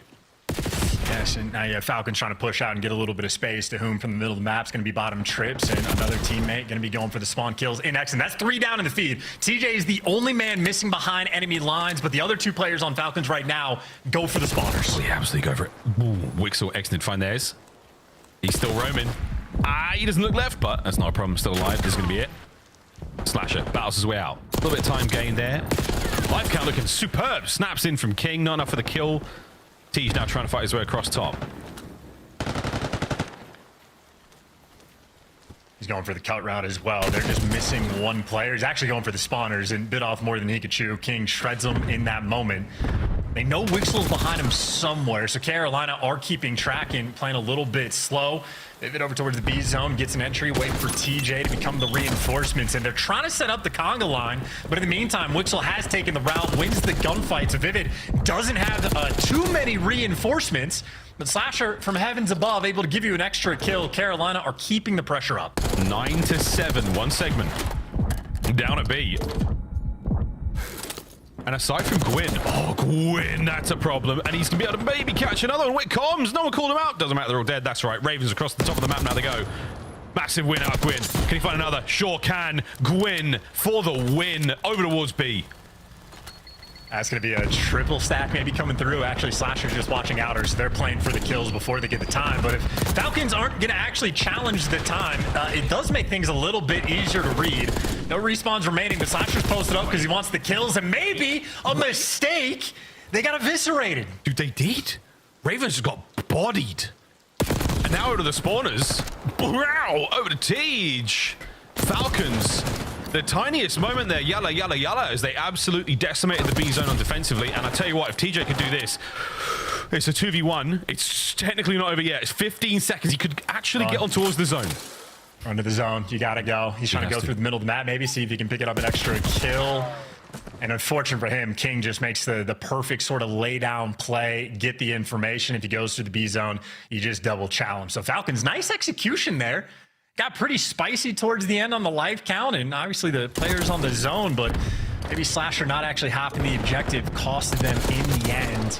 All the gunfights in the middle of the map, Falcons come out on top. Yeah, I mean, we were waxing a little bit there, but low life count rounds of control. Spicy indeed. A lot of discourse there from the Falcons across the board. Big chats as they do manage to secure the defensive round. And again, the way we've been sort of selling the story protocol, chances the O's to get the dubs. You win the D. Let's see. And Xnid, by the way, 13 kills in that round. Not like a record by any means, but that is about as good as it's ever going to get for a single round. So Xnid, I mean, from start to finish, he continues to be a shooter. Unfortunately for him, though, AR Abizi got the first blood. Yeah, it's true. I can't even argue with that. Wixel, Dahum find their respective win. Oh, no! That was unbelievable. It's not over yet. It's not over yet. It's over now. Gwyn, what a 3-piece that was.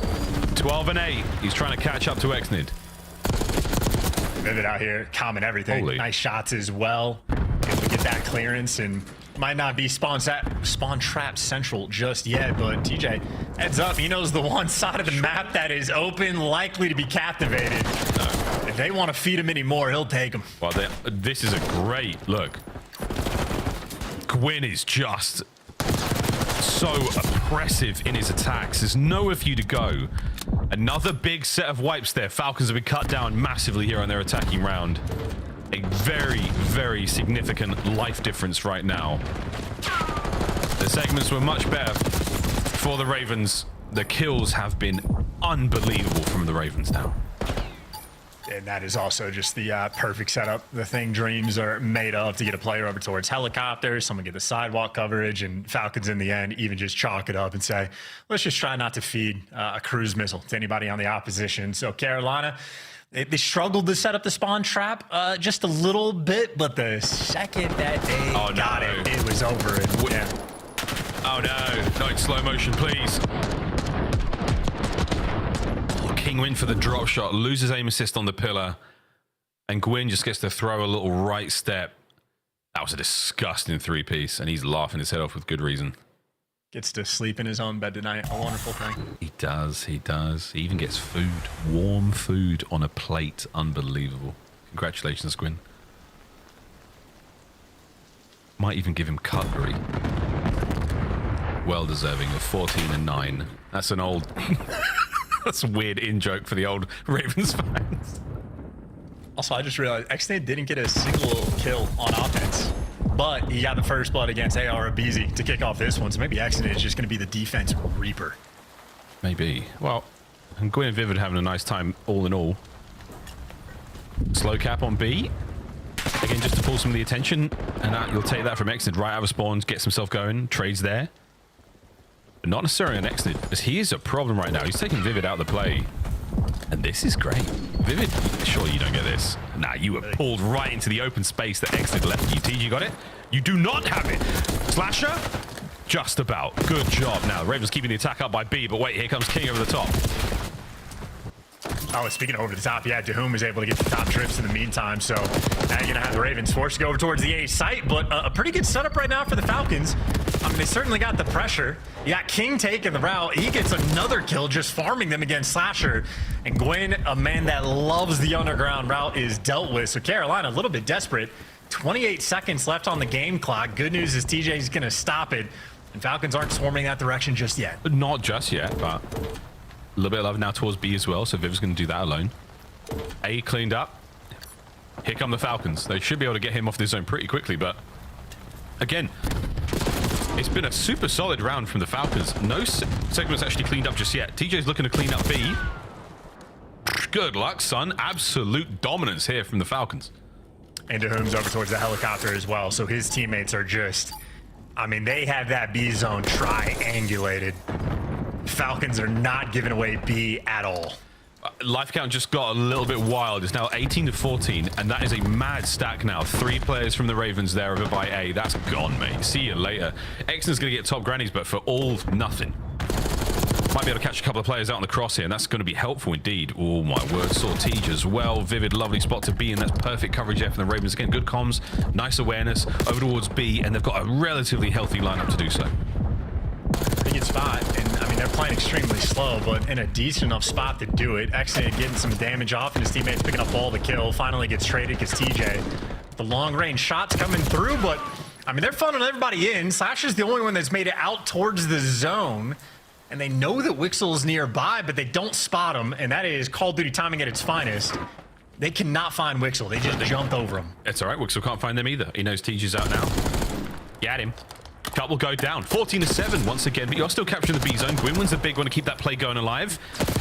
Can King? No, we can't. A lot of damage, but again, it's Gwyn in the feed. Over to Wixel now. Shots on the Tej. Not enough for the kill. Exton cleans point. And there we go. The last lives of the Ravens here in the round. And a huge one again for Exnid. The stats we're going to see at the end of this game for him on defense is going to be hilarious by comparison. Because I think he got 13 kills on the first defensive round, and then he got 11 in the next one. And Gwyn versus the world, and the world coming out on top, to whom getting the final one. But yeah, XNIT absolutely on point with 2 monstrous defensive rounds. Again, it's an interesting look again for the Falcons. They're liking the defensive rounds a little bit more. If they can win an O, sweet. But they're not going to get defense for the final round at this rate. It ain't going to happen. They've been outslayed so decisively in round 2, even if they tie up the segments. Well, actually, unless this round is... I mean, this round has to be so good, man. They've got to kill and get the captures in order to guarantee it. They could just win it back-to-back. Come on, son. Let's get out of it. Let's just... protocol offense is there. Let's go, man. Oh, here we go. Bring up the attack if they can. Ravens, once again, we saw how good their defense looked. And this time around, though, a little bit of a different look. Are we able to get out? Are we able to get towards the zones? Oh, that's interesting. I mean, they had a nice team shot setup going over for King towards the A zone, and then they just abandoned that, immediately wrap out over towards B. They're getting the kills, and they got plenty of space. If they get on the zone, they might be in a good spot, but not entirely objective-minded here in this moment. Dahum putting pressure on the B zone, the rest of his team over towards A, so he's just going to be overwhelmed, and his teammates don't have map space. Nope. Shots from Slasher there. Top Gun puts Wixel out of commission now to Tej in spawn. Not going to miss gunfights like that, but Exton and King, they battle their way through. Bruised and bloody, they're still able to get themselves out and towards the middle of the map. Problem, Slasher. Good news, stunned. Bad news, still alive. Oh dear. Clean shots in a good spot as well. And now they're just here with the funnel system. I mean, he just gets to live in this moment. King actually drops him. The question is, where do Falcons want to go off this? 25 seconds left. What zone are you going to try to force it to? Everybody right now in trips, working out through mid and leaning towards the A zone. Dahum will be on it. He's on it. I mean, this is good suppression fire. This is also good kills. Wix will now get involved. Oh, nice timing on the Tej. Not enough to stop the capture there. Can't get the second. Nades are up from Exnid now as he tries to get the play going. Good lord. It's fantastic in the gunny department. 2 now for his teammates, the last members of the Ravens on the far side of the map. At the very least, they should be able to capture this, but Slasher, it's a slow play, but it might be a great one. Can he stop the capture? No.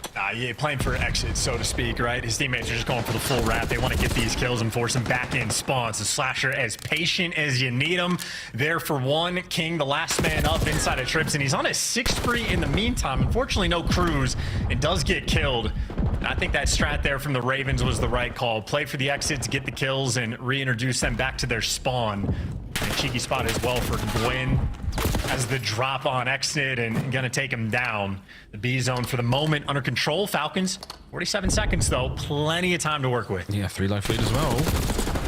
What a snap from Wixel. Sadly not enough for the kill. That would have been unbelievable now. 3 dead, back to spawn. Dahum, last man. Can get a kill now before being brought to his knees. There we go. 30 seconds. 9 lives left for the Ravens. Perfect nade there onto Gwyn. Forspree makes it a 5. Dahum starting to get rolling. A zone, a little bit of pressure there. TJ's going to keep that position, not let them get out of spawn without a lot of damage. But Tej, big fan of the reach out, and he's out. You just need to play with pace in these moments. You got the life advantage. It is an 8v5. You just need to play with pace and get the kills, get someone on the B zone. Nice shots there from Dahum. That's a 6 spree. Problem is 10 seconds. Carolina does not have the lives. He's still alive in the middle of the map. Dahum. Big win on the Quinn. Can he get any more? No, Vivid. The last 2 members now for the Ravens. Oh my goodness, King gets it. No, they can't get on the zone. It was a 1-man team. A pixel away from escaping the ladder and getting the contest. Wow. The Ravens just survived by the hairs on those 4 chinny chin chins. And just non-existent instincts on like the situation on the round, man. That is 2 different 6 sprees, man. I mean, King went on one, Dahum went on one. They had the life advantage. Only one guy stopping the clock. Like, just hit that go button. Gas pedal. Yalla. Yalla is the... TJ is stressing. But I mean, like how close they've come to... I mean, the vault hardpoint was one thing. S&D squeaky clean, don't worry about that. But the control... I mean, this is the final round. This is another one for defense for the Ravens, but... Dude, anything can happen. Hey, dude, you're shut. Exton again has Slasher's number in the first blood department. Maybe the AR up easy. A little bit too early of a call. Thank you. He's right. Wixel's back at it as well now. A-cap. All right. Dahum with the blade onto Gwyn. Segment. Love this. Catch that, Tej. Second segment. Hey, toast. Ravens not present here. Okay, I take it all back. Is that a kill? No. Zone done. Wixel. Spraying him up. Dahum. Backline safe. Fly forward, Vegas.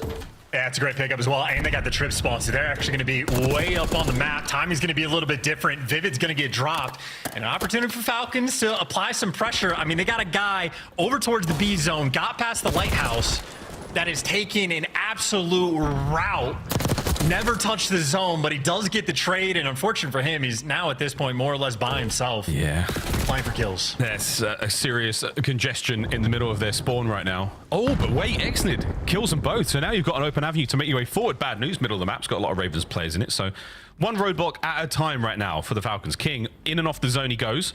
Trying to catch out Teach. Catches TJ's hands more like, wow. Dahum by the zone. Still trying to keep the play alive. No. Exnid from spawn now as Vegas start to lose the manpower by the B side of the map. Holy, this is going to be tough. Yeah, nice pickup there from Slasher. The one and only. Now TJ is going to be set up as well, getting some information. Ooh. Interesting timing though, so King's able to pick up the kill. Problem is, I mean, they captured the A zone pretty quickly in the round. Now they're down to just a minute to work with, which, I mean, it's a good chunk of time, but also maybe not for Falcons. Maybe not. Again, it comes down to the gunfights. Who's winning these? Slasher buying some space there. Big kill down low. You've got all bases covered right now because this is the way the Vegas Falcons have loved to attack this zone. They fly across grass. Exnid though, whoa, he and Wix will get their kills. Top side of the map is where the reinforcement going to come, and Vivid gives it up for a second. The boys are on the stack now. Oh, sweet. No, they're not. I take it all back. No stack. Good work from Gwyn. Two-man stack now on the point.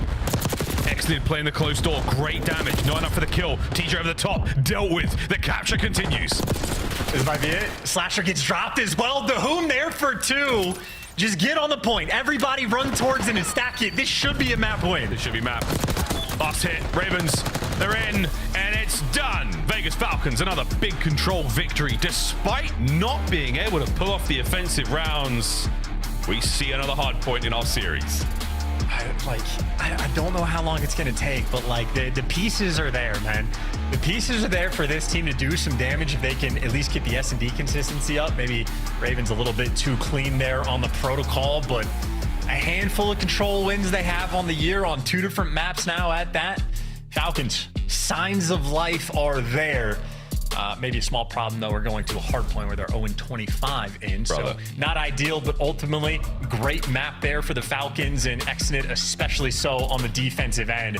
He had more kills than every single Ravens player on defense, and he had a round less to work with. Phenomenal stuff there to help them get that dub. The bailouts really help as well. I mean, and this is one of the blessings of the Falcons roster is ridiculous individual plays. Every now and then you see one, you're just like, there ain't no way, baby, but there is absolutely a way, and it's the Vegas way. Again, good stuff out of the Ravens when it came to those defensive rounds. The 2 they had, well, the first one they had was unbelievable, man. I mean, at one point it was like 27-13. Disgusting work from them, but Falcons keep it together and once again prove that you can never count anyone out in the league as they find themselves another map win here in the build-up to Major 2. Let's see if they can keep this going, Chance. Every single time we give them an opportunity to play a hard point, it feels like they get a little bit meaner. See if this is the one. You could very well make the argument that if they just hold down that first P4 down on the vault that they the full setup, just hold it down for the first like 15-20 seconds before it get broken, not even like any full 60 type of conversation or any adjustment on some of the micro plays, absolutely could have walked away with map victory and been up 2-1 in the series and been a threat. But for me, until they start winning hard points at all, tough to really count on them, but we'll see because the danger is there. Well, they've got to win the 2-3-5, and you've already been 6-0'd here by the Ravens. They are not going to give you a search and destroy win. They're just too good at it, frankly. I mean, on a vault, you don't know that. Fair. The way Exnid's been shooting, we don't know that. Well, that's the thing. Even if the game plan's good, I mean, Exnid's just going to turn around and blow you away, man. So, Hacienda hard point. I've seen the Ravens do it. We've seen the Ravens be okay at it, but we'll just get another opportunity to put the Falcons to the test, Chance. Again, is this it? Miles, you heard what I was saying about Hacienda in the first series, though. This is not the map that I would expect Falcons to have a ton of success on. It's very important. You got to time out the gunfights even. You can't die at the wrong times. You have to know if you're going to die, where you're going to be spawning is a very important decision on like what kind of chows are going to be taken, what the timing is going to be on rotation. So the mind game's on one end, but the slang on the other. Exnid has been shooting his gun. Map 1 on point, 4K damage, kept up in the kills department, was an absolute monster in the control as well. And Exnid, certainly a shining light for this team.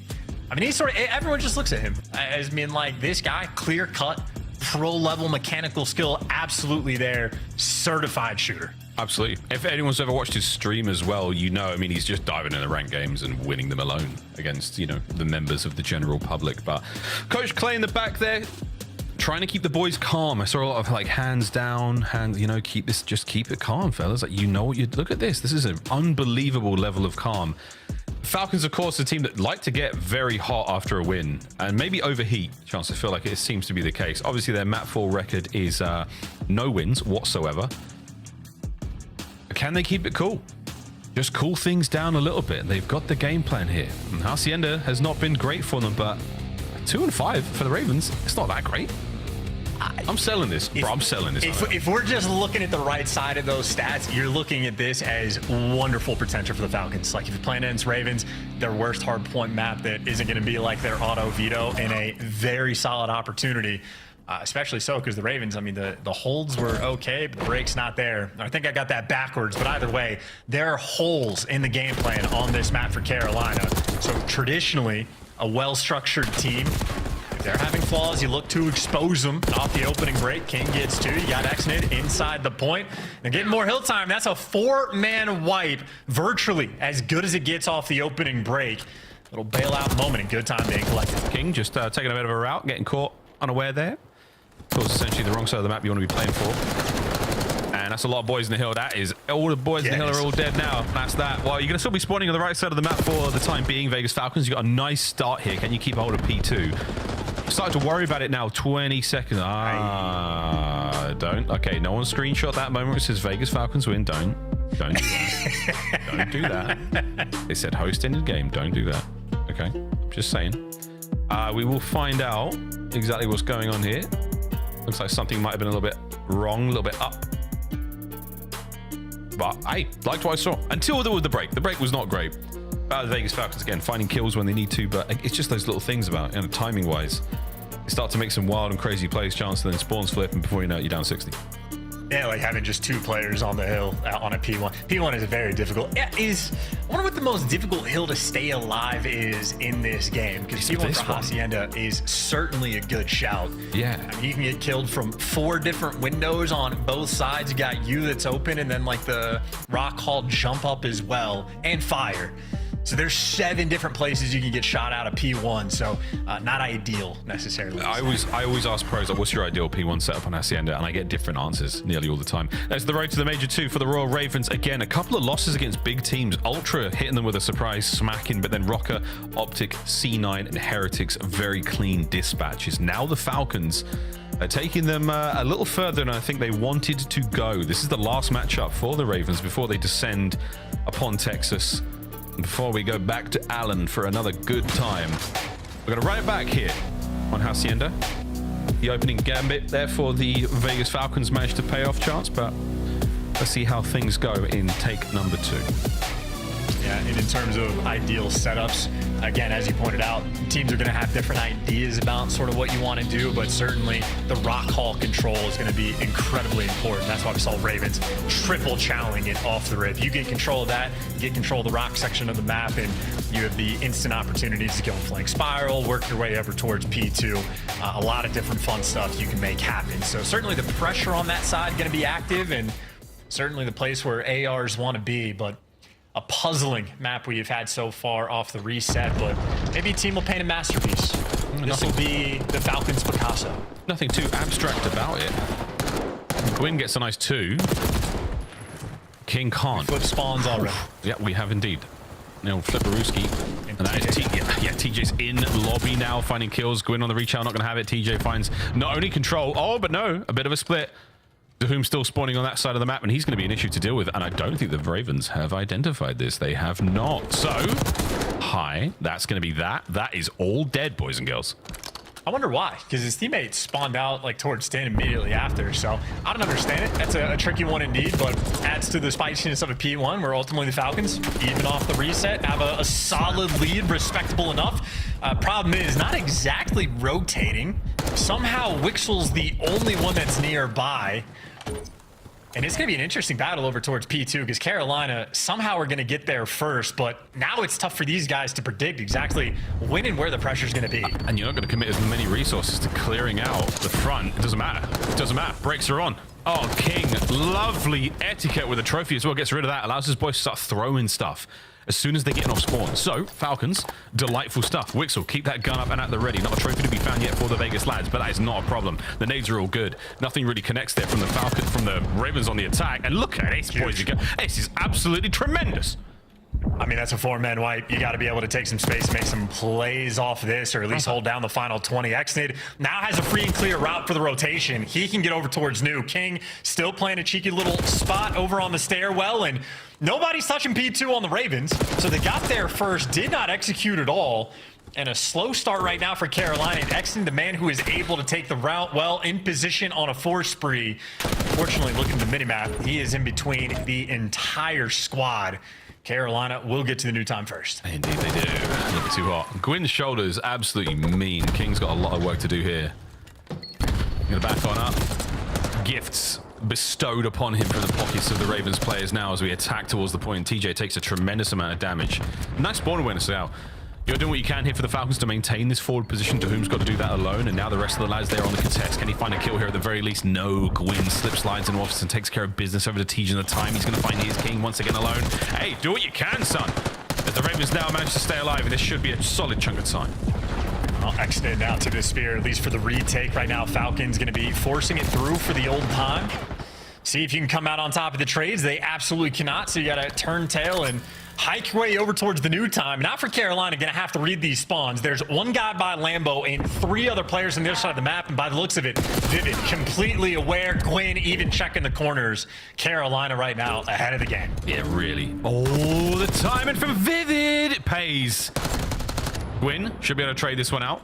Reinforcements now on their way. Nice job there from Wixel. Buying the time. Wixel going huge there. Gets Xnid involved. And that's a delightful break from the Vegas Falcons. That's your hard point, lads. Now dig in. Here come the Ravens. I feel like that's just the type of game Vivid's been having. 3 and 9. He's making the perfect reads and then just not exactly trusting his timing. So maybe the timing is the biggest factor. But while Slasher gets taken down, that means the middle door is going to be opened up and Carolina just reburst right back through to get inside of time. Trades rolling through though, and Vivid by his lonesome gets dropped in a P4 that neither team able to hold. Ultimately though, Falcons going to end up out on top. It certainly helps that Xnid gets a 2-piece. That really does make all the difference. Now can they hold it though? Xnid causing problems in the middle of the map. King gets his. A 2-piece for King.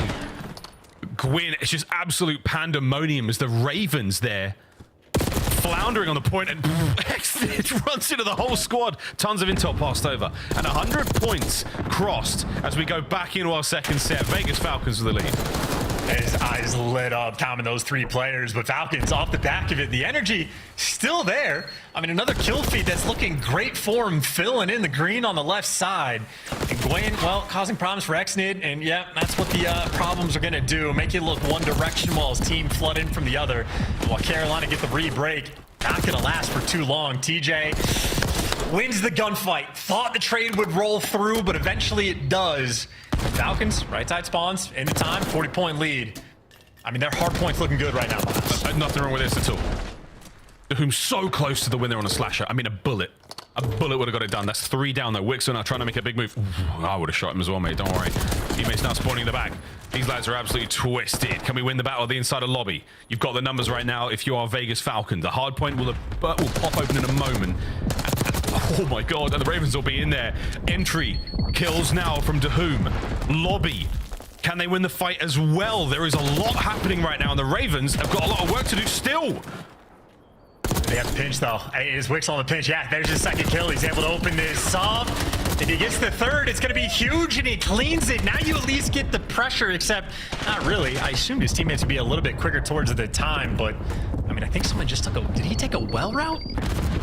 Did he spawn there? Maybe he just spawned there. Maybe. I was too busy looking at the screen. Sorry, mate. I missed that one. 2 members now through the bottom side of the map. That's going to be, again, a lot of time given up here. 25 good-ass time with the word of TJ Haley. Oh, they're rotating at 30. That's insanity. Giving it up. Just giving it up. Holding on for a very strong fences right now. Vegas Falcons chalking it. Happy to let that time go to the Ravens. Will we see them bite them in the ass towards the end of this series? But Ravens don't have a clue. Good news, TJ's disgusting. Good news. Bad news, not a clue still. Where are the remaining members of the Falcons right now? Good news, TJ disgusting. Disgusting. Miles, they just rotated it 30. It took them 15 seconds to figure out what setup they wanted to have, and meanwhile, all of Carolina just walked through. That's diabolical. Carolina running the show. Go for a quick listen in with the boys in blue. One inner, one outer. Another one time, one outer. Out of fence team. Out of fence we doom. Out of fence we doom. He's out of fence really. One step from inner. He might be close in on me. I'm pitching dark. He get by me. I send it outer. He get by me. Inner done. He get by me. One's outer. Inner again. Wixel done. One's outer fence. Outer fence doom. One shot. We got by me. Flat or some shit. I'm blocked. You know what? Block this side. Block this. He went out mid. Went out low mid, bro. Get us some. I'm going new. I'll send him low P1. I'm going outside the new. In top open, bar and top open, bro. Go together. On new, already on new. I'm gonna pitch too close here. We got low bar. I'm sitting bar outside. Pitch it too close. Yeah. Bro, he's challenging to turn bottom bar. Exton's on new. We're gonna come top close with you, Teach. Yeah. Oh, I'm about to rub the sun. I have tags. I have a nade. Shoulder our side time, Exton. Watch that time, Exton. Nade close though. They're doing all this shit. I got one on my guy. On the rock. I got naded, bro. On the rock. On the rock side. I'm playing our side hill. We're in the rock. On the rock. One shot. He's on rock, team, really big. I'm trying to play mid. Yeah, they're gonna be back over. I have a trap outside hill now. Mid mixer. What's up, mid? He's attacking. He was on the rock. On the rock, dude. No, open. Only 2 by time. He's on the rock. Open, done. On the rock. Dead. One shot. 1P2. One shot. Rock on sky. Now left. And twice. He's showing our side. Stun. Let me close this side. Just fuck, bro. Daddy over here. Stun this side. I'm gonna try to go open. I'm stunned, bro. I'm one shot. Stun on this side. Dead. Can we mid on us? This side. Doom. Another this side, I think. Close right. Wixel. Absolute close right. 2 of them. One's one shot. The other guy's one shot. Go flip. You spawn? I spawn. Yeah, flip. I'm playing for one that play old. I'm playing for shot. Open on me. Dude, what is this? Top office. No, my time. Top office. I'm one shot, bro. Won't be close on this. Yeah, I'm playing up close. One shot, close. He shot too close. Close, one shot. I'm gonna start dark, absolute. Everything dark. I see anything open. I'm still close, yeah? Yeah. That's done. I'm just close. 2 of them. One's weak. You're not having in. Yeah, rock wave. I didn't. I'm looking up. I'll play kills. Wait, I saw him. No, I spawned between the Open Wixel twice. He's holding zebra. Pushed out right. Degree of frustration from the Ravens chance, but not trouble listening. Yeah, Vivid just wants the snake, I think is all it is. He just wants the hate to flow through him in these moments. But now Falcons, I mean, P1 might be the best hill for him, and maybe I spoke too soon because it's about to be a 4-man wipe. The Whom gets one before he falls, but either way, that is Carolina with the right side spawns at the time. Right side spawns at the time. Set up P2 as well. Big old wrap right now. Exit at the helm. Kills in the middle of the map look fine. He's still playing this very sensibly. Vivid. Stunned up. A lot of damage. Wixel should be there for the trade. Is indeed. Break for P2 is on. And this is a moment where, like, honestly, should be the moment to get back in the game. I mean, a 20-point gap right now. You get spawned in the back. Exnid has well under wraps. It's a great spot to play. Might get traded out, but can calm all this to his team. No one is watching Zig. I mean, it is just wide open on the map right now. It's not like Carolina know that, but that's a problem. Gwyn's been swimming for about 3.5 minutes now. Here he comes. He's finally made it, and Wixel, do it. Just kill him. Put him out of his misery. Trades are there, though. Foot race on at the time. Slasher gun up first. Ravens are in. He's ready for that next gunfight. Able to get the damage. Everybody's one shot. Couple trades rolling through. Carolina, though, coming out on top for the moment. And this is a final 20 worth fighting for. So Wixel and Dahoom are here for the pinch. Dahoom gets traded out. Vivid, though, does not win the gunfight in the final bit of scrap time going to the Falcons. They will have the lead going into new, and they should be able to win this rotation. Admittedly, though, they have to sniff out Gwyn. Sneaky over in 10. And they haven't accounted for it just yet. Here we go. Exnid doesn't win it. Dahoom holding him down from well. Not a soul makes it through on a Vivid. Gunned. Hard points though, still in the hands of the Ravens.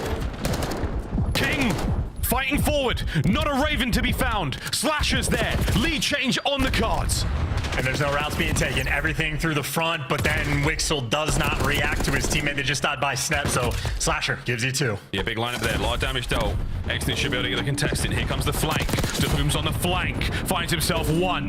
This is not over yet, folks. Contest is there. Here we go. Inner time. Last man gunned. And that could be game. A final chance. Vegas Falcons. You've played 2 of the best hard points we've seen. 5 seconds for it. Exnid in first. He goes down. Wixel's up next. Trades are complete. And it still remains to be seen.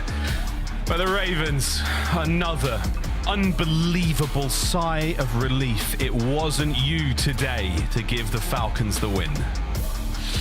They have avoided the fate. TJ, not the omniscient. Well, honestly, for how close it was, maybe he felt the pressure, felt the pain, knew what might have been coming their way, and I mean, ultimately, closer hard points there for the Falcons and so many opportunities on the map. Exnid, I mean, that is a great mind-blown GIF if I've ever seen one. That was actually very, very clean indeed. That was extraordinarily clippable, chat. It's a Pyrrhic victory, though, for the Ravens, feeling how close they came to, again, a possible upset, especially in both of the hard points. Search and destroy, not a problem. Not even going to question that. The control was a tough one, though. I mean, the Vegas Falcons, that's the map they win. They win the controls. Those are the successes they've had typically, and especially this major 2 qualifiers. We've seen S&D in the past. But, dude, 231? Was it 245 on Vault chance? I mean, it's going to happen. In the kills column as well, everybody getting good production there from the Falcons. The assist numbers are at least comparable to that of the Ravens, maybe slightly behind, but like, you'll take it. I think similar to like the Vault, if you're looking at that first P4 rotation, if they just clean up and do sort of the easy thing on the map, they could have taken map 1 and kind of a thing. When it was P2, they rotated with 30 seconds left on the clock, and then Carolina just walked all over them. But like, another moment where like, you should be able to set things up a little bit better for the team, be able to get a little bit more sort of like, you know, chip damage in the hill time column. But I don't know, opportunities are certainly there, but also, you know, 0-26. 0-26, but who knows, man? Sorry, 233, 231. I was a little off there. We haven't hit the 240 mark yet for the Falcons, but wow. We came close. We came close. There was a lot of light at the end of those tunnels. Who will be the first to Fulton? That really is the question. But in the build-up to Major 2, again, they go out winless, not a single series, but a couple of maps in the bag at the very least. So they're going to walk in with that, feeling pretty good, as good as they probably could feel going in a land chance. We'll see how things will turn out for them, but GG's back to the desk. 17 seconds and 19 seconds away from their first match win. It's tough. They could have won both those HPs. None of us got it right. We all thought it would be a 3-0. We were wrong. Falcons playing closer, but more importantly, Carolina, their blood was drawn in this fight. So Nameless, where are they in the power rankings? You said they were a top 3 team on our pre-show. Yes, without question. Still keep them there after this? 100%. Listen, they had 2 close hard points that they ended up winning. Top 4 at every single tournament we've had so far. And the team now, they shoot up to 2nd in our overall Major 2 standings after this win. This is an incredible, another big win by them where they were getting tested. Imagine you're probably frustrated at how Falcons are approaching the hard point, and you're still able to muster up a W here, which I think is huge for Carolina, now 5-2. For context and rehearsal, I was getting cooked badly because I had Carolina and Vancouver Surge kind of tied for me when it came to sitting in that 3rd spot. But yeah, after this, absolutely, I have Surge saying about them right now. Love Carolina Royal Ravens. Love they were capable of doing in the past couple of weeks. But I think a series like this is a little unacceptable from any in the top 4 teams to allow our 12th team to not only take a map off you, but to bring you so close to these respawns within 20 points. I do want to tip the hat to Vegas Falcons. They are slowly but surely getting closer and closer to maybe a couple of more map wins. But for Carolina Royal Ravens, I mean, this was a little unacceptable for me, at least as far as hard points and respawns are concerned. The Gunny is there. Exnid leading the lobby multiple times in multiple categories, including damage in that game for King, Wixel. They all had their moments showcasing their shot. How long does it take until they win their series? I mean, until they win a hard point, let's start there. Okay, hard point. 26 there. I mean, they're getting close, bro. Like, I mean, you talk about the end of those games. The nerves got to them. You watch the final moments of those maps, put themselves in a position to win that. P2 was so good, just weren't able to get a good control on P3 fences, man. But they'll learn and they'll improve it. And I think they get it next stage. We're joined in the winner's circle by a top top 10 player in the league. He goes by the name of TJ Haley. And TJ, I got 2 questions. Yeah. Are we spitting lies? Do you truly like crumble? It is pretty good. I don't eat it as much as people say, but it is a good cookie. Follow-up question. Were you truly scared to play Falcons? Did you feel like Carolina could be their first match win? Dude, they came out cracked right there. They were shooting, but yeah, no, that was a good series. They were. I mean, they're gonna get a hardpoint win here soon, hopefully. So I mean, see, chat. We don't tell too many lies on the desk. Not all right, too keep many. it going. TJ, you have to go back and look at your reactions to some of those hard points afterwards, because you could just tell you were like, nah, that was way too close. But as we head into the major, TJ, I wanted to ask you kind of how it feels to go back to Texas and how confident you guys feel compared to Major 1 now to Major 2 heading to land. yeah, no, we're. What are you doing? But yeah, we're confident going into Major 2. We feel like we kind of threw away Major 1, especially that losers finals match, but or loser semis. But yeah, our hardpoint's been looking good, apart from that series. But our S&D is looking really good again, and then our control. I mean, we just got to work on respawns. That's what we've been working on, focusing on, and I think we're gonna be looking good going to this major. TJ, I want to ask you, listen, my deskmates here give me a hard time putting you guys in 3rd overall. I think you guys have just been so consistent. And using these hard points as an example, why were these hard points so close between you and Falcons, who people should say you would dominate? We just made a lot of mistakes today, honestly. Our guns weren't hot. We were kind of getting slayed, but I mean, we came out with the win. We clutched up when it mattered. We're not going to be playing like that at the major. We're going to become way more prepared for that. Okay. TJ, if Carolina wins Major 2, where are we going to celebrate? Do you have a favorite way to feast after a big win? Steakhouse on the Ravens. Steakhouse on Brian Saint. Steakhouse on Brian Saint, medium rares all around. We're joining the party. Thank you for the invite. TJ, we'll see you down in Texas. See you guys. See how I got us invited there, guys? Yeah, you did. Good work. Yeah, good job. Move. Scott, play of the game right there. Let's take another look, though, from in-game. It should have been from XNID. I lost my argument. Instead, we'll watch the boys from Carolina walk me through this performance in their Search dominance. It's been unreal from side TJ. Search has just really been his game on, man, and they needed it versus the Vegas Falcons team who, you know, their Search sometimes catches these teams off guard, but TJ doing TJ things, great driving skills as well. I said I'd let him drive, but then I realized he also took me on Slasher. 11 We'll and hold 2. on that one. We'll hold on that one, but S&D's been unreal for this guy. He's giggling all day long despite a little bit of stress in those hard points. Why are they so happy, Ant? Well, they move up to 50 points, locked in to a top 3 after completing their qualifier. Only Atlanta FaZe really the threat to catch them at this point. Yeah, we got Atlanta FaZe to round out the night. Should be a banger. When we come back, FaZe is in action. Is Atlanta the best in the world? Can LAG contend with this composition? The real test comes up next.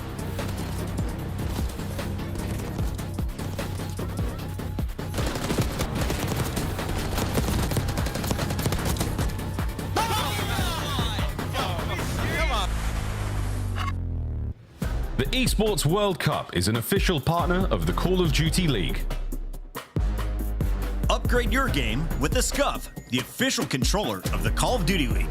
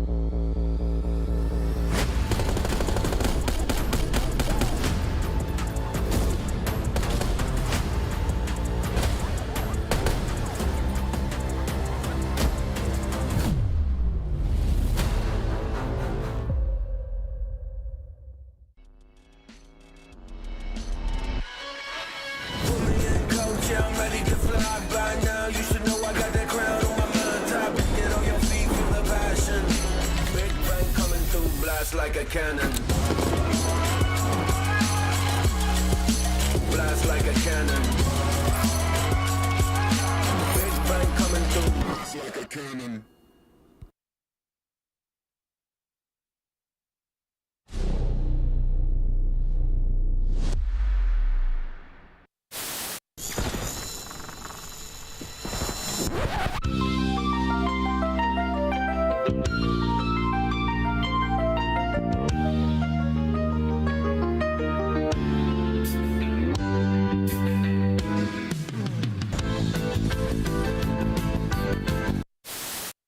They're gonna sit deep. They're gonna sit deep. I'm one shot. I'm gonna pinch. Signing cross. I'm looking gold. Pinching, Snoopy, got him. Nice. Yo, I don't know where he is. In the water, in the water. Oh, go, boys. Go, boys. Nice. DK 60. I got us, boys. Holy. Got it! Oh my goodness! Vamos, Heretics! I cannot believe what we've seen. Simply unbelievable. The madness in Madrid continues. Can you act out the coolest kill you've had so far in Black Ops 6? Act out? Yeah, show me with your hands. What did you do? I can't show you the hands, but I can show you the Omni movement. There we go, there we go. All right, let's check it out, let's check it out. The chair's gonna... Yep. Okay. Oh! Hit him with the side strafe! Is he gonna come back? This guy don't play for the win. What? This is criminal! What was that? Play for the win. What? Why is he laying down though? Because he don't play for the win. I get. Hey Ken, you know where you died from? This guy's not real. What do we call that out? Because I knew he was there the whole time. Let's call it Barrel. The 2025 LAG Team Pack is available right now. Each pack includes home and away operators, as well as this weapon camo to assert your royal will in the lobby. Next time you boot up, suit up at the in-game shop.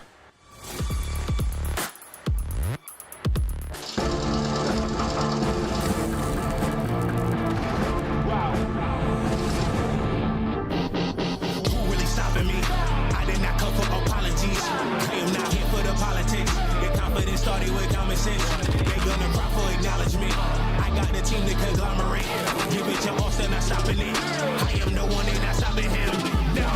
Black boy, it's a different situation. Black kids when I pull up in the latest 101, so they never can replace them. This is not the attic, now we live in space. Tell me that I can't, I'm bound to go too crazy. Tell me that I can't, I'm bound to go too crazy. Laser focus in the diamonds, all canary. I try to tell them, but they didn't get the message. They used to be the best team in the league. They won Minor 1. They won Major 1. I almost said Major 2. They might win Major 2 because that's what Atlanta FaZe does. They've done it in back-to-back years, looking for a three-peat. But let's see what this team is bringing to the table today. Atlanta looking human throughout this major qualifier. Are they still right up there with LA Thieves? Are they in a different tier? Where do you have them, Allie? I'd say just based off the final alone, like you would still say it's kind of an Atlanta FaZe and LA Thieves run league right now, but I do agree with you that in this second set where LA Thieves has elevated their search and destroy while staying on par with their respawns, Atlanta FaZe has elevated their respawns, but their search and destroy has taken just a little bit of a hit. 3 and 5 across the Major 2 qualifiers, losing to teams like Vancouver Surge and Boston Breach. Their S&D could use a little bit of tweaking, but I will say they've been trying to expand their map pool with things like Hacienda, Protocol, and Skyline, so they're testing their limits right now. And I wasn't worried when we saw their streak ended by Vancouver, but I'm a little nervous after seeing them go to a Game 5 against Boston. So what's going on with Atlanta FaZe? Any concerns for you to see them shore up against LAG? They're definitely the favorites in this matchup. I don't have many concerns about Atlanta FaZe. I feel like this entire stage there's been an objective, and it's we're going to expand our map pool and iron out some of the small S&D issues that they had early on. And every time we talk to them in the interview, they keep saying like they're making progress in that game mode, right? Yeah. And that's what won them the finals versus the LA Thieves. So I feel good about Atlanta FaZe. I think we're coming to this event very confident. On the other side, it is the disappointment of France. LAG, the gentle mates, have not done what they were supposed to do. You signed 3 world champions. Yeah. They have a similar record as 4 rookies coming out of Saudi Arabia. Yeah. LAG has invested heavily in his salary. They've even invested in a top challengers performer. You look across this leaderboard, their only win is against the Falcons. Blanked by Cloud9, blanked by Miami. Even the teams close to them on the rankings have been one-sided. You know what? Hell yeah, Chris. I agree with you because expectations of this team have just been so high and we have not come anywhere close to meeting them. I am interested to see, though, how Lunars is going to play up against a team like Atlanta FaZe because right now it almost feels like this is the player spotlight of like, all right, we brought a new player into the league. Let's see how he does. All right, LAG, it's time to shine. Can you get it done across these 5 maps? Let's take a look at our best of 5 as we get into a protocol, Hacienda, Skyline. Do we like our coaches' bans? I mean, I think like the Hacienda Hardpoint is a map that if you're Atlanta, you really want to get good at, right? You look across the hardpoints, it's been like the one issue that they've had. In terms of control, that's where Atlanta's been very good. But on the flip side of that, LAG is like control as well throughout this stage. So I think control could be a big one. Game's ready. Time to get into our Scuff Pick'ems. As you can see, the players are loading in. So let's make it swift. I'm going Atlanta FaZe. Going down the line, Allie. Yeah, going Atlanta. I do hope LAG puts up a good fight, though. Yeah. They need to for this roster.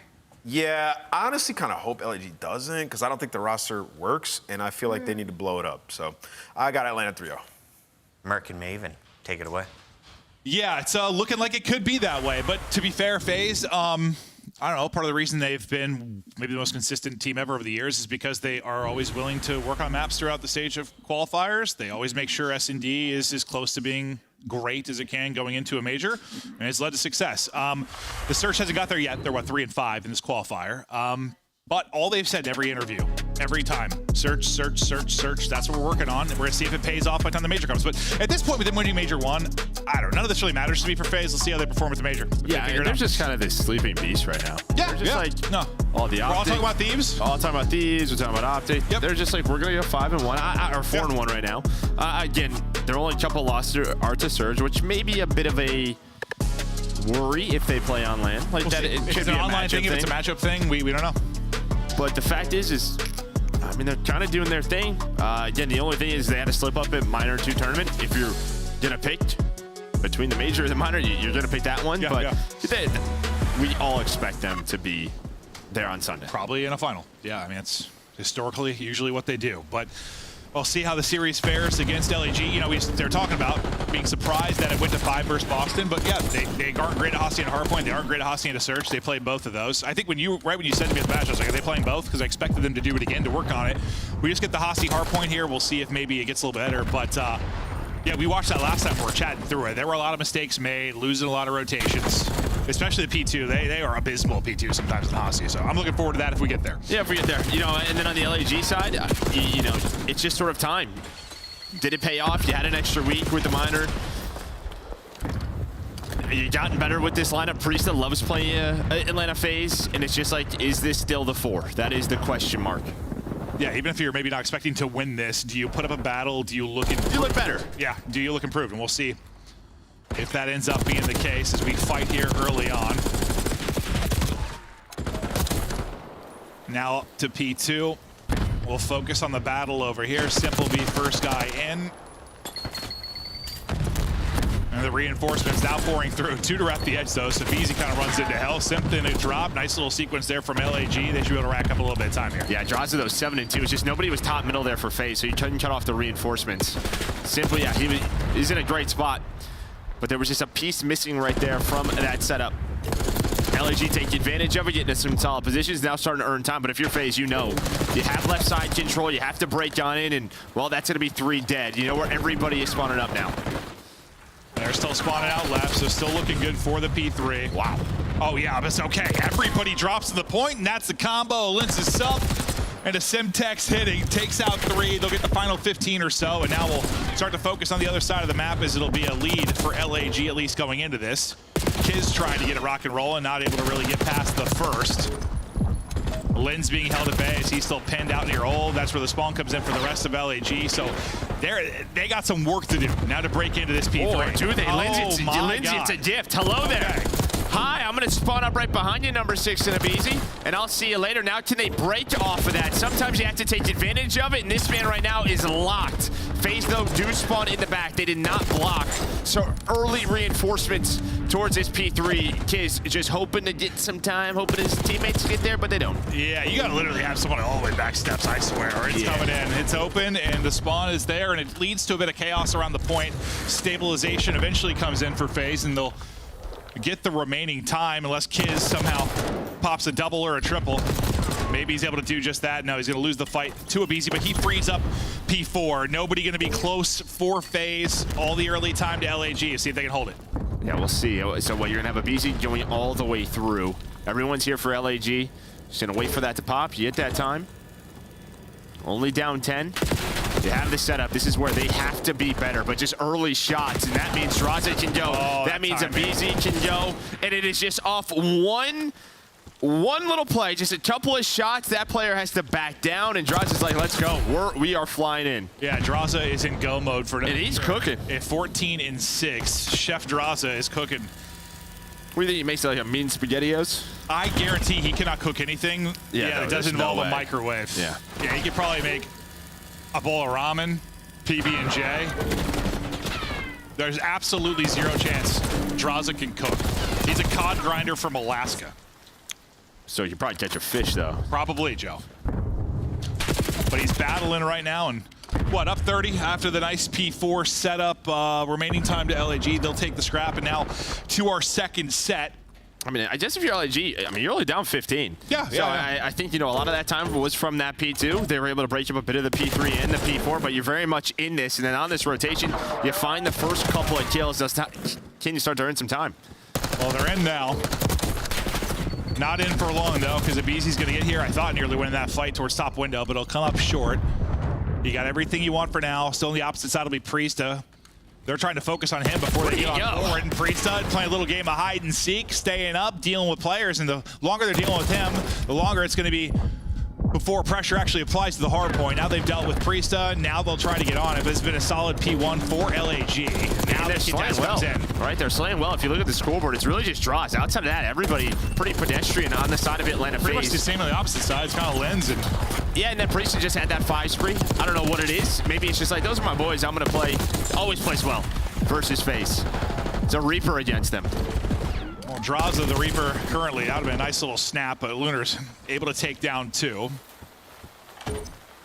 Not any setup really for P2 early on, just kind of ring around the rosy for Abizi and Priesta. Abizi finally able to sniff him out, trying to get back to full HP for the next chow. It was kind of snipped by his lonesome here last time. This time it'll be Abizi. All the fights are going out around the hard point, nothing really battling close.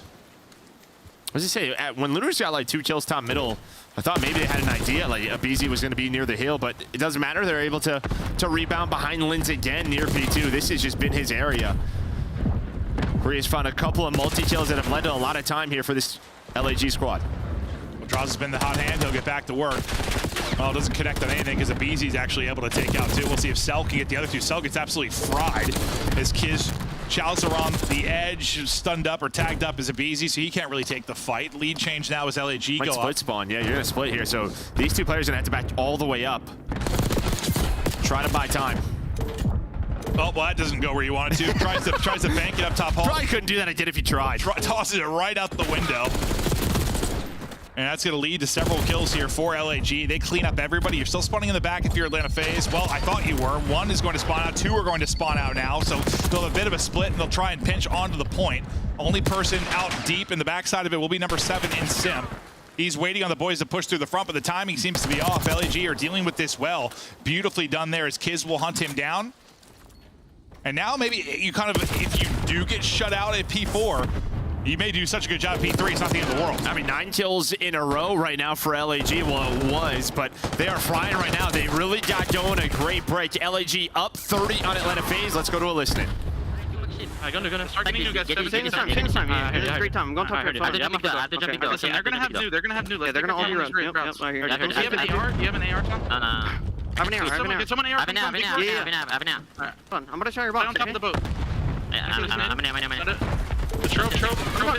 Watch on this side. Go help you. I need backside. Draws a spiral, backside time and maps. I'm looking at left side, backside. Right, One more time. We're good. Take your time. Yep. I spawned out ammo. Yep. Yeah. Once you be on you, he's probably spawned grandmas. Okay, yeah, I know. Okay, hold on. Have us up. We can challenge. We're tripling spiral. Okay, sorry. Spawn. Wait. Nice. Let's get him. Give me time. Maps. I got need a map. Alright, get kills. We're good. Wait, I'm gonna beat up. So I'm gonna go towards you. Yes, Two. Nice, one more spiral. Two. 20 on that. Play for a row. Yo, I spawned back to you. I'm holding back. Okay. Yeah, spawn back tower. I'm turning up this one. Okay, we bottom ammo. Yeah, bottom ammo. What's in your zip? Lucas. Lockers on hold. Okay, yeah, Cliff, boys. Cliff, 8. How much? One shot, Cliff 8. What's on hold? I don't know. He's still back, Cliff. He could have zipped up. They can be on the zip. Long step. I need over. Nice. Iron up. He's topped up. Top up, draws. Watch out. I'm time. Have your time, actually. Okay, nice. Go. Top up, challenge. I'm dead. Nice, good up. Simper. Have time. I got We're good, boys. I'm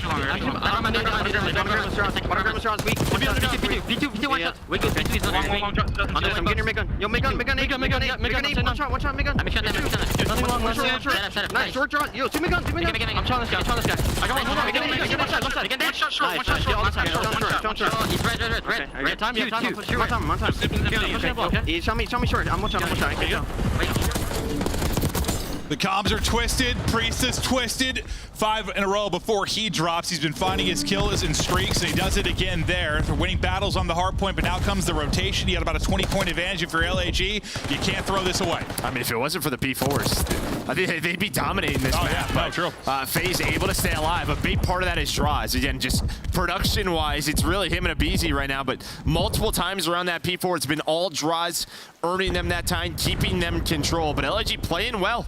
Good comms. They're trying to line up things together. Let's see if they get a break here at P2. Yeah, they put bottled up Cell, which is pretty uncommon. We've seen it a few times this year. He is dropping a stinker. We'll see if Draws and the boys can bail him out of it, but still pressure to LAG to get this map won. If they're going to win the series, it'd be huge to get things started off on a good note. We got, what, a one-on-one kind of little game of hide-and-seek on one side of it. I think it was Simp that was trying to hunt down Lens. It's actually a great play from Lens. He just leaves it. He's like, screw it. I'm going to just run out middle, and we'll fight for this scrap time. The good thing is, as well, you see, Draws and Cell spawn out, so it's down to the tiny terrors, and, well, they're pretty good at it to clutch on up. They're going to try to hold this area for spawns for P3. I thought Lens had that one for a second, but yeah, they deal with it. They've got spawns for now, but due to the pressure from LAG, nobody in the point for now. BZ finally going to track back and try to pick up Spiral. Lens getting right back to work, and let's get right to the gunfights. BZ going to get slaughtered as Kismet soars on in. Draws has got to go God mode. Maybe he's doing just that. Able to get 2. Clearance around the point again. Couple going to spawn behind him, though. Does it work out?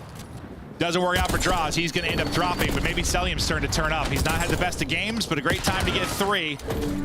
Now just playing his life. Well, until he opts to chow with the pistol. Yeah, but without that Draws play, again, they're in a heap of trouble. I mean, they still are. Now, this time it's on Simp. Lunar's just trying to hunt him down. He's able to read that. 15 seconds for LAG to take map 1. They can win it on this hill. So, FaZe, they have to go. And then they're going to have to rotate. But they get a clean 3 dead. Lunar's the last player up. He's going to be down low. Massive initial gunfight from him. FaZe have dominated the P4s, but they've won it there early. They're not going to have the numbers this time. All the pressure to Draza. How many can he get? The fact he gets 2, will that end up being enough? It is the double from Draws. The difference, P4 dominance for Atlanta FaZe. Deep out spawn for LAG. They've got to battle back. Just 10 needed for the win. Here goes LAG's only push. They've got to win this. It comes down to this. They fly on in. The team kill's going to hurt them. Who's left at the end of it? It's a FaZe member, and it's a FaZe win.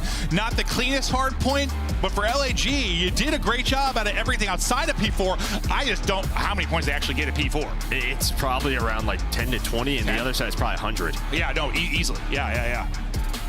Yeah, but a very solid map from LAG. And it's one where, yeah, you have Cell, who's an off map, simping off map really till like the end of that P3. Feels like if you're the underdog, you have to take advantage of those matches where you get just a stinker out of players like Simp and Cell. Like you need to take it. But when you talk about sort of these top teams, it's the difference, right? You have someone who can just go off at any moment. And this map, it was Draws. Yeah, it's like Draws. Do you need me? All right. Yeah, Juno with both weapons as well. Yeah, no, he really was. And it was just, we talk a lot about multi-kills, and there's obviously not all multi-kills are the same, but in stretches where he really needed to come up with them, he did it. And you saw it there at the P4. And sometimes, yeah, one's really weak. It doesn't look all that flashy, but still, you got to get 2, and he does. Puts the numbers in your favor, nearly drops 40, leads the lobby in damage, leads the lobby in hill time outside of Priest on the opposition. A monster map from Draws. Yeah, and then you see 18 objective kills, and that to me just kind of means like he was the guy inside of P4. He was. Yeah. Like there were multiple triples that he found a couple of kills, and yeah, he was the difference maker. Yeah, that just, I know it's a different roster now with LAG, but God, that just brings me back to kind of stage 1 at the beginning, right? Like they had so many close hardpoint losses that we casted, so many. And sometimes it was them coming from behind in massive holes, but just not being able to close things out. So Lunars is down here, right? He finds the first 2. Like he plays like very well. He does. And then what? You all just drop Zip. Draws is here. It just comes down to that final. Yeah, Abizi just gets off the hill. He's able to help reinforce. But the fact all 4 are about to swing and Draws just gets 2 at the start of that. And he got help on 1. I'm just thinking, how did Abizi get back so quick? He found 2 kills, so he was right back to it. No, he is lightning. Very, very fast. He's moving. And Draza is booming. 1-0 lead for FaZe. You would have taken that if you're feeling pretty good, especially in the sense of like their Hossie and hardpoint not great for FaZe. You'd guarantee you're getting to a map 4. Not guaranteed now, though. Next, they'll talk to me about Search and Destroy. And this is, I mean, it's an interesting conversation for both teams. I think when you talk Search for LAG, that's been the thing they've been trying to really solve, and they haven't really found a roster that's solved the S&D woes. Yeah, I mean, I guess this initial one, you had the minor, like Game 5, where you won both versus Miami. Yeah. But Miami hasn't been a great Search team. True. But I guess that's there. But yeah, I mean, this has been a... It's just, is this the team? I mean, a solid hard point, but the big question mark is going to be the Search and Destroy. Yeah, it is. And same for FaZe, where there's been a lot of time. I listen, over the years of this core trio, their most constant is probably, well, Search or Control, I guess. But like Search has had a couple blips over the years. And usually when they've put their like foot down and said, we have to get better at this, they typically do. And suddenly they become very, very good at Search. It's just happened a couple times over the years. Like I remember where they were struggling, like MW2 title a little, and they won like 16 straight or whatever it was. They, when Slasher came in, they were having struggles before that, brought Slasher in to kind of help, and they became a really good Search team. Like it's been a little up and down. They've mostly been solid at it, but 3 and 5 during qualifiers, not great for them. No, I just think it's so. I mean, I don't know if it is to me for Search. Like I just feel like they're going to put it together at a tournament. No, I do. Oh, no, I do too. No, I do too. But like I think, I don't know. I know they're saying that in the interviews, but for me, it might just be the respawn. They have to go like 50-50 for Steves. Yeah, I think they're as confident they can go 50-50, I guess. Yeah. No, I hear you, but what's their recipe been all this time? Good at Search, good at Control, 50-50 in hardpoint. But the control might be the bigger combo. They got to win one of those. And well, before Thieves lost today, I mean, they were literally lights out in it, so we'll see. But it's fun. I mean, I don't know. I'm just looking forward to that matchup. I am. Like, I know we got a ways to go to it, but yeah, if we see it. I'm assuming that's probably going to be the final. I think it's like a safe assumption, at least right now. Yeah, I mean, if FaZe is kind of playing like this, where there's some slip-ups, I mean, I think this is where you can take, if you are struggling in Search and Destroy, you get to a Game 5 at LAN, this is where, that is exactly what your Carolinas, your Ultras, your Surges want. Yeah, no, true. The last 4 S&Ds, you see, going 2 for 2. Vancouver on that list. That's a team that's seen to be a difficult matchup for them. We'll see if it ends up coming to that on LAN, but we'll stay on protocol now as we get right into the Search. Nice first blood there from Lunars. They combo nades onto Sempin, but the way Sempin's been playing in Search and Destroy, definitely a guy you want to get rid of. Good comms and trade there as Kismet literally takes a bullet to his heel and is dead. Yeah, he was trying to get out. He didn't. He did not. Now just trying to find Priesta. I don't think Draws saw him. So Priest is just hanging out inside the helicopter. He's going to have the info. You look, Bomb. Hello. Just chilling. Hi, Bomb. They're coming to Lunars now. Priest is pinching this. Priest might find multiple here. He finds the timing, so they have that man advantage in the 3 versus 3, but Draza inside this area has been dominant. Well, it was multi-kill chatter from us about Draza in the hard point, and takes it right to search and destroy. Draza gets 2, the difference maker in the round. This is just a slide and a snap. And he's all smiles. Thought maybe with the late play from Priesta, that was going to be enough to get him, but just didn't have the angle for BZ. That fight gets extended. You got to think if he gets through them, Draza's going to be in trouble quickly, but did BZ end up getting that kill? I mean, Lynn's just like, I'm going to assume so, yeah. But Lynn's just like runs at him. They have all the info from Priesta, and he just gets caught sprinting.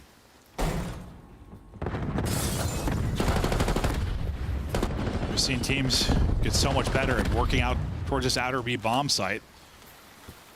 Cell, especially like Vancouver Surge when it comes to mind. Surge and Ultra, those are like the two that really kind of set the meta, I feel like, on Protocol. Well, so far, just a flurry of trades. Now, I'll say BZ's kind of isolated top mid by himself, so it's all on Draza to try and clutch up. Bomb too. Oh, Jebediah. Staying alive. Not a lot of health to work with, and he's ready to challenge just about anything. He was the man of the map in match 1. Had the 2 in the last round. Now we'll see if he can clutch up in a 1 versus 2. Doesn't have a sub to work with. And they've given up close sight. Yeah, he's going to have an idea what this setup is here soon. He knows exactly what it is now. He's cleared out everything. He's like, hello, and I just didn't see him cross. Yeah, because he went vertical. He jumped over. He jumped over and guns him to sleep. Draza can do no wrong. Give him the 1v2. And yeah, I think he just hopped off the top computer. They didn't see him. I thought you'd see like legs or his cankles, you know? Yeah, no, he's got big cankles. But no, didn't spot it. And it might be one of those things where like you do just see a pixel, but they just didn't notice. But I mean, that's why you take that jump to avoid that shot from the cross. He's 4-0, and the first one a freebie, the second one a beautiful gunfight win. But yeah, Linz has no idea. Lunas doesn't know. Oh yeah, no, obviously, no. Yeah, they definitely didn't see him. Otherwise, if Linz is standing like that and he was spotted, there's a bigger problem. This guy grinds, so it's like as soon as he has info, he's like he knows where these two are. Yep. He's a grinder, and he is having a series so far. 2-0 edge to phase down the map to.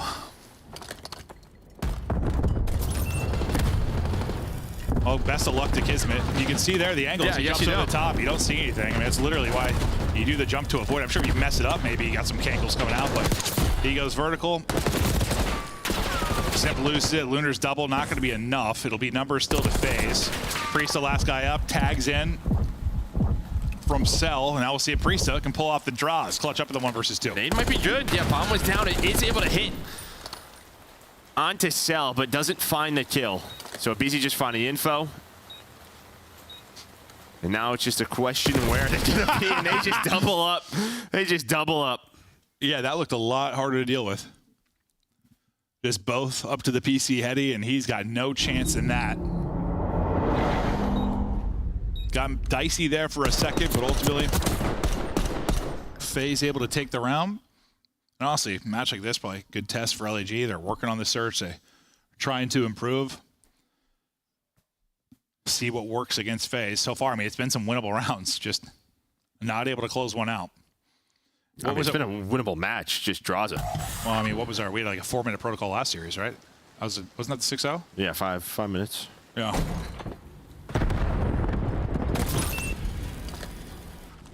No, what was it last series? Our other one was like map 2. What was the best series? Wasn't that protocol? Last one? I ran to the bathroom and it was 6-0 was over. That's where Carolina went so quick. But anyway, that's the story of the day. Real quick, protocol search and destroys. Trophy eaten. Set up here. Car now out. Hits Lunars to half HP, and they're going to go off of that. All the utility trying to get tossed in. I'm going to hit Priesta too, so you might have had a couple of players weak. No trophies are in, but Lindsay's going to find the first. A BZ sliding on through next, but the setup good for LAG, and they hold. They take down Draza. That's the key. Yeah, and I just don't think they didn't get enough info or out of the car. They didn't push right off of that. Then you saw like the nades and stuns being tossed in. I don't think they connected on much because it was pretty delayed the push. Yeah, they didn't follow up the call. No, I don't think they got what they wanted. And they didn't hit the utility either because that, like, they just stacked up and were hesitant to push. I think they were waiting to hit some nades, hit some stuns, and didn't, is my guess. Because they did not fall off the car at all. And I think they were thinking car does damage, we finish it with a nade type thing. They just didn't connect. Yeah, or maybe they thought they were going to over chalice or over. Maybe, yeah. Well, whatever they got, they didn't like. There was absolutely no fall up until it was like, okay, we literally have to go. And LAG able to deal with it. Well, I was about to say BC's in trouble. He's dealing with 3. Instead, oh my God, that nearly turned into a second through the stun. He's got some help there, though, so BZ makes it work, and that is a quick one as they dominate it at computers. He just wakes up and is like, I know in search, we're going to have rounds where we're just going to run forward. Oh, 100%. Makes him magic happy, gets the first blood, and as you said, just does enough damage to Kiz. 18-second round is a quick one. BZ gets him started off. Yeah, I thought he was going to get caught by the second, but Draza has got his coverage. And FaZe handle business as they continue to progress through this map too. And LAG, I don't know what answer you have. But we'll see what they can do offensively first. Lens wants to get right to it. Oh, just a stun for info at the bottom. Kiz nearly doubled it. The first just didn't do enough damage. They want to go, though, because he's so weak, and, well, he is that weak. 27 HP. Abizi pushes it. Abizi first blood last round, first blood this round, second blood this round. Drowsa and Simpton call round. I know it's just a different variation to switch it up sometimes at A, but it just feels like when you go plat, like near P2 on offense, it feels so tough because that player top ambo just watches the cross, right? If there's a nade or a stun that hits, your 2 players are just stuck out to dry. Or your 3 players. It just feels so hard to execute at times. Yeah, it just looks so funny as Abizi's slowly climbing the ladder like, you're dead, you're dead, you're dead. Yeah, like, I mean, like, we've seen it work at times, but it just feels really hard to pull off. No, once you're trapped there, you're just like trapped there. So where do I go? I can't back up. I can't go forward. No. I'm just going to lay down. Not to shoot the out of top ammo window. That's impossible. Yeah, best of luck. Well, it's been a couple of first bloods for Abizi in a row. Not going to be the man opening things up right now. Simp first eyes on. Stun doesn't hit. Yeah, what this slow kind of start does is you see the LAG setup. It rotates them off of A. They're afraid of a B hit. Now do they rotate back to A? Just switching up the timings is FaZe. Playing mind games, playing for info. Trying to set up a BZ. Watch that number 6. Yeah, and there's always like a player on that late pinch. So Lens, it's just what's the timing be like for him? It's his job to pick it up eventually, but still a while probably that's going to be the case. Abizi's going to start working up. Okay, well now he's able to pick 1, so they know Abizi's going to be taking the round. That's 3 first bloods in a row. Even if the round slows down, he's still getting the first blood. 3v4 retake chance for LAG to keep this map alive. They know because they have to joke because they know Abizi's going to pop out sooner or later. And here he is. Hi, my name's Abizi. I'm on your flank. Checks bomb, nobody home. Hold up, Dross is going to drop. Maybe they're just letting Abizi work the ace. He's going to continue to dance. All on Abizi now. Now he's got to get the ace.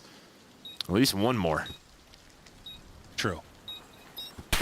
Oh, well, not going to happen. It falls apart. The 3v4 retake happens, and LAG are able to get it. You think the map's over there, but not quite. That's what FaZe certainly should have won. Yeah, not sure if you overchal. I mean, we were obviously on board with BZ, but it fell apart elsewhere. Maybe just one of the rounds, you get cocky, you're thinking it's done, you have numbers, 25 seconds left. Well, once you lose the player in Heli, things get dicey, I feel like, always there, like post-plant. As long as that player in Heli's alive, like, you're good. Once they drop, things get interesting. Yeah, she's in the player who's usually playing house, has to sort of go. Yep. Okay, let's see if they can pull it off, the 5-1 comeback. See if Abizi can find another first blood. Oh, it's the fake car again. Hold up. Did you give Abizi the first blood there, though? Or do you give the computer the first blood? The computer, yeah. The computer gets first blood? Okay, that's fair. 3v2 for FaZe. Some teams, though, like, it doesn't happen. I don't know if it's trophy placement or what, but... I just think the fact that it shows a car is the funniest thing. It just shouldn't be a thing. Yeah, probably not, Joe. This bomb's already tough enough. Why are we letting that blow up? Like, what are we doing? I don't know, Joe. Everything could blow up, you know? Just make the whole map like that. That tree. It's an explosive tree, Joe. It's pretty much MW, too. Extinguishers, wheels, I don't know. Yeah, pretty much. Well, they were able to have the 3v4 last round. Now they got to do the 2v3. But this time, they'll be the ones in the post plant. Simp going to have probably a one-on-one on one side of it. Or are they going to take the 3-on-1 and isolate one in the back with the information? All the way deep is going to be Lunars. What is Priest to find? Cellium paints an outline around him. Then Priest is going to hop out of the window, and I thought he snapped perfectly to win that one. Doesn't able to do it. Now it's a 1 versus 1. Cell, nice tags in. All on Lunars. He's got the heady to work with, and he uses it. Oh, I thought he used it perfectly, but he gets gunned to sleep by Cell. Oh my God, I thought he got enough hit marker. I thought he got enough tags to kill him there, honestly. He was throwing a little cell in there too, right? He was. Yeah, it's nice like little pop-up. I thought he had that one. That position, that gunfight is not easy. No. He got like 4 or 5 hit markers too, and then he went to Child again. I thought that was a guaranteed like gunfight win, but it's Cell. And well, even though Cell maybe not have the best series, he is one of the most difficult people to have a one-on-one gunfight against. And he wins it there. The headshots come through, and the headshots the difference because Lunars did the damage, but Cell had to have been half a bullet. Well, 5 first bloods for the guy who is the best first blood player of all time. Ever. Yeah. But I think Drazen kind of sets the pace. A couple of big clutches from him, the 1 versus 2, the 2 versus 3. That gave them that early momentum. And that's been one thing that's been interesting about FaZe, though. It's like they've relied on him so much sometimes over the years for the first bloods. Like when he's not getting them, it's like, where does it come from? But yeah, I think the difference is with this lineup is that you do have draws, and you can just see sort of the impact. Yeah, no, it's the good confidence he plays. Like in the past, I don't think their fourth has had sort of takeover ability. Yeah, and Draws absolutely does have takeover. No, he does. I mean, I was good with that pickup just for the confidence and swagger side of it, considering where that team was at mentally. So, Draws having a hell of a series so far, but Abizi kind of taking over in the search and destroy. LAG still struggling. Nice win for FaZe. They're up 2-0, looking to shut this thing down 3-0. Desk, talk us through it. It's been exciting, and I saw someone in the chat saying, oh, a couple pumps from Cellium. I put Detective Wheeler on the case, and we're hopefully going to see a clip towards the end there because Cellium just went man mode, takeover, game's done, FaZe up 2-0 at the half.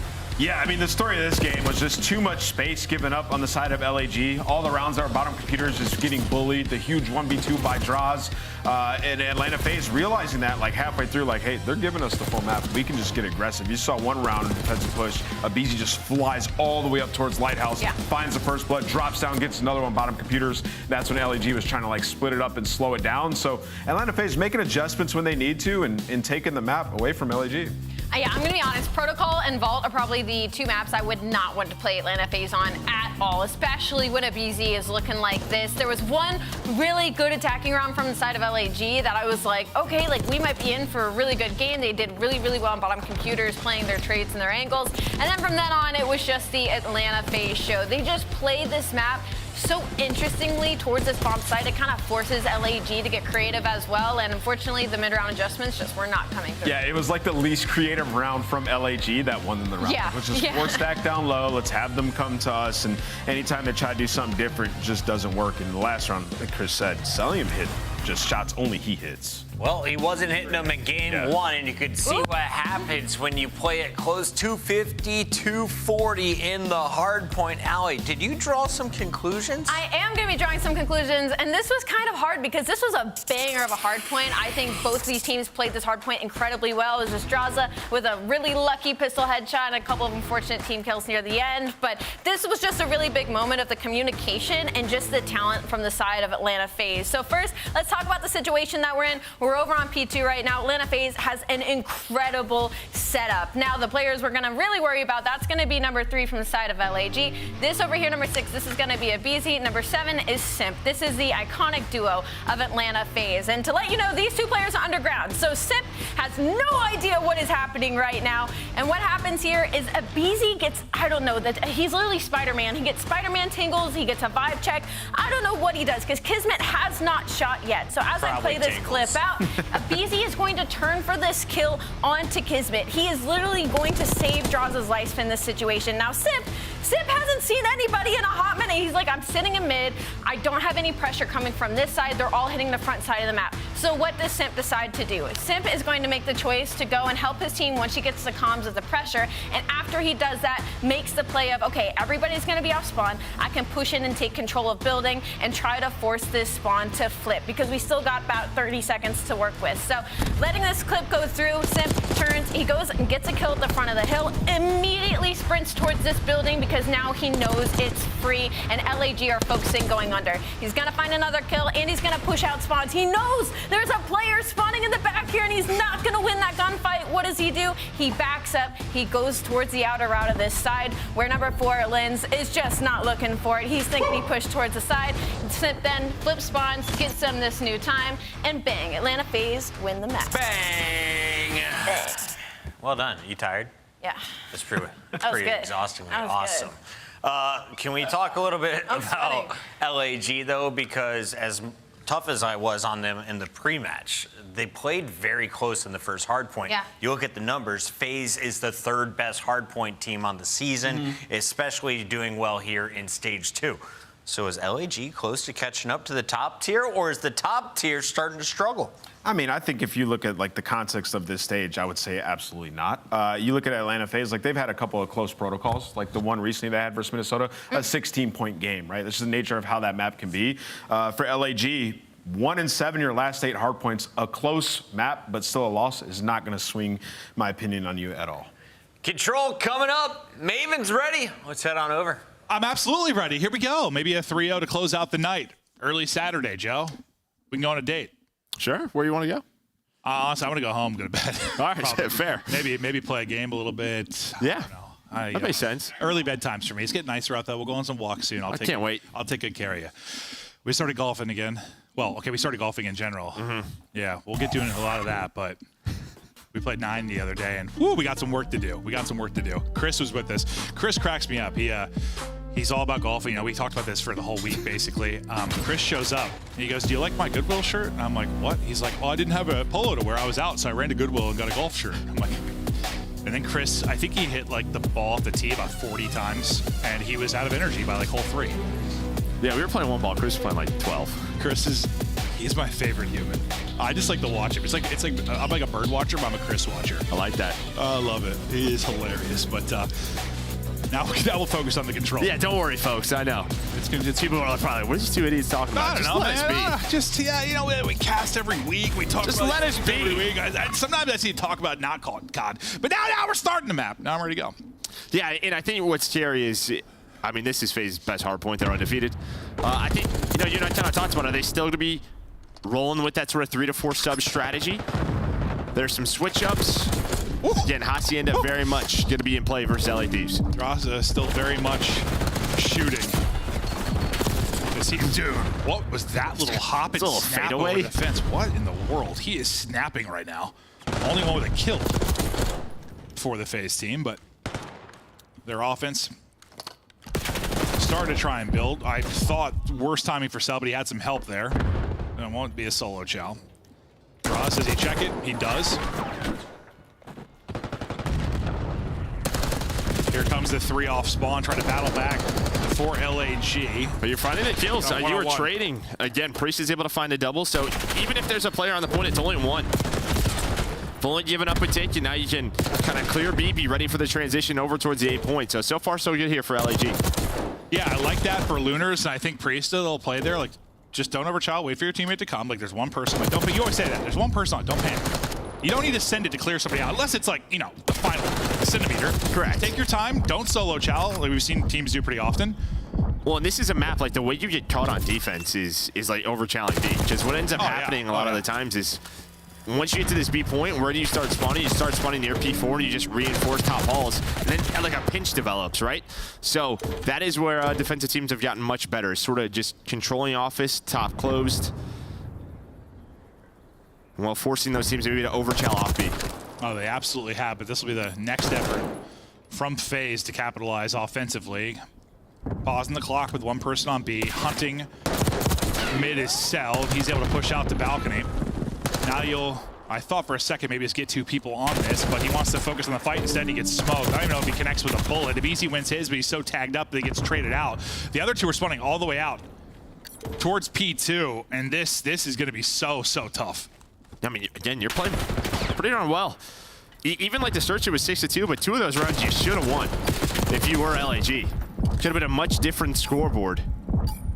But yeah, in this round number 1, there were a couple of chances for FaZe. Linz did finish us off with a triple. Honestly, not really, though. Like, that was great defense from LAG. There weren't really good. Well, they got to the point, I guess. Yeah. They got to the point, but there weren't, like, I guess when I think of, like, a real chance, like, you know, you got 3 or 4 dead. Like, you pretty much avoided that if you were LAG.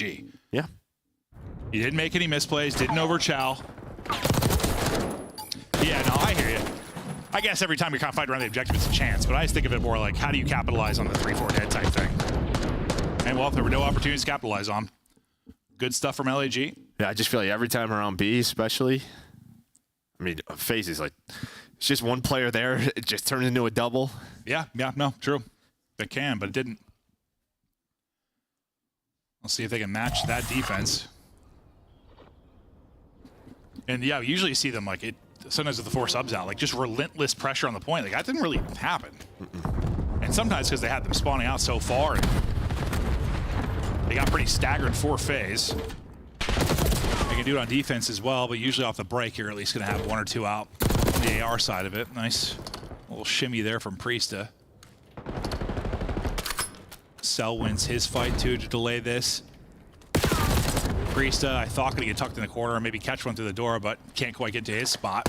Yeah, he was trying to flank Cell, but he had no idea where Draza was. Luna's going to open up the map. Just headshot after headshot. While that's going on, his teammate Linz is on B. Well, all 3 players are about to be on B. They're like, all right, Linz opened up the map for us. Let's try to work this objective. And that's what I've been wanting to see from Lunars, just in the sense of, like, listen, you're coming into a pretty broken team. I've just heard he's a shooter. You saw a little bit there. He can beam and found some openings for his team. Yeah, unfortunately, someone else is shooting. That's Draws again with a double who just shuts down LAG over towards that B point. But they're still fighting, still 40 seconds to go. They have 2 ticks done. We'll see if they can get the extension. Priesta can't darn close right now. It's real close to done, and they'll get it. So despite the fact that you basically win every fight if you're FaZe, there's 1 player remaining on the point, and they're able to finish it. Lenz is the only one left. They know they're missing Lenz. We'll see if they're able to spot him or he finds an opening. They aren't able to deal with Lenz. He's actually able to get a kill. Now the defense kind of falling apart for FaZe. You have 2 people on the other side of it kind of pushing the flank. How do the members pick this up? Well, Lunars isn't able to pick it up on one side. Simp may find one on the other. He does. So the 2 players pushed up, able to efficiently kind of pick them apart from the opposite end. Yeah, and I like that play out of Linz, right? As soon as Lunars drops, he's like, all right, we just got to play kills. We have to play position, wait for our teammates off spawn. We're very split. But now Lunars and Priesta, they're going to try to have to hold, right? Yeah, you see those 2 players around lobby. Just try to wait so all 4 players can make a push together. Yeah, you have to try with just like 13 lives remaining. Each effort's got to be a 4-man push, at least until you're just like staggered and last-ditch effort to get on the point. You have a real chance to make something happen here, but the route from Abizi about to break up everything. He knows he's got 2 there. He's able to take down both. The nade at least trades him out, but the damage is done from Abizi. 10 lives remaining, 30 seconds to go. You're running out of chances, and well, you're getting close to a streak too if you're Draws. What does Chiz find though? Chiz is on the other side of the map. He just like kind of runs by the objective, and it's pretty much a 1 versus 1. Priesta versus Cell. And Draws, I'm keeping an eye to see if Draws gets a kill, because if he does, he gets a streak. He didn't, so he lost that fight, so no cruise for Draws. Still winnable. Ooh, man, if Priesta wins that, I think they have a chance, because you would have immediate reinforcements, but now numbers, they know they got to take their time if you are phases at 2 versus 3 around the point. I said still winnable, and 2 of them done. Yeah, but Priesta almost made the play. I mean, he guns Cell, then Simp is just trying to, he's on the hunt for him. He's on the hunt for him. It's a close one, but the SMG didn't win it.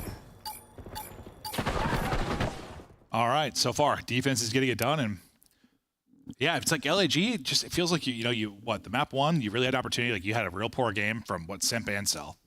I mean, even here, you got Simp double negative. He's not having a great series. You want to take advantage of that, but Draws has been frying. Just one of those days, Draws woke up different. This is a nice little stretch from Lunars, though. Beautiful, it's like straight headies. Yeah, and again, just one there, they probably want to Well, I guess they ended up getting done with B. They probably just want to do a little bit cleaner so that they have a lot more lives to work with. Yeah, at least they'll have the advantage in the ticks department for now. Atlanta FaZe, yeah, not a lot of great chances in their first offense. Really good, patient defense. No solo chows really out of LAG. No sense of panic when FaZe did get onto the point.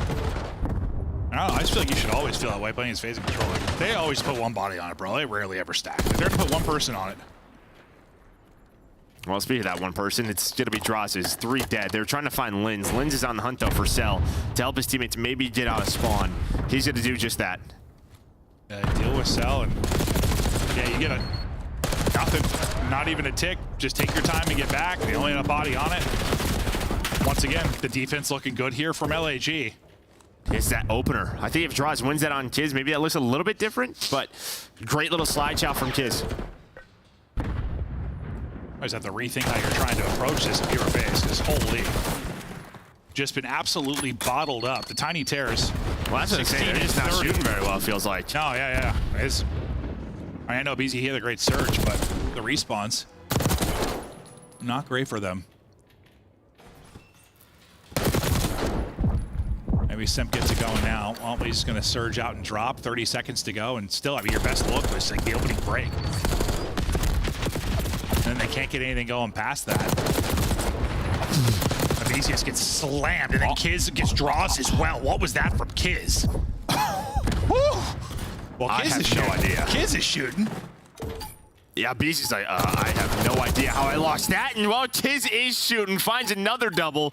The same too is like, hey, what's up, guys? Yeah, welcome back to the blender. Kiz dominating. He'll end up cleaning that up. He's on 5 straight, 6 straight, maybe 7 if the round doesn't end. Defense still perfect from LAG. What did they get tick-wise the first one? 2? 1 or 2? Yeah, okay. So still advantage to LAG. And apparently Lunar is going to be our best play every round. Even though Kiz was I thought it was Kiz. Yeah, it was because I want to see his POV of the kill over by Arches. Yeah, I don't know if like BC just stops shooting or just loses him. You hit that slide sometimes in adios. Yeah, but then he got one right after that. Like, who got fried second? Yeah. I saw the kill feed. I was like, wait, how did he just pick up another? Okay, well, so far, all defense. LAG at least able to get the minute extension the first time. This time, well, it looks like it's going to be an 8-hit early on. What progress can they actually make? Kiz still on this streak, still work to go towards the cruise, and while that conversation is done, as Draws slides out and Chow seems to be the one shooting back on the other side of it. Yeah, if that's a sub, maybe he wins that, but Draws has the AR. And not the easiest of fights, that's for sure. Nice little Chow from Linz. Knock, knock. Problem is, though, the rest of your team is kind of all over the map. Nobody's on the objective, but Kiz is able to find another double. The only player pushed up will be a BZ on the side of FaZe. So, like, B's open. You can pause the clock, but it's just so many staggered pushes. Lunars has to wait for him. I'll be honest, Joe, it's 85 degrees in this room, and I'm going to pass out. Don't do that. If you pass out, I need to take me to the hospital. Thank you. We'll pick you up a personal fan. Whew, we need to. Must be hot in BZ's room as well. He's 10 and 22. Now 11, though. But still, I mean, even though like LG have been better defensively, still hasn't been a whole lot of offensive success. A little bit, but you take the risk maybe to work A early. You get a tick in. You know, Kiz is absolutely cooking, but will be enough. Thought he had that gunfight won. Yeah, and it's like, after all that, you have 3 dead behind the double. Okay, you have 2 dead again. It's like, can you work this B objective? The problem is, it's only 1 right now. They kind of have an idea where Simp is. Linz is going to drop down and help out Priesta. Okay. Linz gets the 1. Lunars with a nice win as well. Subs are clicking. Everyone lighting up on the feed. Chance for the mid-extension here. Last person to really battle this is Draws. Of course it is. Draws has been the guy that's been the multi-kill demon for the side of FaZe. He repositions well. Kiz does a reading, and Draws kills all 3. I mean, if it is not for some of his plays right now. Oh, yeah. FaZe are losing this series. They're losing. Literally losing this series. But Draws is on a tear. You just think if, like, somebody else picks it up, they'll be in a good spot. But, I mean, well, they're still up 2-0 in the series. See if this one ends up going to a round 5. Cell can't finish. Either player gets tagged in. There's the minute to go, but since there was nothing on the clock, that's just a minute to work with. Lives basically going to be square. You already got that 1 ticket A early on, so less that you have to actually battle for. Second tick is nearly done. Yeah, map control. Yeah, that's really the key. Like, you see a BZ, you say, uh-oh. We're going to have to deal, but he's able to find Kismet, and, well, guess who? Guess who? Draws it with another double. Draza is a machine right now, up to 28. Cell sniffs it out, takes out Kiz, no respawns remaining. And despite the ample opportunity here from LAG to maybe just close this out, this round can't do it. Draws has been the hot hand, but he gets fried there by Linz. 4 versus 5 now. 30 or so seconds to go. I mean, you can take your time to make the play you want if you're LAG, but not too much. Yeah, I see sort of Kismet and Linz trying to find the opening. They go down low, they hit connector. They force a 4 versus 4. These are the rounds they have not been able to clutch up this year. The double nades on point. One hits, but not the second. Draw's gonna get caught though. 4 versus 3 now. Sal able to win his, down to a 3v3. A big one-on-one close range. Abizi gets it. Simps win 1, now a 1v2. All on Kiz. Sub in hand. Good luck. Good luck. Abizi chows out and they take the round. We head to a 5th. It should be what, defense for LAG. As they dominate the ticks. I mean, you only got, what, 1 or 2 total if you're FaZe. I mean, this is it. Yeah, this is the reason you're getting to round 5, but still, like, all Draws' plays, there have been none on offense. And I don't know what needs to change for FaZe offensively, or if it's just really good kind of patient play at LAG, but... Well, I mean, I think, you know... There's been nothing, bro. Again, this is now a map that's been in the rotation for a couple of months now. Yeah.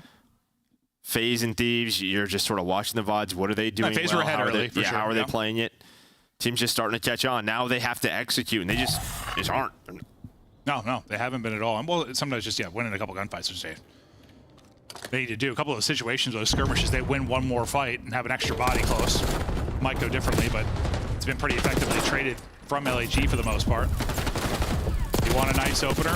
Draws on his belly, able to get 1, but traded out, and well, you're right back to battling off a spawn if you are FaZe. Stun gets the info though, and well, Kismet, sorry, but your spot's gone. Nice job dealing with that. They've gotten the kills they need to get out, but still, I mean, just by winning that opening wave, milking 30 or so seconds off of this, they're gonna hop right on to B now. 2 are gonna be down. One of the better chances you've had, and as I say that, Simp's gonna get stabbed. Well, this is sort of that transition play FaZe love, is just taking top hold control, putting a player on A, and then if it opens up, they can put multiple bodies on B, but Abizi ends up dying, so they're just going to deal with the tick, and that is a massive kill from Priest that opens up top holes. Yeah, you don't let Abizi get anything more. You don't let Sal win his fight. Uh-oh. Still a chance to win it. And you put LAG into some of the worst spots they've been in here. Linz gets 2. Matt Linz gets 2. They still might finish the point, though. They're still able to finish the point. But at least, you don't have like a quick and clean transition right over to B to seal it. So Linz's 2 kind of buy you time to get some map control and push forward like they're doing, but getting B might have been enough. We'll see how much those 2 matter in the scheme of things.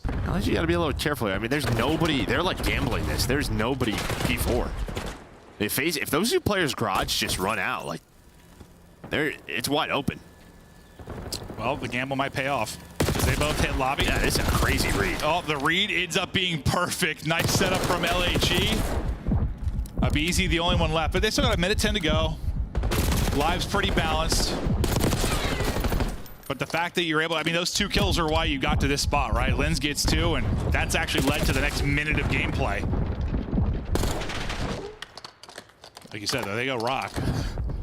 It might be wide open for him. Well, it was wide open for him, but that won't be the call. Okay, you do win a one-on-one there. Draws wins one over Kiz, so that'll be an opening on one side of the map. You win one up the gut through lobby as well, and then fanning out the other way will be Abizi. So you've really layered the map right now. If you're FaZe, here comes the push. The timing will be a little bit off the double chow there with Sam. He drops. Eventually, this is probably the moment. This is really the moment. What is Linz is going to play for the spawn kill. They're kind of waiting on him. Oh, God. Oh, and he gets found out. That did not go well. Timing looked like it was horrible for him.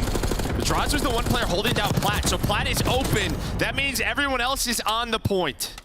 And now they're off it. Beautiful stuff there from Kiz. Now under 30 seconds to go. 3 life advantage for LAG. Simp gets, he hasn't really been shooting much of this one, but he gets 2 beautiful ones to open it up again. Now trying to snap his Lunars with the tiny tears. Erupting for them late. Suddenly, it's just going to be them, and they're both going to get found out. 4 lives remaining. It looks like LAG have extended the series. Unless this final 4-man push is something to get it done. Suddenly, you no longer have draws. I don't know if you don't have time to get to the point at this point. Sure don't. I don't think they're even going to get there. Nope, not going to be able to get there. LAG get it done through defense. They win 3 defensive rounds. There were probably there were 2 or 3 chances really in that last round for FaZe, but the first 2, man, that was lights out. And the fact is, when they needed to clamp them up in the late part of that final round, they did it. And now we get to that Hasi hard point, right, where they have struggled. This has been like the one hard point they've really haven't figured out.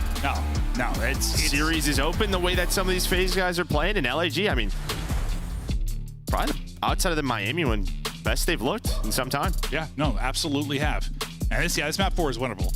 Don't get me wrong, FaZe might come out and just look great on it, but for the most part, when I've watched them play, honestly, it's not great. But that's why they're playing it again, to try to improve it. We'll see if they find some of the improvements here, but we'll look through the scoreboard real quick. Kismet had a map, the damage dealer there at 4,300. We were watching his POV a lot because he was going on streaks and making big plays for him. You get a better performance out of Cell maybe compared to that map 1 respawn, but one of the worst you're going to see from the Tiny Terrace if Easy and Simp can get nothing going. Yeah, like at times, like one of them can have maps like that, but rarely is it both of them. Rarely is it both of them, but yeah, just great defense on the side of LAG. Just anytime there was an opening, you found that trade. You didn't allow 2 to 3 players to stay alive near that point. You played together. You sure did, Joe. You're literally going to take me to the hospital soon. I got sweat dripping down my neck currently from my ears. It's all right. Holy hell. One day we're going to have an actual studio with it's air on the way. conditioning. It's on the way. It's been on the way for a decade, Joe. We're going to have it someday. Holy hell. I casted a COD Next from this same room one time, and not a Next. What was it? The Copal, but Pack back in the day. I literally thought I was gonna die. It was like 95 degrees in here. Holy. One day. I'm just gonna keep making comments till we get a studio, Joe. That's what I've been doing. My whole career. It's coming. It's probably an ice pack. There we go, Joe. See, they got you. They're gonna take care of you. I'm literally gonna wear this ice pack belt because I'm so hot. I'm so warm, bro. Here we go. Sorry, well, we got a map 4. We got a map 4, and I'm putting on an ice pack belt around my back. I'm gonna look sexy though. That is the true definition of 40. Yeah. Whew, that feels good. That feels start good. wearing ice packs. That feels good, dude. It's warm, bro. Oh, I feel great. Oh, I accidentally put the ice pack through my headset cable. Well, that's all right. I can't figure that out I can't put my shirt down. We'll figure it out. I'm feeling good. But we stay on Hasi now as we'll continue. Now look at this. I'll show it once we come to camera. Look at this thing. Like, it's literally up there. It's like tiny. You can see, you see the ice pack a little bit there hanging out my butt. It's cooling me off, though. Whew. There's nothing. I mean, listen, I've been with this guy for a long time. If it is if he's hot at all, it is all hell's breaking loose. Listen, let's be one thing. That's the only thing. Let's be transparent. We usually have a portable AC in here. I know. Trip to breaker. It's all right. Trip to breaker. Now we don't. So typically we're okay. He's actually learning how to be an electrician. He's going to fix that for us. I appreciate it. But now I got the ice pack now. I'm ready to go. Okay. I actually feel instantly better. I was getting worried in the control. I didn't know what was happening. I was looking at the map. I was like,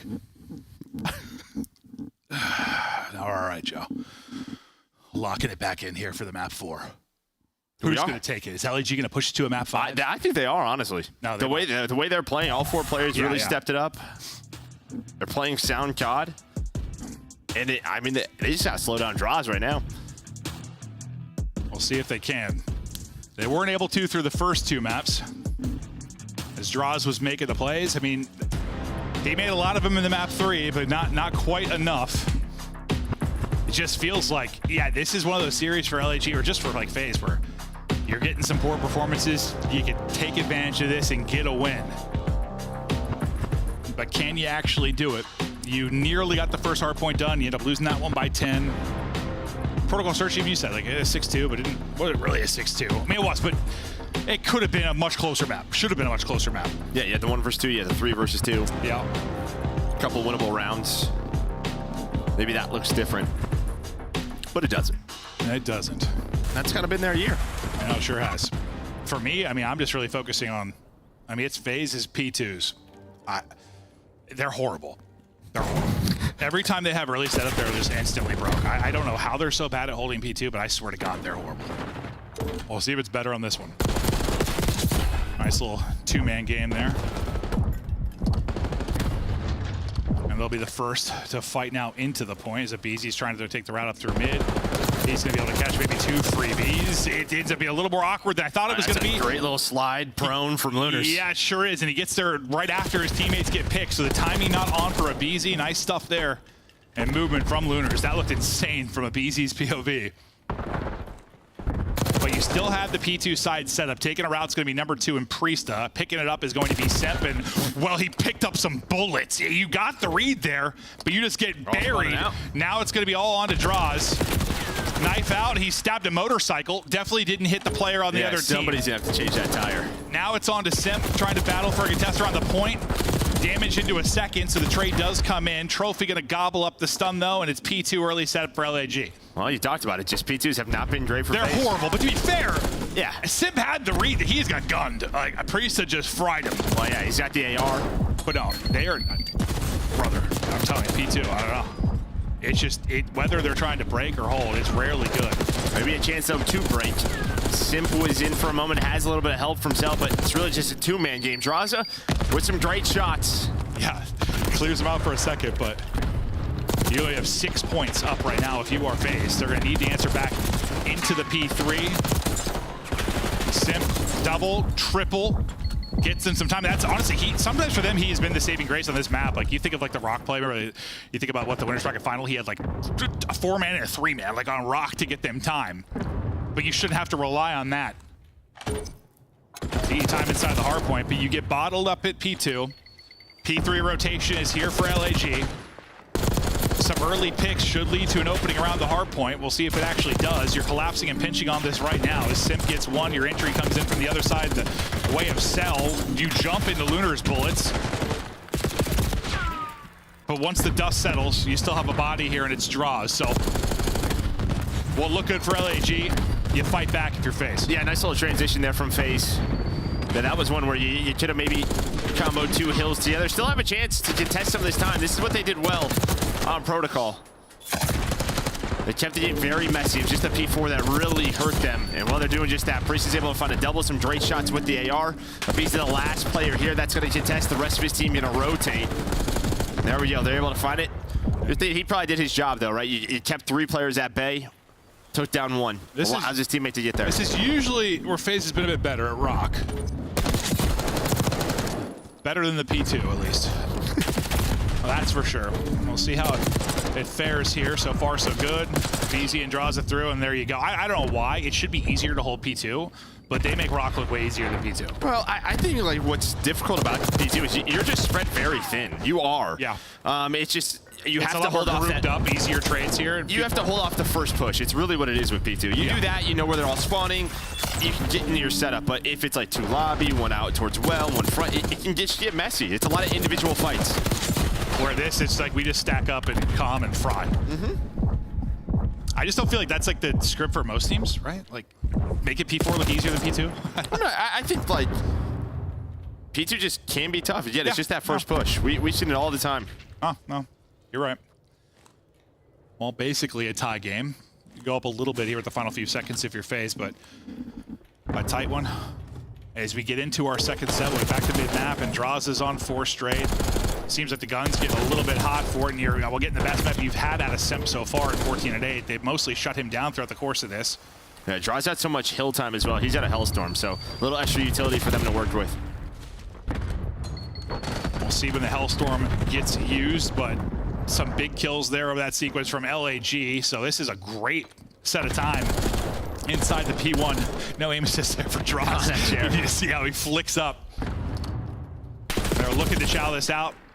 I thought they were double chowing together, but Simp kind of backed up as Draws took the fight, so he's not even able to trade that. Well, now the problem is they're going to spawn out again with around like 20 seconds. It was like 10 last time through, but you flip the map if you're LAG, and yeah, I think just a miscommunication. Little play there. They're hoping for the trade, or at least Draws is hoping for the trade, and Simp's like, thinking we're playing safe.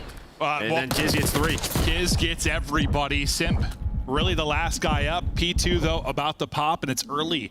Control for LAG. Taking the route will be Cell, but tucked in a corner will be Lens on one side of this. You play behind the streak here, and people start to scurry. Lens scurries away, and that's the opening then for Cell to collapse on the other side of it. So Cell now opens this up for the pinch, and that is all because of the streak. Now, can they break behind the streak? Here comes the pressure, 1 through water. They're able to collapse. Cell gets into position at back statue, and there you get it done. I mean, I hope you're able to with the streak, and they do. Yeah, I mean, you are here still if you're LAG, so a chance maybe to split some of this time, but best case scenario for FaZe. You use that Hellstorm, it turns into a P2 break. Cell had to spawn kill Lens for that to happen. He takes him down once, then wins the gunfight again, and yeah, get majority this time. Yeah, much better than the first time through. Big from draws to earn the streak. You give up the final 10 or so, but now you're at least able to rotate across for P3. You had to break it early last time. Simp sort of staggering that transition from P2, and he's going to be backing all the way up and getting information at number 7 on the minimap, kind of shouting over to draws what the play is going to be. FaZe will be inside the hard point for now. Here comes the push. Lunar's able to win a nice one-on-one.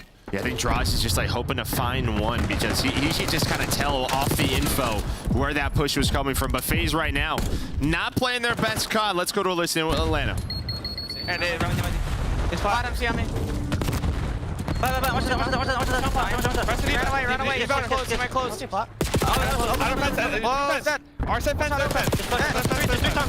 I'm pinching them all. Alright, last one. Lands weak. There's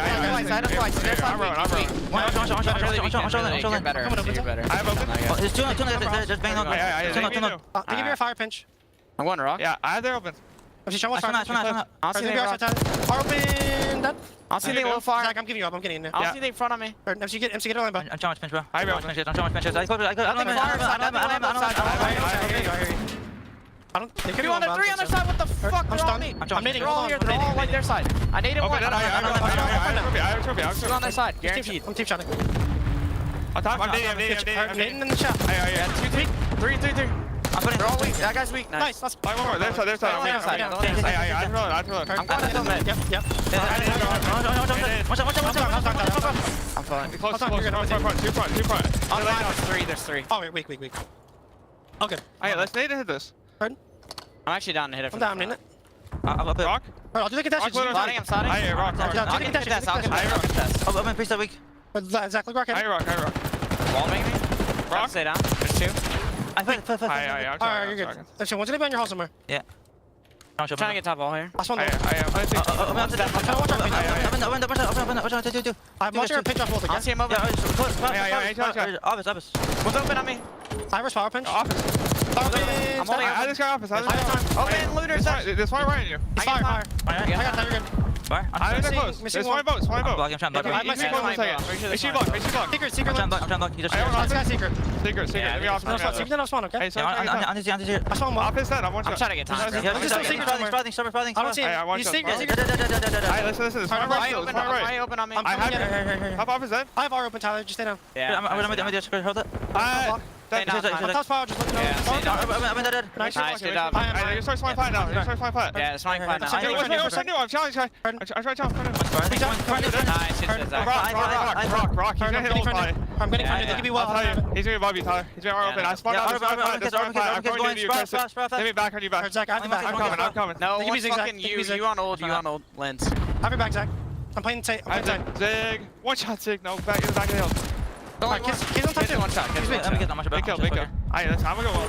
I think you saw kind of what's going wrong for him to a degree. Like, I thought the comms sounded pretty good, at least calling out spawns, who's picking up what, and what they wanted to do. It's just at times they were like doing the right thing, just not executing. Like Rock was a really good example. Like, they knew exactly where they're all coming from. They had a game plan, and I think Cell just missed some shots. And next thing, Lunar gets a 2-piece. Lens was the 2. But I'll tell you what, they executed that break because they, again, lost rotation. You had to set up, but you lose the next 5 kills. That was the opening for LAG.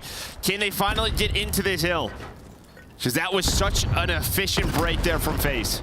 This is where I think they've really needed to improve at the P2s, and they're looking to do it late in this one. Abizi off the 5 in a row before he falls. But the break does come in. at least for now. Only 15 or so seconds remaining. See if they can contest some of this, but LAG's break, at least, well, that's a gunfight 1.5 there from Simp. He's hit the 13, but takes it. But this is a nail-biter, just like the first hardpoint. What, 10 points separate him? This one is going the distance. Advantage to FaZe. But now we'll see how it plays on the P3. Nice stun over. Well, the gunfight happens right before the stun hits, but eventually able to win it. They get every single kill. And, well, it seems like FaZe have hit another gear in these last couple of hardpoints. That's an awkward one, though, for Cell.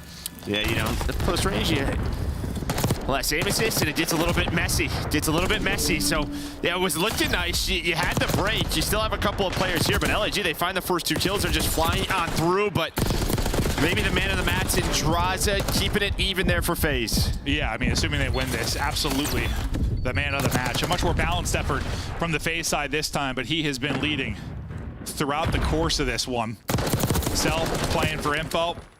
Damage into multiple.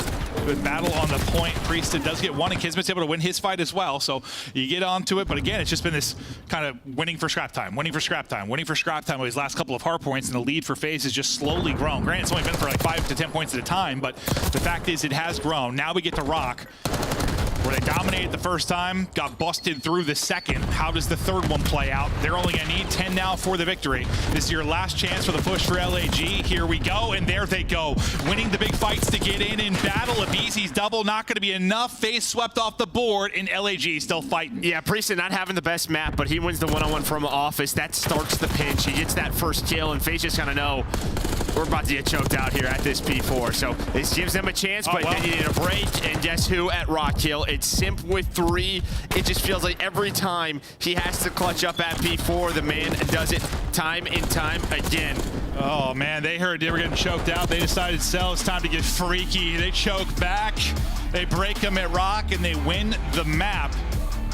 LAG battling in the hard points. I think this is a combination of some improvements and more time with this team. Yeah. And you can tell me as many times as you want that FaZe are 7-3 and hardpoint's been like their best mode. They're still not great in hardpoint. They're not. I don't care what the record says. The discussion's going to be, right, because the reason why they're playing Hacienda is because the question is going to be around vetoes when you talk about those big matchups. Oh, 100%. And it's just, do we play Hasi or Red Chart versus Thieves? And, well, Red Chart didn't go well. Yeah, this is kind of why you're playing this. Oh, no, I get it. I mean, this is... No, I know. They haven't looked great here, so it's not a good map for them, and they're trying to improve on it. It's just still, it's ugly at times. Well, I mean, honestly, all of the respawns in this series, the search may not matter if they're playing like this. No, true. If they want to win the major. No, 100%. It just seemed to his last couple of series. Or LAG just improved that much. Yeah. No, we'll see. I think, no, that is part of it. I'm not trying to take away from LAG. They have had more time. We've said all along, like with the team changes happening, you're trying 2 different things. Like, they needed time. You mentioned multiple times, the Miner has bought them more time, more practice, more time to get the communications gelling. And I think this is absolutely a product of that. It's just combo with the fact that I don't think FaZe are playing real well in the respawns. And that's how the game flow breaks down. A lot of back and forth, a lot of lead changes. Not a lot of separations across your 3 respawns. Would have loved to see a Skyline, see how that one broken down. The last one you're able to get for LAG, we look back to the Miner is what? It's through a Game 5 victory. They were able to do that. Maybe they were going to have some more Game 5 magic, but they're not able to get it there. Just heartbreaking in the hard points. Yeah, I feel better though for LAG. I mean, this could be a team where maybe you're thinking is somebody to go on a run in the losers bracket. It might be them. Yeah, becoming more of a threat. It seems that way. At least trending up, and it's not hard to trend up when you're literally on the floor. Yeah, well, not. They're like a step. Now they're on their knees, Joe. Yeah, there's a couple of teams on the floor. They're on their knees. Yeah. Maven, what would a FaZe-flavored popsicle taste like? America. I don't know. Probably victory. Or second place. Or second place, like second place. Yeah, probably tastes like second place. Silver does have a distinct flavor. Yeah. A little bit about this matchup. Atlanta FaZe gets it done. You look across the hard points. We had 2 of our top 3 teams playing today. Both of them within 20 or 30 points in all hard points. So walk me through the most recent one, Allie. What did we see, and why was LAG able to play FaZe so tight? We just saw some really fundamentally sound hardpoint. I mean, neither of these teams let up in neither map 1 or map 4, and it's unfortunate from the side of LAG because for them it was really just a couple of trade situations that just didn't go their way. Unfortunately, Lunars and Priestess slowed down a little bit in this map 4, each only having 19 kills individually, which is unfortunate because the SMGs were having the time of their lives. On the side of Atlanta FaZe, though, Simp showing up where he needed to. He had a slower map number 3. Instant turnaround loading into this 4th Hacienda. Yeah, this is an awesome hardpoint. Super back and forth. I mean, you saw early on, like Atlanta FaZe, they were getting kind of cooked. Yeah. If it wasn't for Rockhill, got a big hold. Like, I think LAG could have ran away with this one. But anyways, we're going back and forth. We get down to the very end.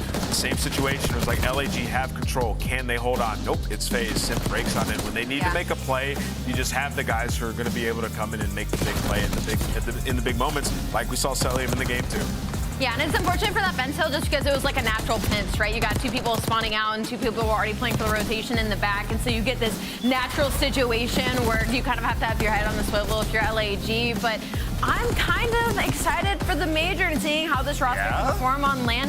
Me personally, I still hold Atlanta's hardpoint fairly high. I mean, they're top 3 across the board during the split regardless, including in hardpoint 7 and 3. Well, they were testing Hasi, right? So they're trying to get better. Yeah, Hasi's been the toughest 9-3. map for them on the whole season. Yeah. So for LAG, like, I want to give them a little bit of flowers pushing FaZe as far as they did because there's few teams that have been able to do that. One of them, namely Vancouver Surf. Was it LAG playing well, or was it FaZe struggling with the new hardpoints? Let's talk to Draza about it. Draza, can you answer that as question number 1? I think they were playing decent, but I just feel like we were not really holding the hills that we were supposed to hold. And I think for the Hasi especially, I feel like I lost a big gunfight against Kids on the rotation. And then the P4, I honestly should have got MC's trade. So I don't think we played that map too bad, to be honest. But I just think holding and kind of chaining hills is what we need to work on going to Major 2. Got it. For sure. Draza, what has been kind of like the dip with S&D right now, you guys? Map pool testing, why has it kind of taken a backseat compared to your respawns during stage 2? Yeah, I just think we were focusing on HP after Major 1 because obviously we lost a few of them. So I just think playing with man ups is the biggest thing. Whenever we're gonna get first bloods because that's just who we are and how we play the game. We're gonna get first bloods. It's really just closing out those 4v3s, 3v2s, 1v1 or 2v1s. So it's getting kind of back into that, and that's what we've been working on in practice. And I think our S&D is really strong for this Major 2. Yeah. You know, Jaza, recently I noticed like there's been series where it's like the Tiny Terrors versus Minnesota just absolutely take over and dominate. This series, you took over, an incredible performance. And I'm going to draw parallels to LA Thieves because I feel like they're your direct competitor. They've all been steamrolling at the same time these last few series. Why do you think that is with your team that you guys are kind of taking turns going off? How do you get clicking all at once? Honestly, I just feel like when we're playing the correct COD, then it's okay. One of us can have an off day and be, a 7 out of 10, 6 out of 10, and still win these series and win these maps. So I think the way that we've been trying to play is we don't all need to go off. I feel like it's very hard to have everyone have unless you're just frying people, it's hard for everyone to have a positive KD. And if we're playing the right way, it doesn't matter what our KDs are or what one guy's KD is, we should win that series. I love that answer. You're now 5-1. You have your last match against Cloud9 tomorrow. I don't care about that matchup. I want to know about your shoes. We're going to a major. You always bring the hot fire, the custom streetwear. So, what are we rocking down in Texas? I think I'm gonna tweet it out this coming Tuesday. So nothing for you now, but they look really sick. They look really sick. Shout out to the artist behind the scene. Draza, congrats on another win tonight. Jason's my boy. Thank you. Go. Let's keep it rolling. We've got a recap coming your way, but first, it's your scuff play of the game. Take a look. Wheeler, what do you think of this bad boy? What's it gonna be? Is it gonna be Simp? Draza. Oh, it's all Draza. We're showing Draza some love. And as we should, man. The guy took over this series. As I mentioned before, Tiny Terrors are having a very good stage. It's nice to see him go off and have himself a really big series when they needed it, right? A couple of close hard points. Search and Destroy has a huge 1v2 in what we're seeing right here. Like, Jaws is just that guy, man. It's why I love the passion. It's why in the Would You Rather I picked Jaws. I hate that I couldn't just harvest his impressions and showcase the shoes 3 days early. I gotta wait till Tuesday. You wanted an early peek. You wanted at least a little teaser. He gave you nothing to work with. Hazard keeps it close to his chest. He earns your scuff play of the game. Bam! Bam. We're done. That was way faster than I thought because I was expecting good games. Maybe they come tomorrow. But first, if you're joining us, we started out with a interesting showdown. Let's go all the way back to the first matchup where Wheeler got one right. Oh, I mean, finally. Things are hard to come No, by. seriously, we rarely go for the upset when looking at the leaderboards. True. Today, you went there. You were down 10 picks. Yeah. You still had faith in the breach. Yeah, well, we had a discussion in the green room before the day began. We were talking about some of these teams that are like regressing, some teams that are staying stagnant, and it just felt like both these teams are sort of regressing, but Miami, like, they've just gotten a lot worse. I mean, they peaked early. Yeah, they peaked early. Their map pool feels really small. The control still hasn't gotten better. It's abysmal at this point. And then the search and destroy, like the issues that they were having the first few weeks have come back, right? Yeah. Outside of the major run, the search really hasn't been there. So Boston, I thought, had a huge opportunity today, and they seized that opportunity, find themselves in the winner's bracket, and I know that those guys are feeling good. Yeah, I really appreciate that angle because I do have to agree with you in that sense of like Boston Breach, if anything, has at least stayed consistent and like in these middle of the pack teams, like they're gonna put them to the distance. You give them the opportunity, they're gonna take the W. And the biggest point out for me today, Awakening 1.57 on this series during map 2. Him having a good series right now, I think is really important for the Boston Breach and their confidence heading into Major 2 because I feel like a lot rides on him currently. Good day for the ARs from Boston. A lot of eyes on that starting lineup for LA Thieves. Same thing, except you're expected to blank your opponent. Today, Minnesota Rocker put up a fight in the second half. For me, this solidified LA Thieves as like terrifying heading into Major 2. Like they were already the favorite, they're already dominating everybody. But I thought if any team might give them some struggle, it would be the Minnesota Rocker, even if it was just to push them to the distance in some of these maps. I mean, they did a little bit. They did a little bit, but I expected it to be a little bit closer, especially in this map number 1. I felt like this was a big statement out of LA Thieves. 7-0 in. Pretty big deal. We don't see it often. 16 times we have sent a perfect team to the major. Only 3 times have they won that following event. See if Thieves can get it done. I think they can. They're pretty excited. They got the number 1 seed going into the bracket. Yeah, I mean, they look absolutely unbelievable. I think they lost, 2 maps this entire qualifying stage, which is just bonkers, man. And they're just steamrolling all these teams, dude. It's been unbelievable. Does that mean they might play Boston round 1? Is that what we're looking at right now for that bracket? Well, they have a bye. I know they. Oh, right. Let's get into this next round here, shall we? That was the Thieves. We celebrate. They're so good. The blue team wins today, but Battle of the Birds. No, they do. No, they don't. Way closer than I thought it would be. Boston. They're gonna smoke Boston. That top 8 guys. Come on. They're gonna smoke. It's been a long day. Yeah. No, Super my Saturday. boys. I was gonna let it go, and then you didn't bail them out. Let's take a look though here at the Royal Ravens because Slasher bailed him out in the respawn. His man catches fire. A little bit of Gwyn in the final 60 seconds, but. If you look at the series across the board, Exton may have been the MVP. You're going to say everybody's name on both teams besides TJ. I didn't want to because I thought we were going to see the search highlights.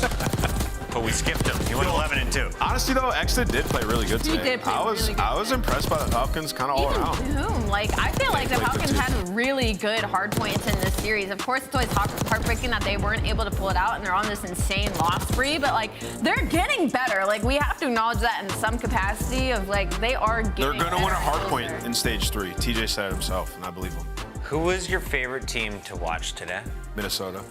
Actually, the LAG versus Atlanta FaZe and those hard points. Those are some banger maps. You guys said Falcons wrong. Let's take a look at our standings because the Falcons are battling with Optic at the bottom. 0-7. They're done. Optic have a chance to tie that record as they will play tomorrow. Gorilla Mates still have 1 to go. Miami's done. Boston's done. Minnesota's in action. And, of course, you're going to see Atlanta gaming again. When do they play?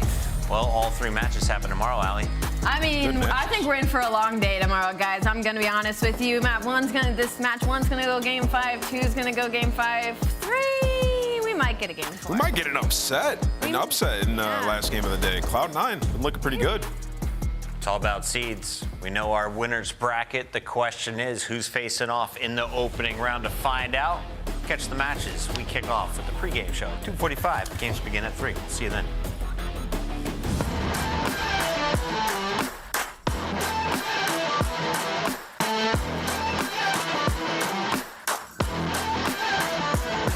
Baggage full of cabbage and I think they lost my tempo. 36 Mickeys on the candy paint bento. Dabba dabba on, keep my brass knuckles warm. Get the cash from the pool in 60 seconds and I'm gone. Bad when I'm gone, bad man, probably gone. Going fast on the ball, roll a quarter-mile marathon. Jimmy in the Jimmy Highway, sipping Kimmy got a brand new mark. I swear to God. Lately all together, see something gonna stick. Lazy on a river team, someone on my hip. Maybe on the AP, no rim, all switch. Baby, you ain't never seen nothing like this. What is he? He's got Nothing like this.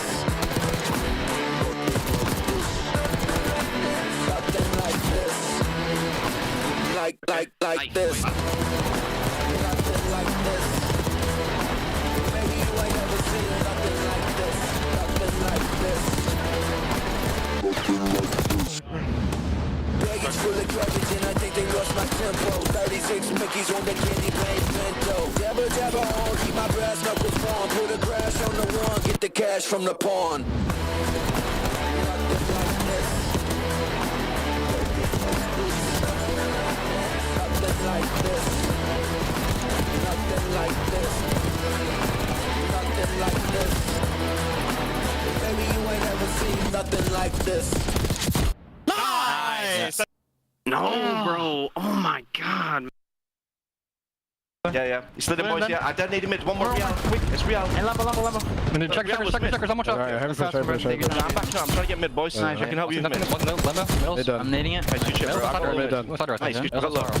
Mid again, dead. Missing real. They did. Okay, I'm backing up. I think he might hit the right leg.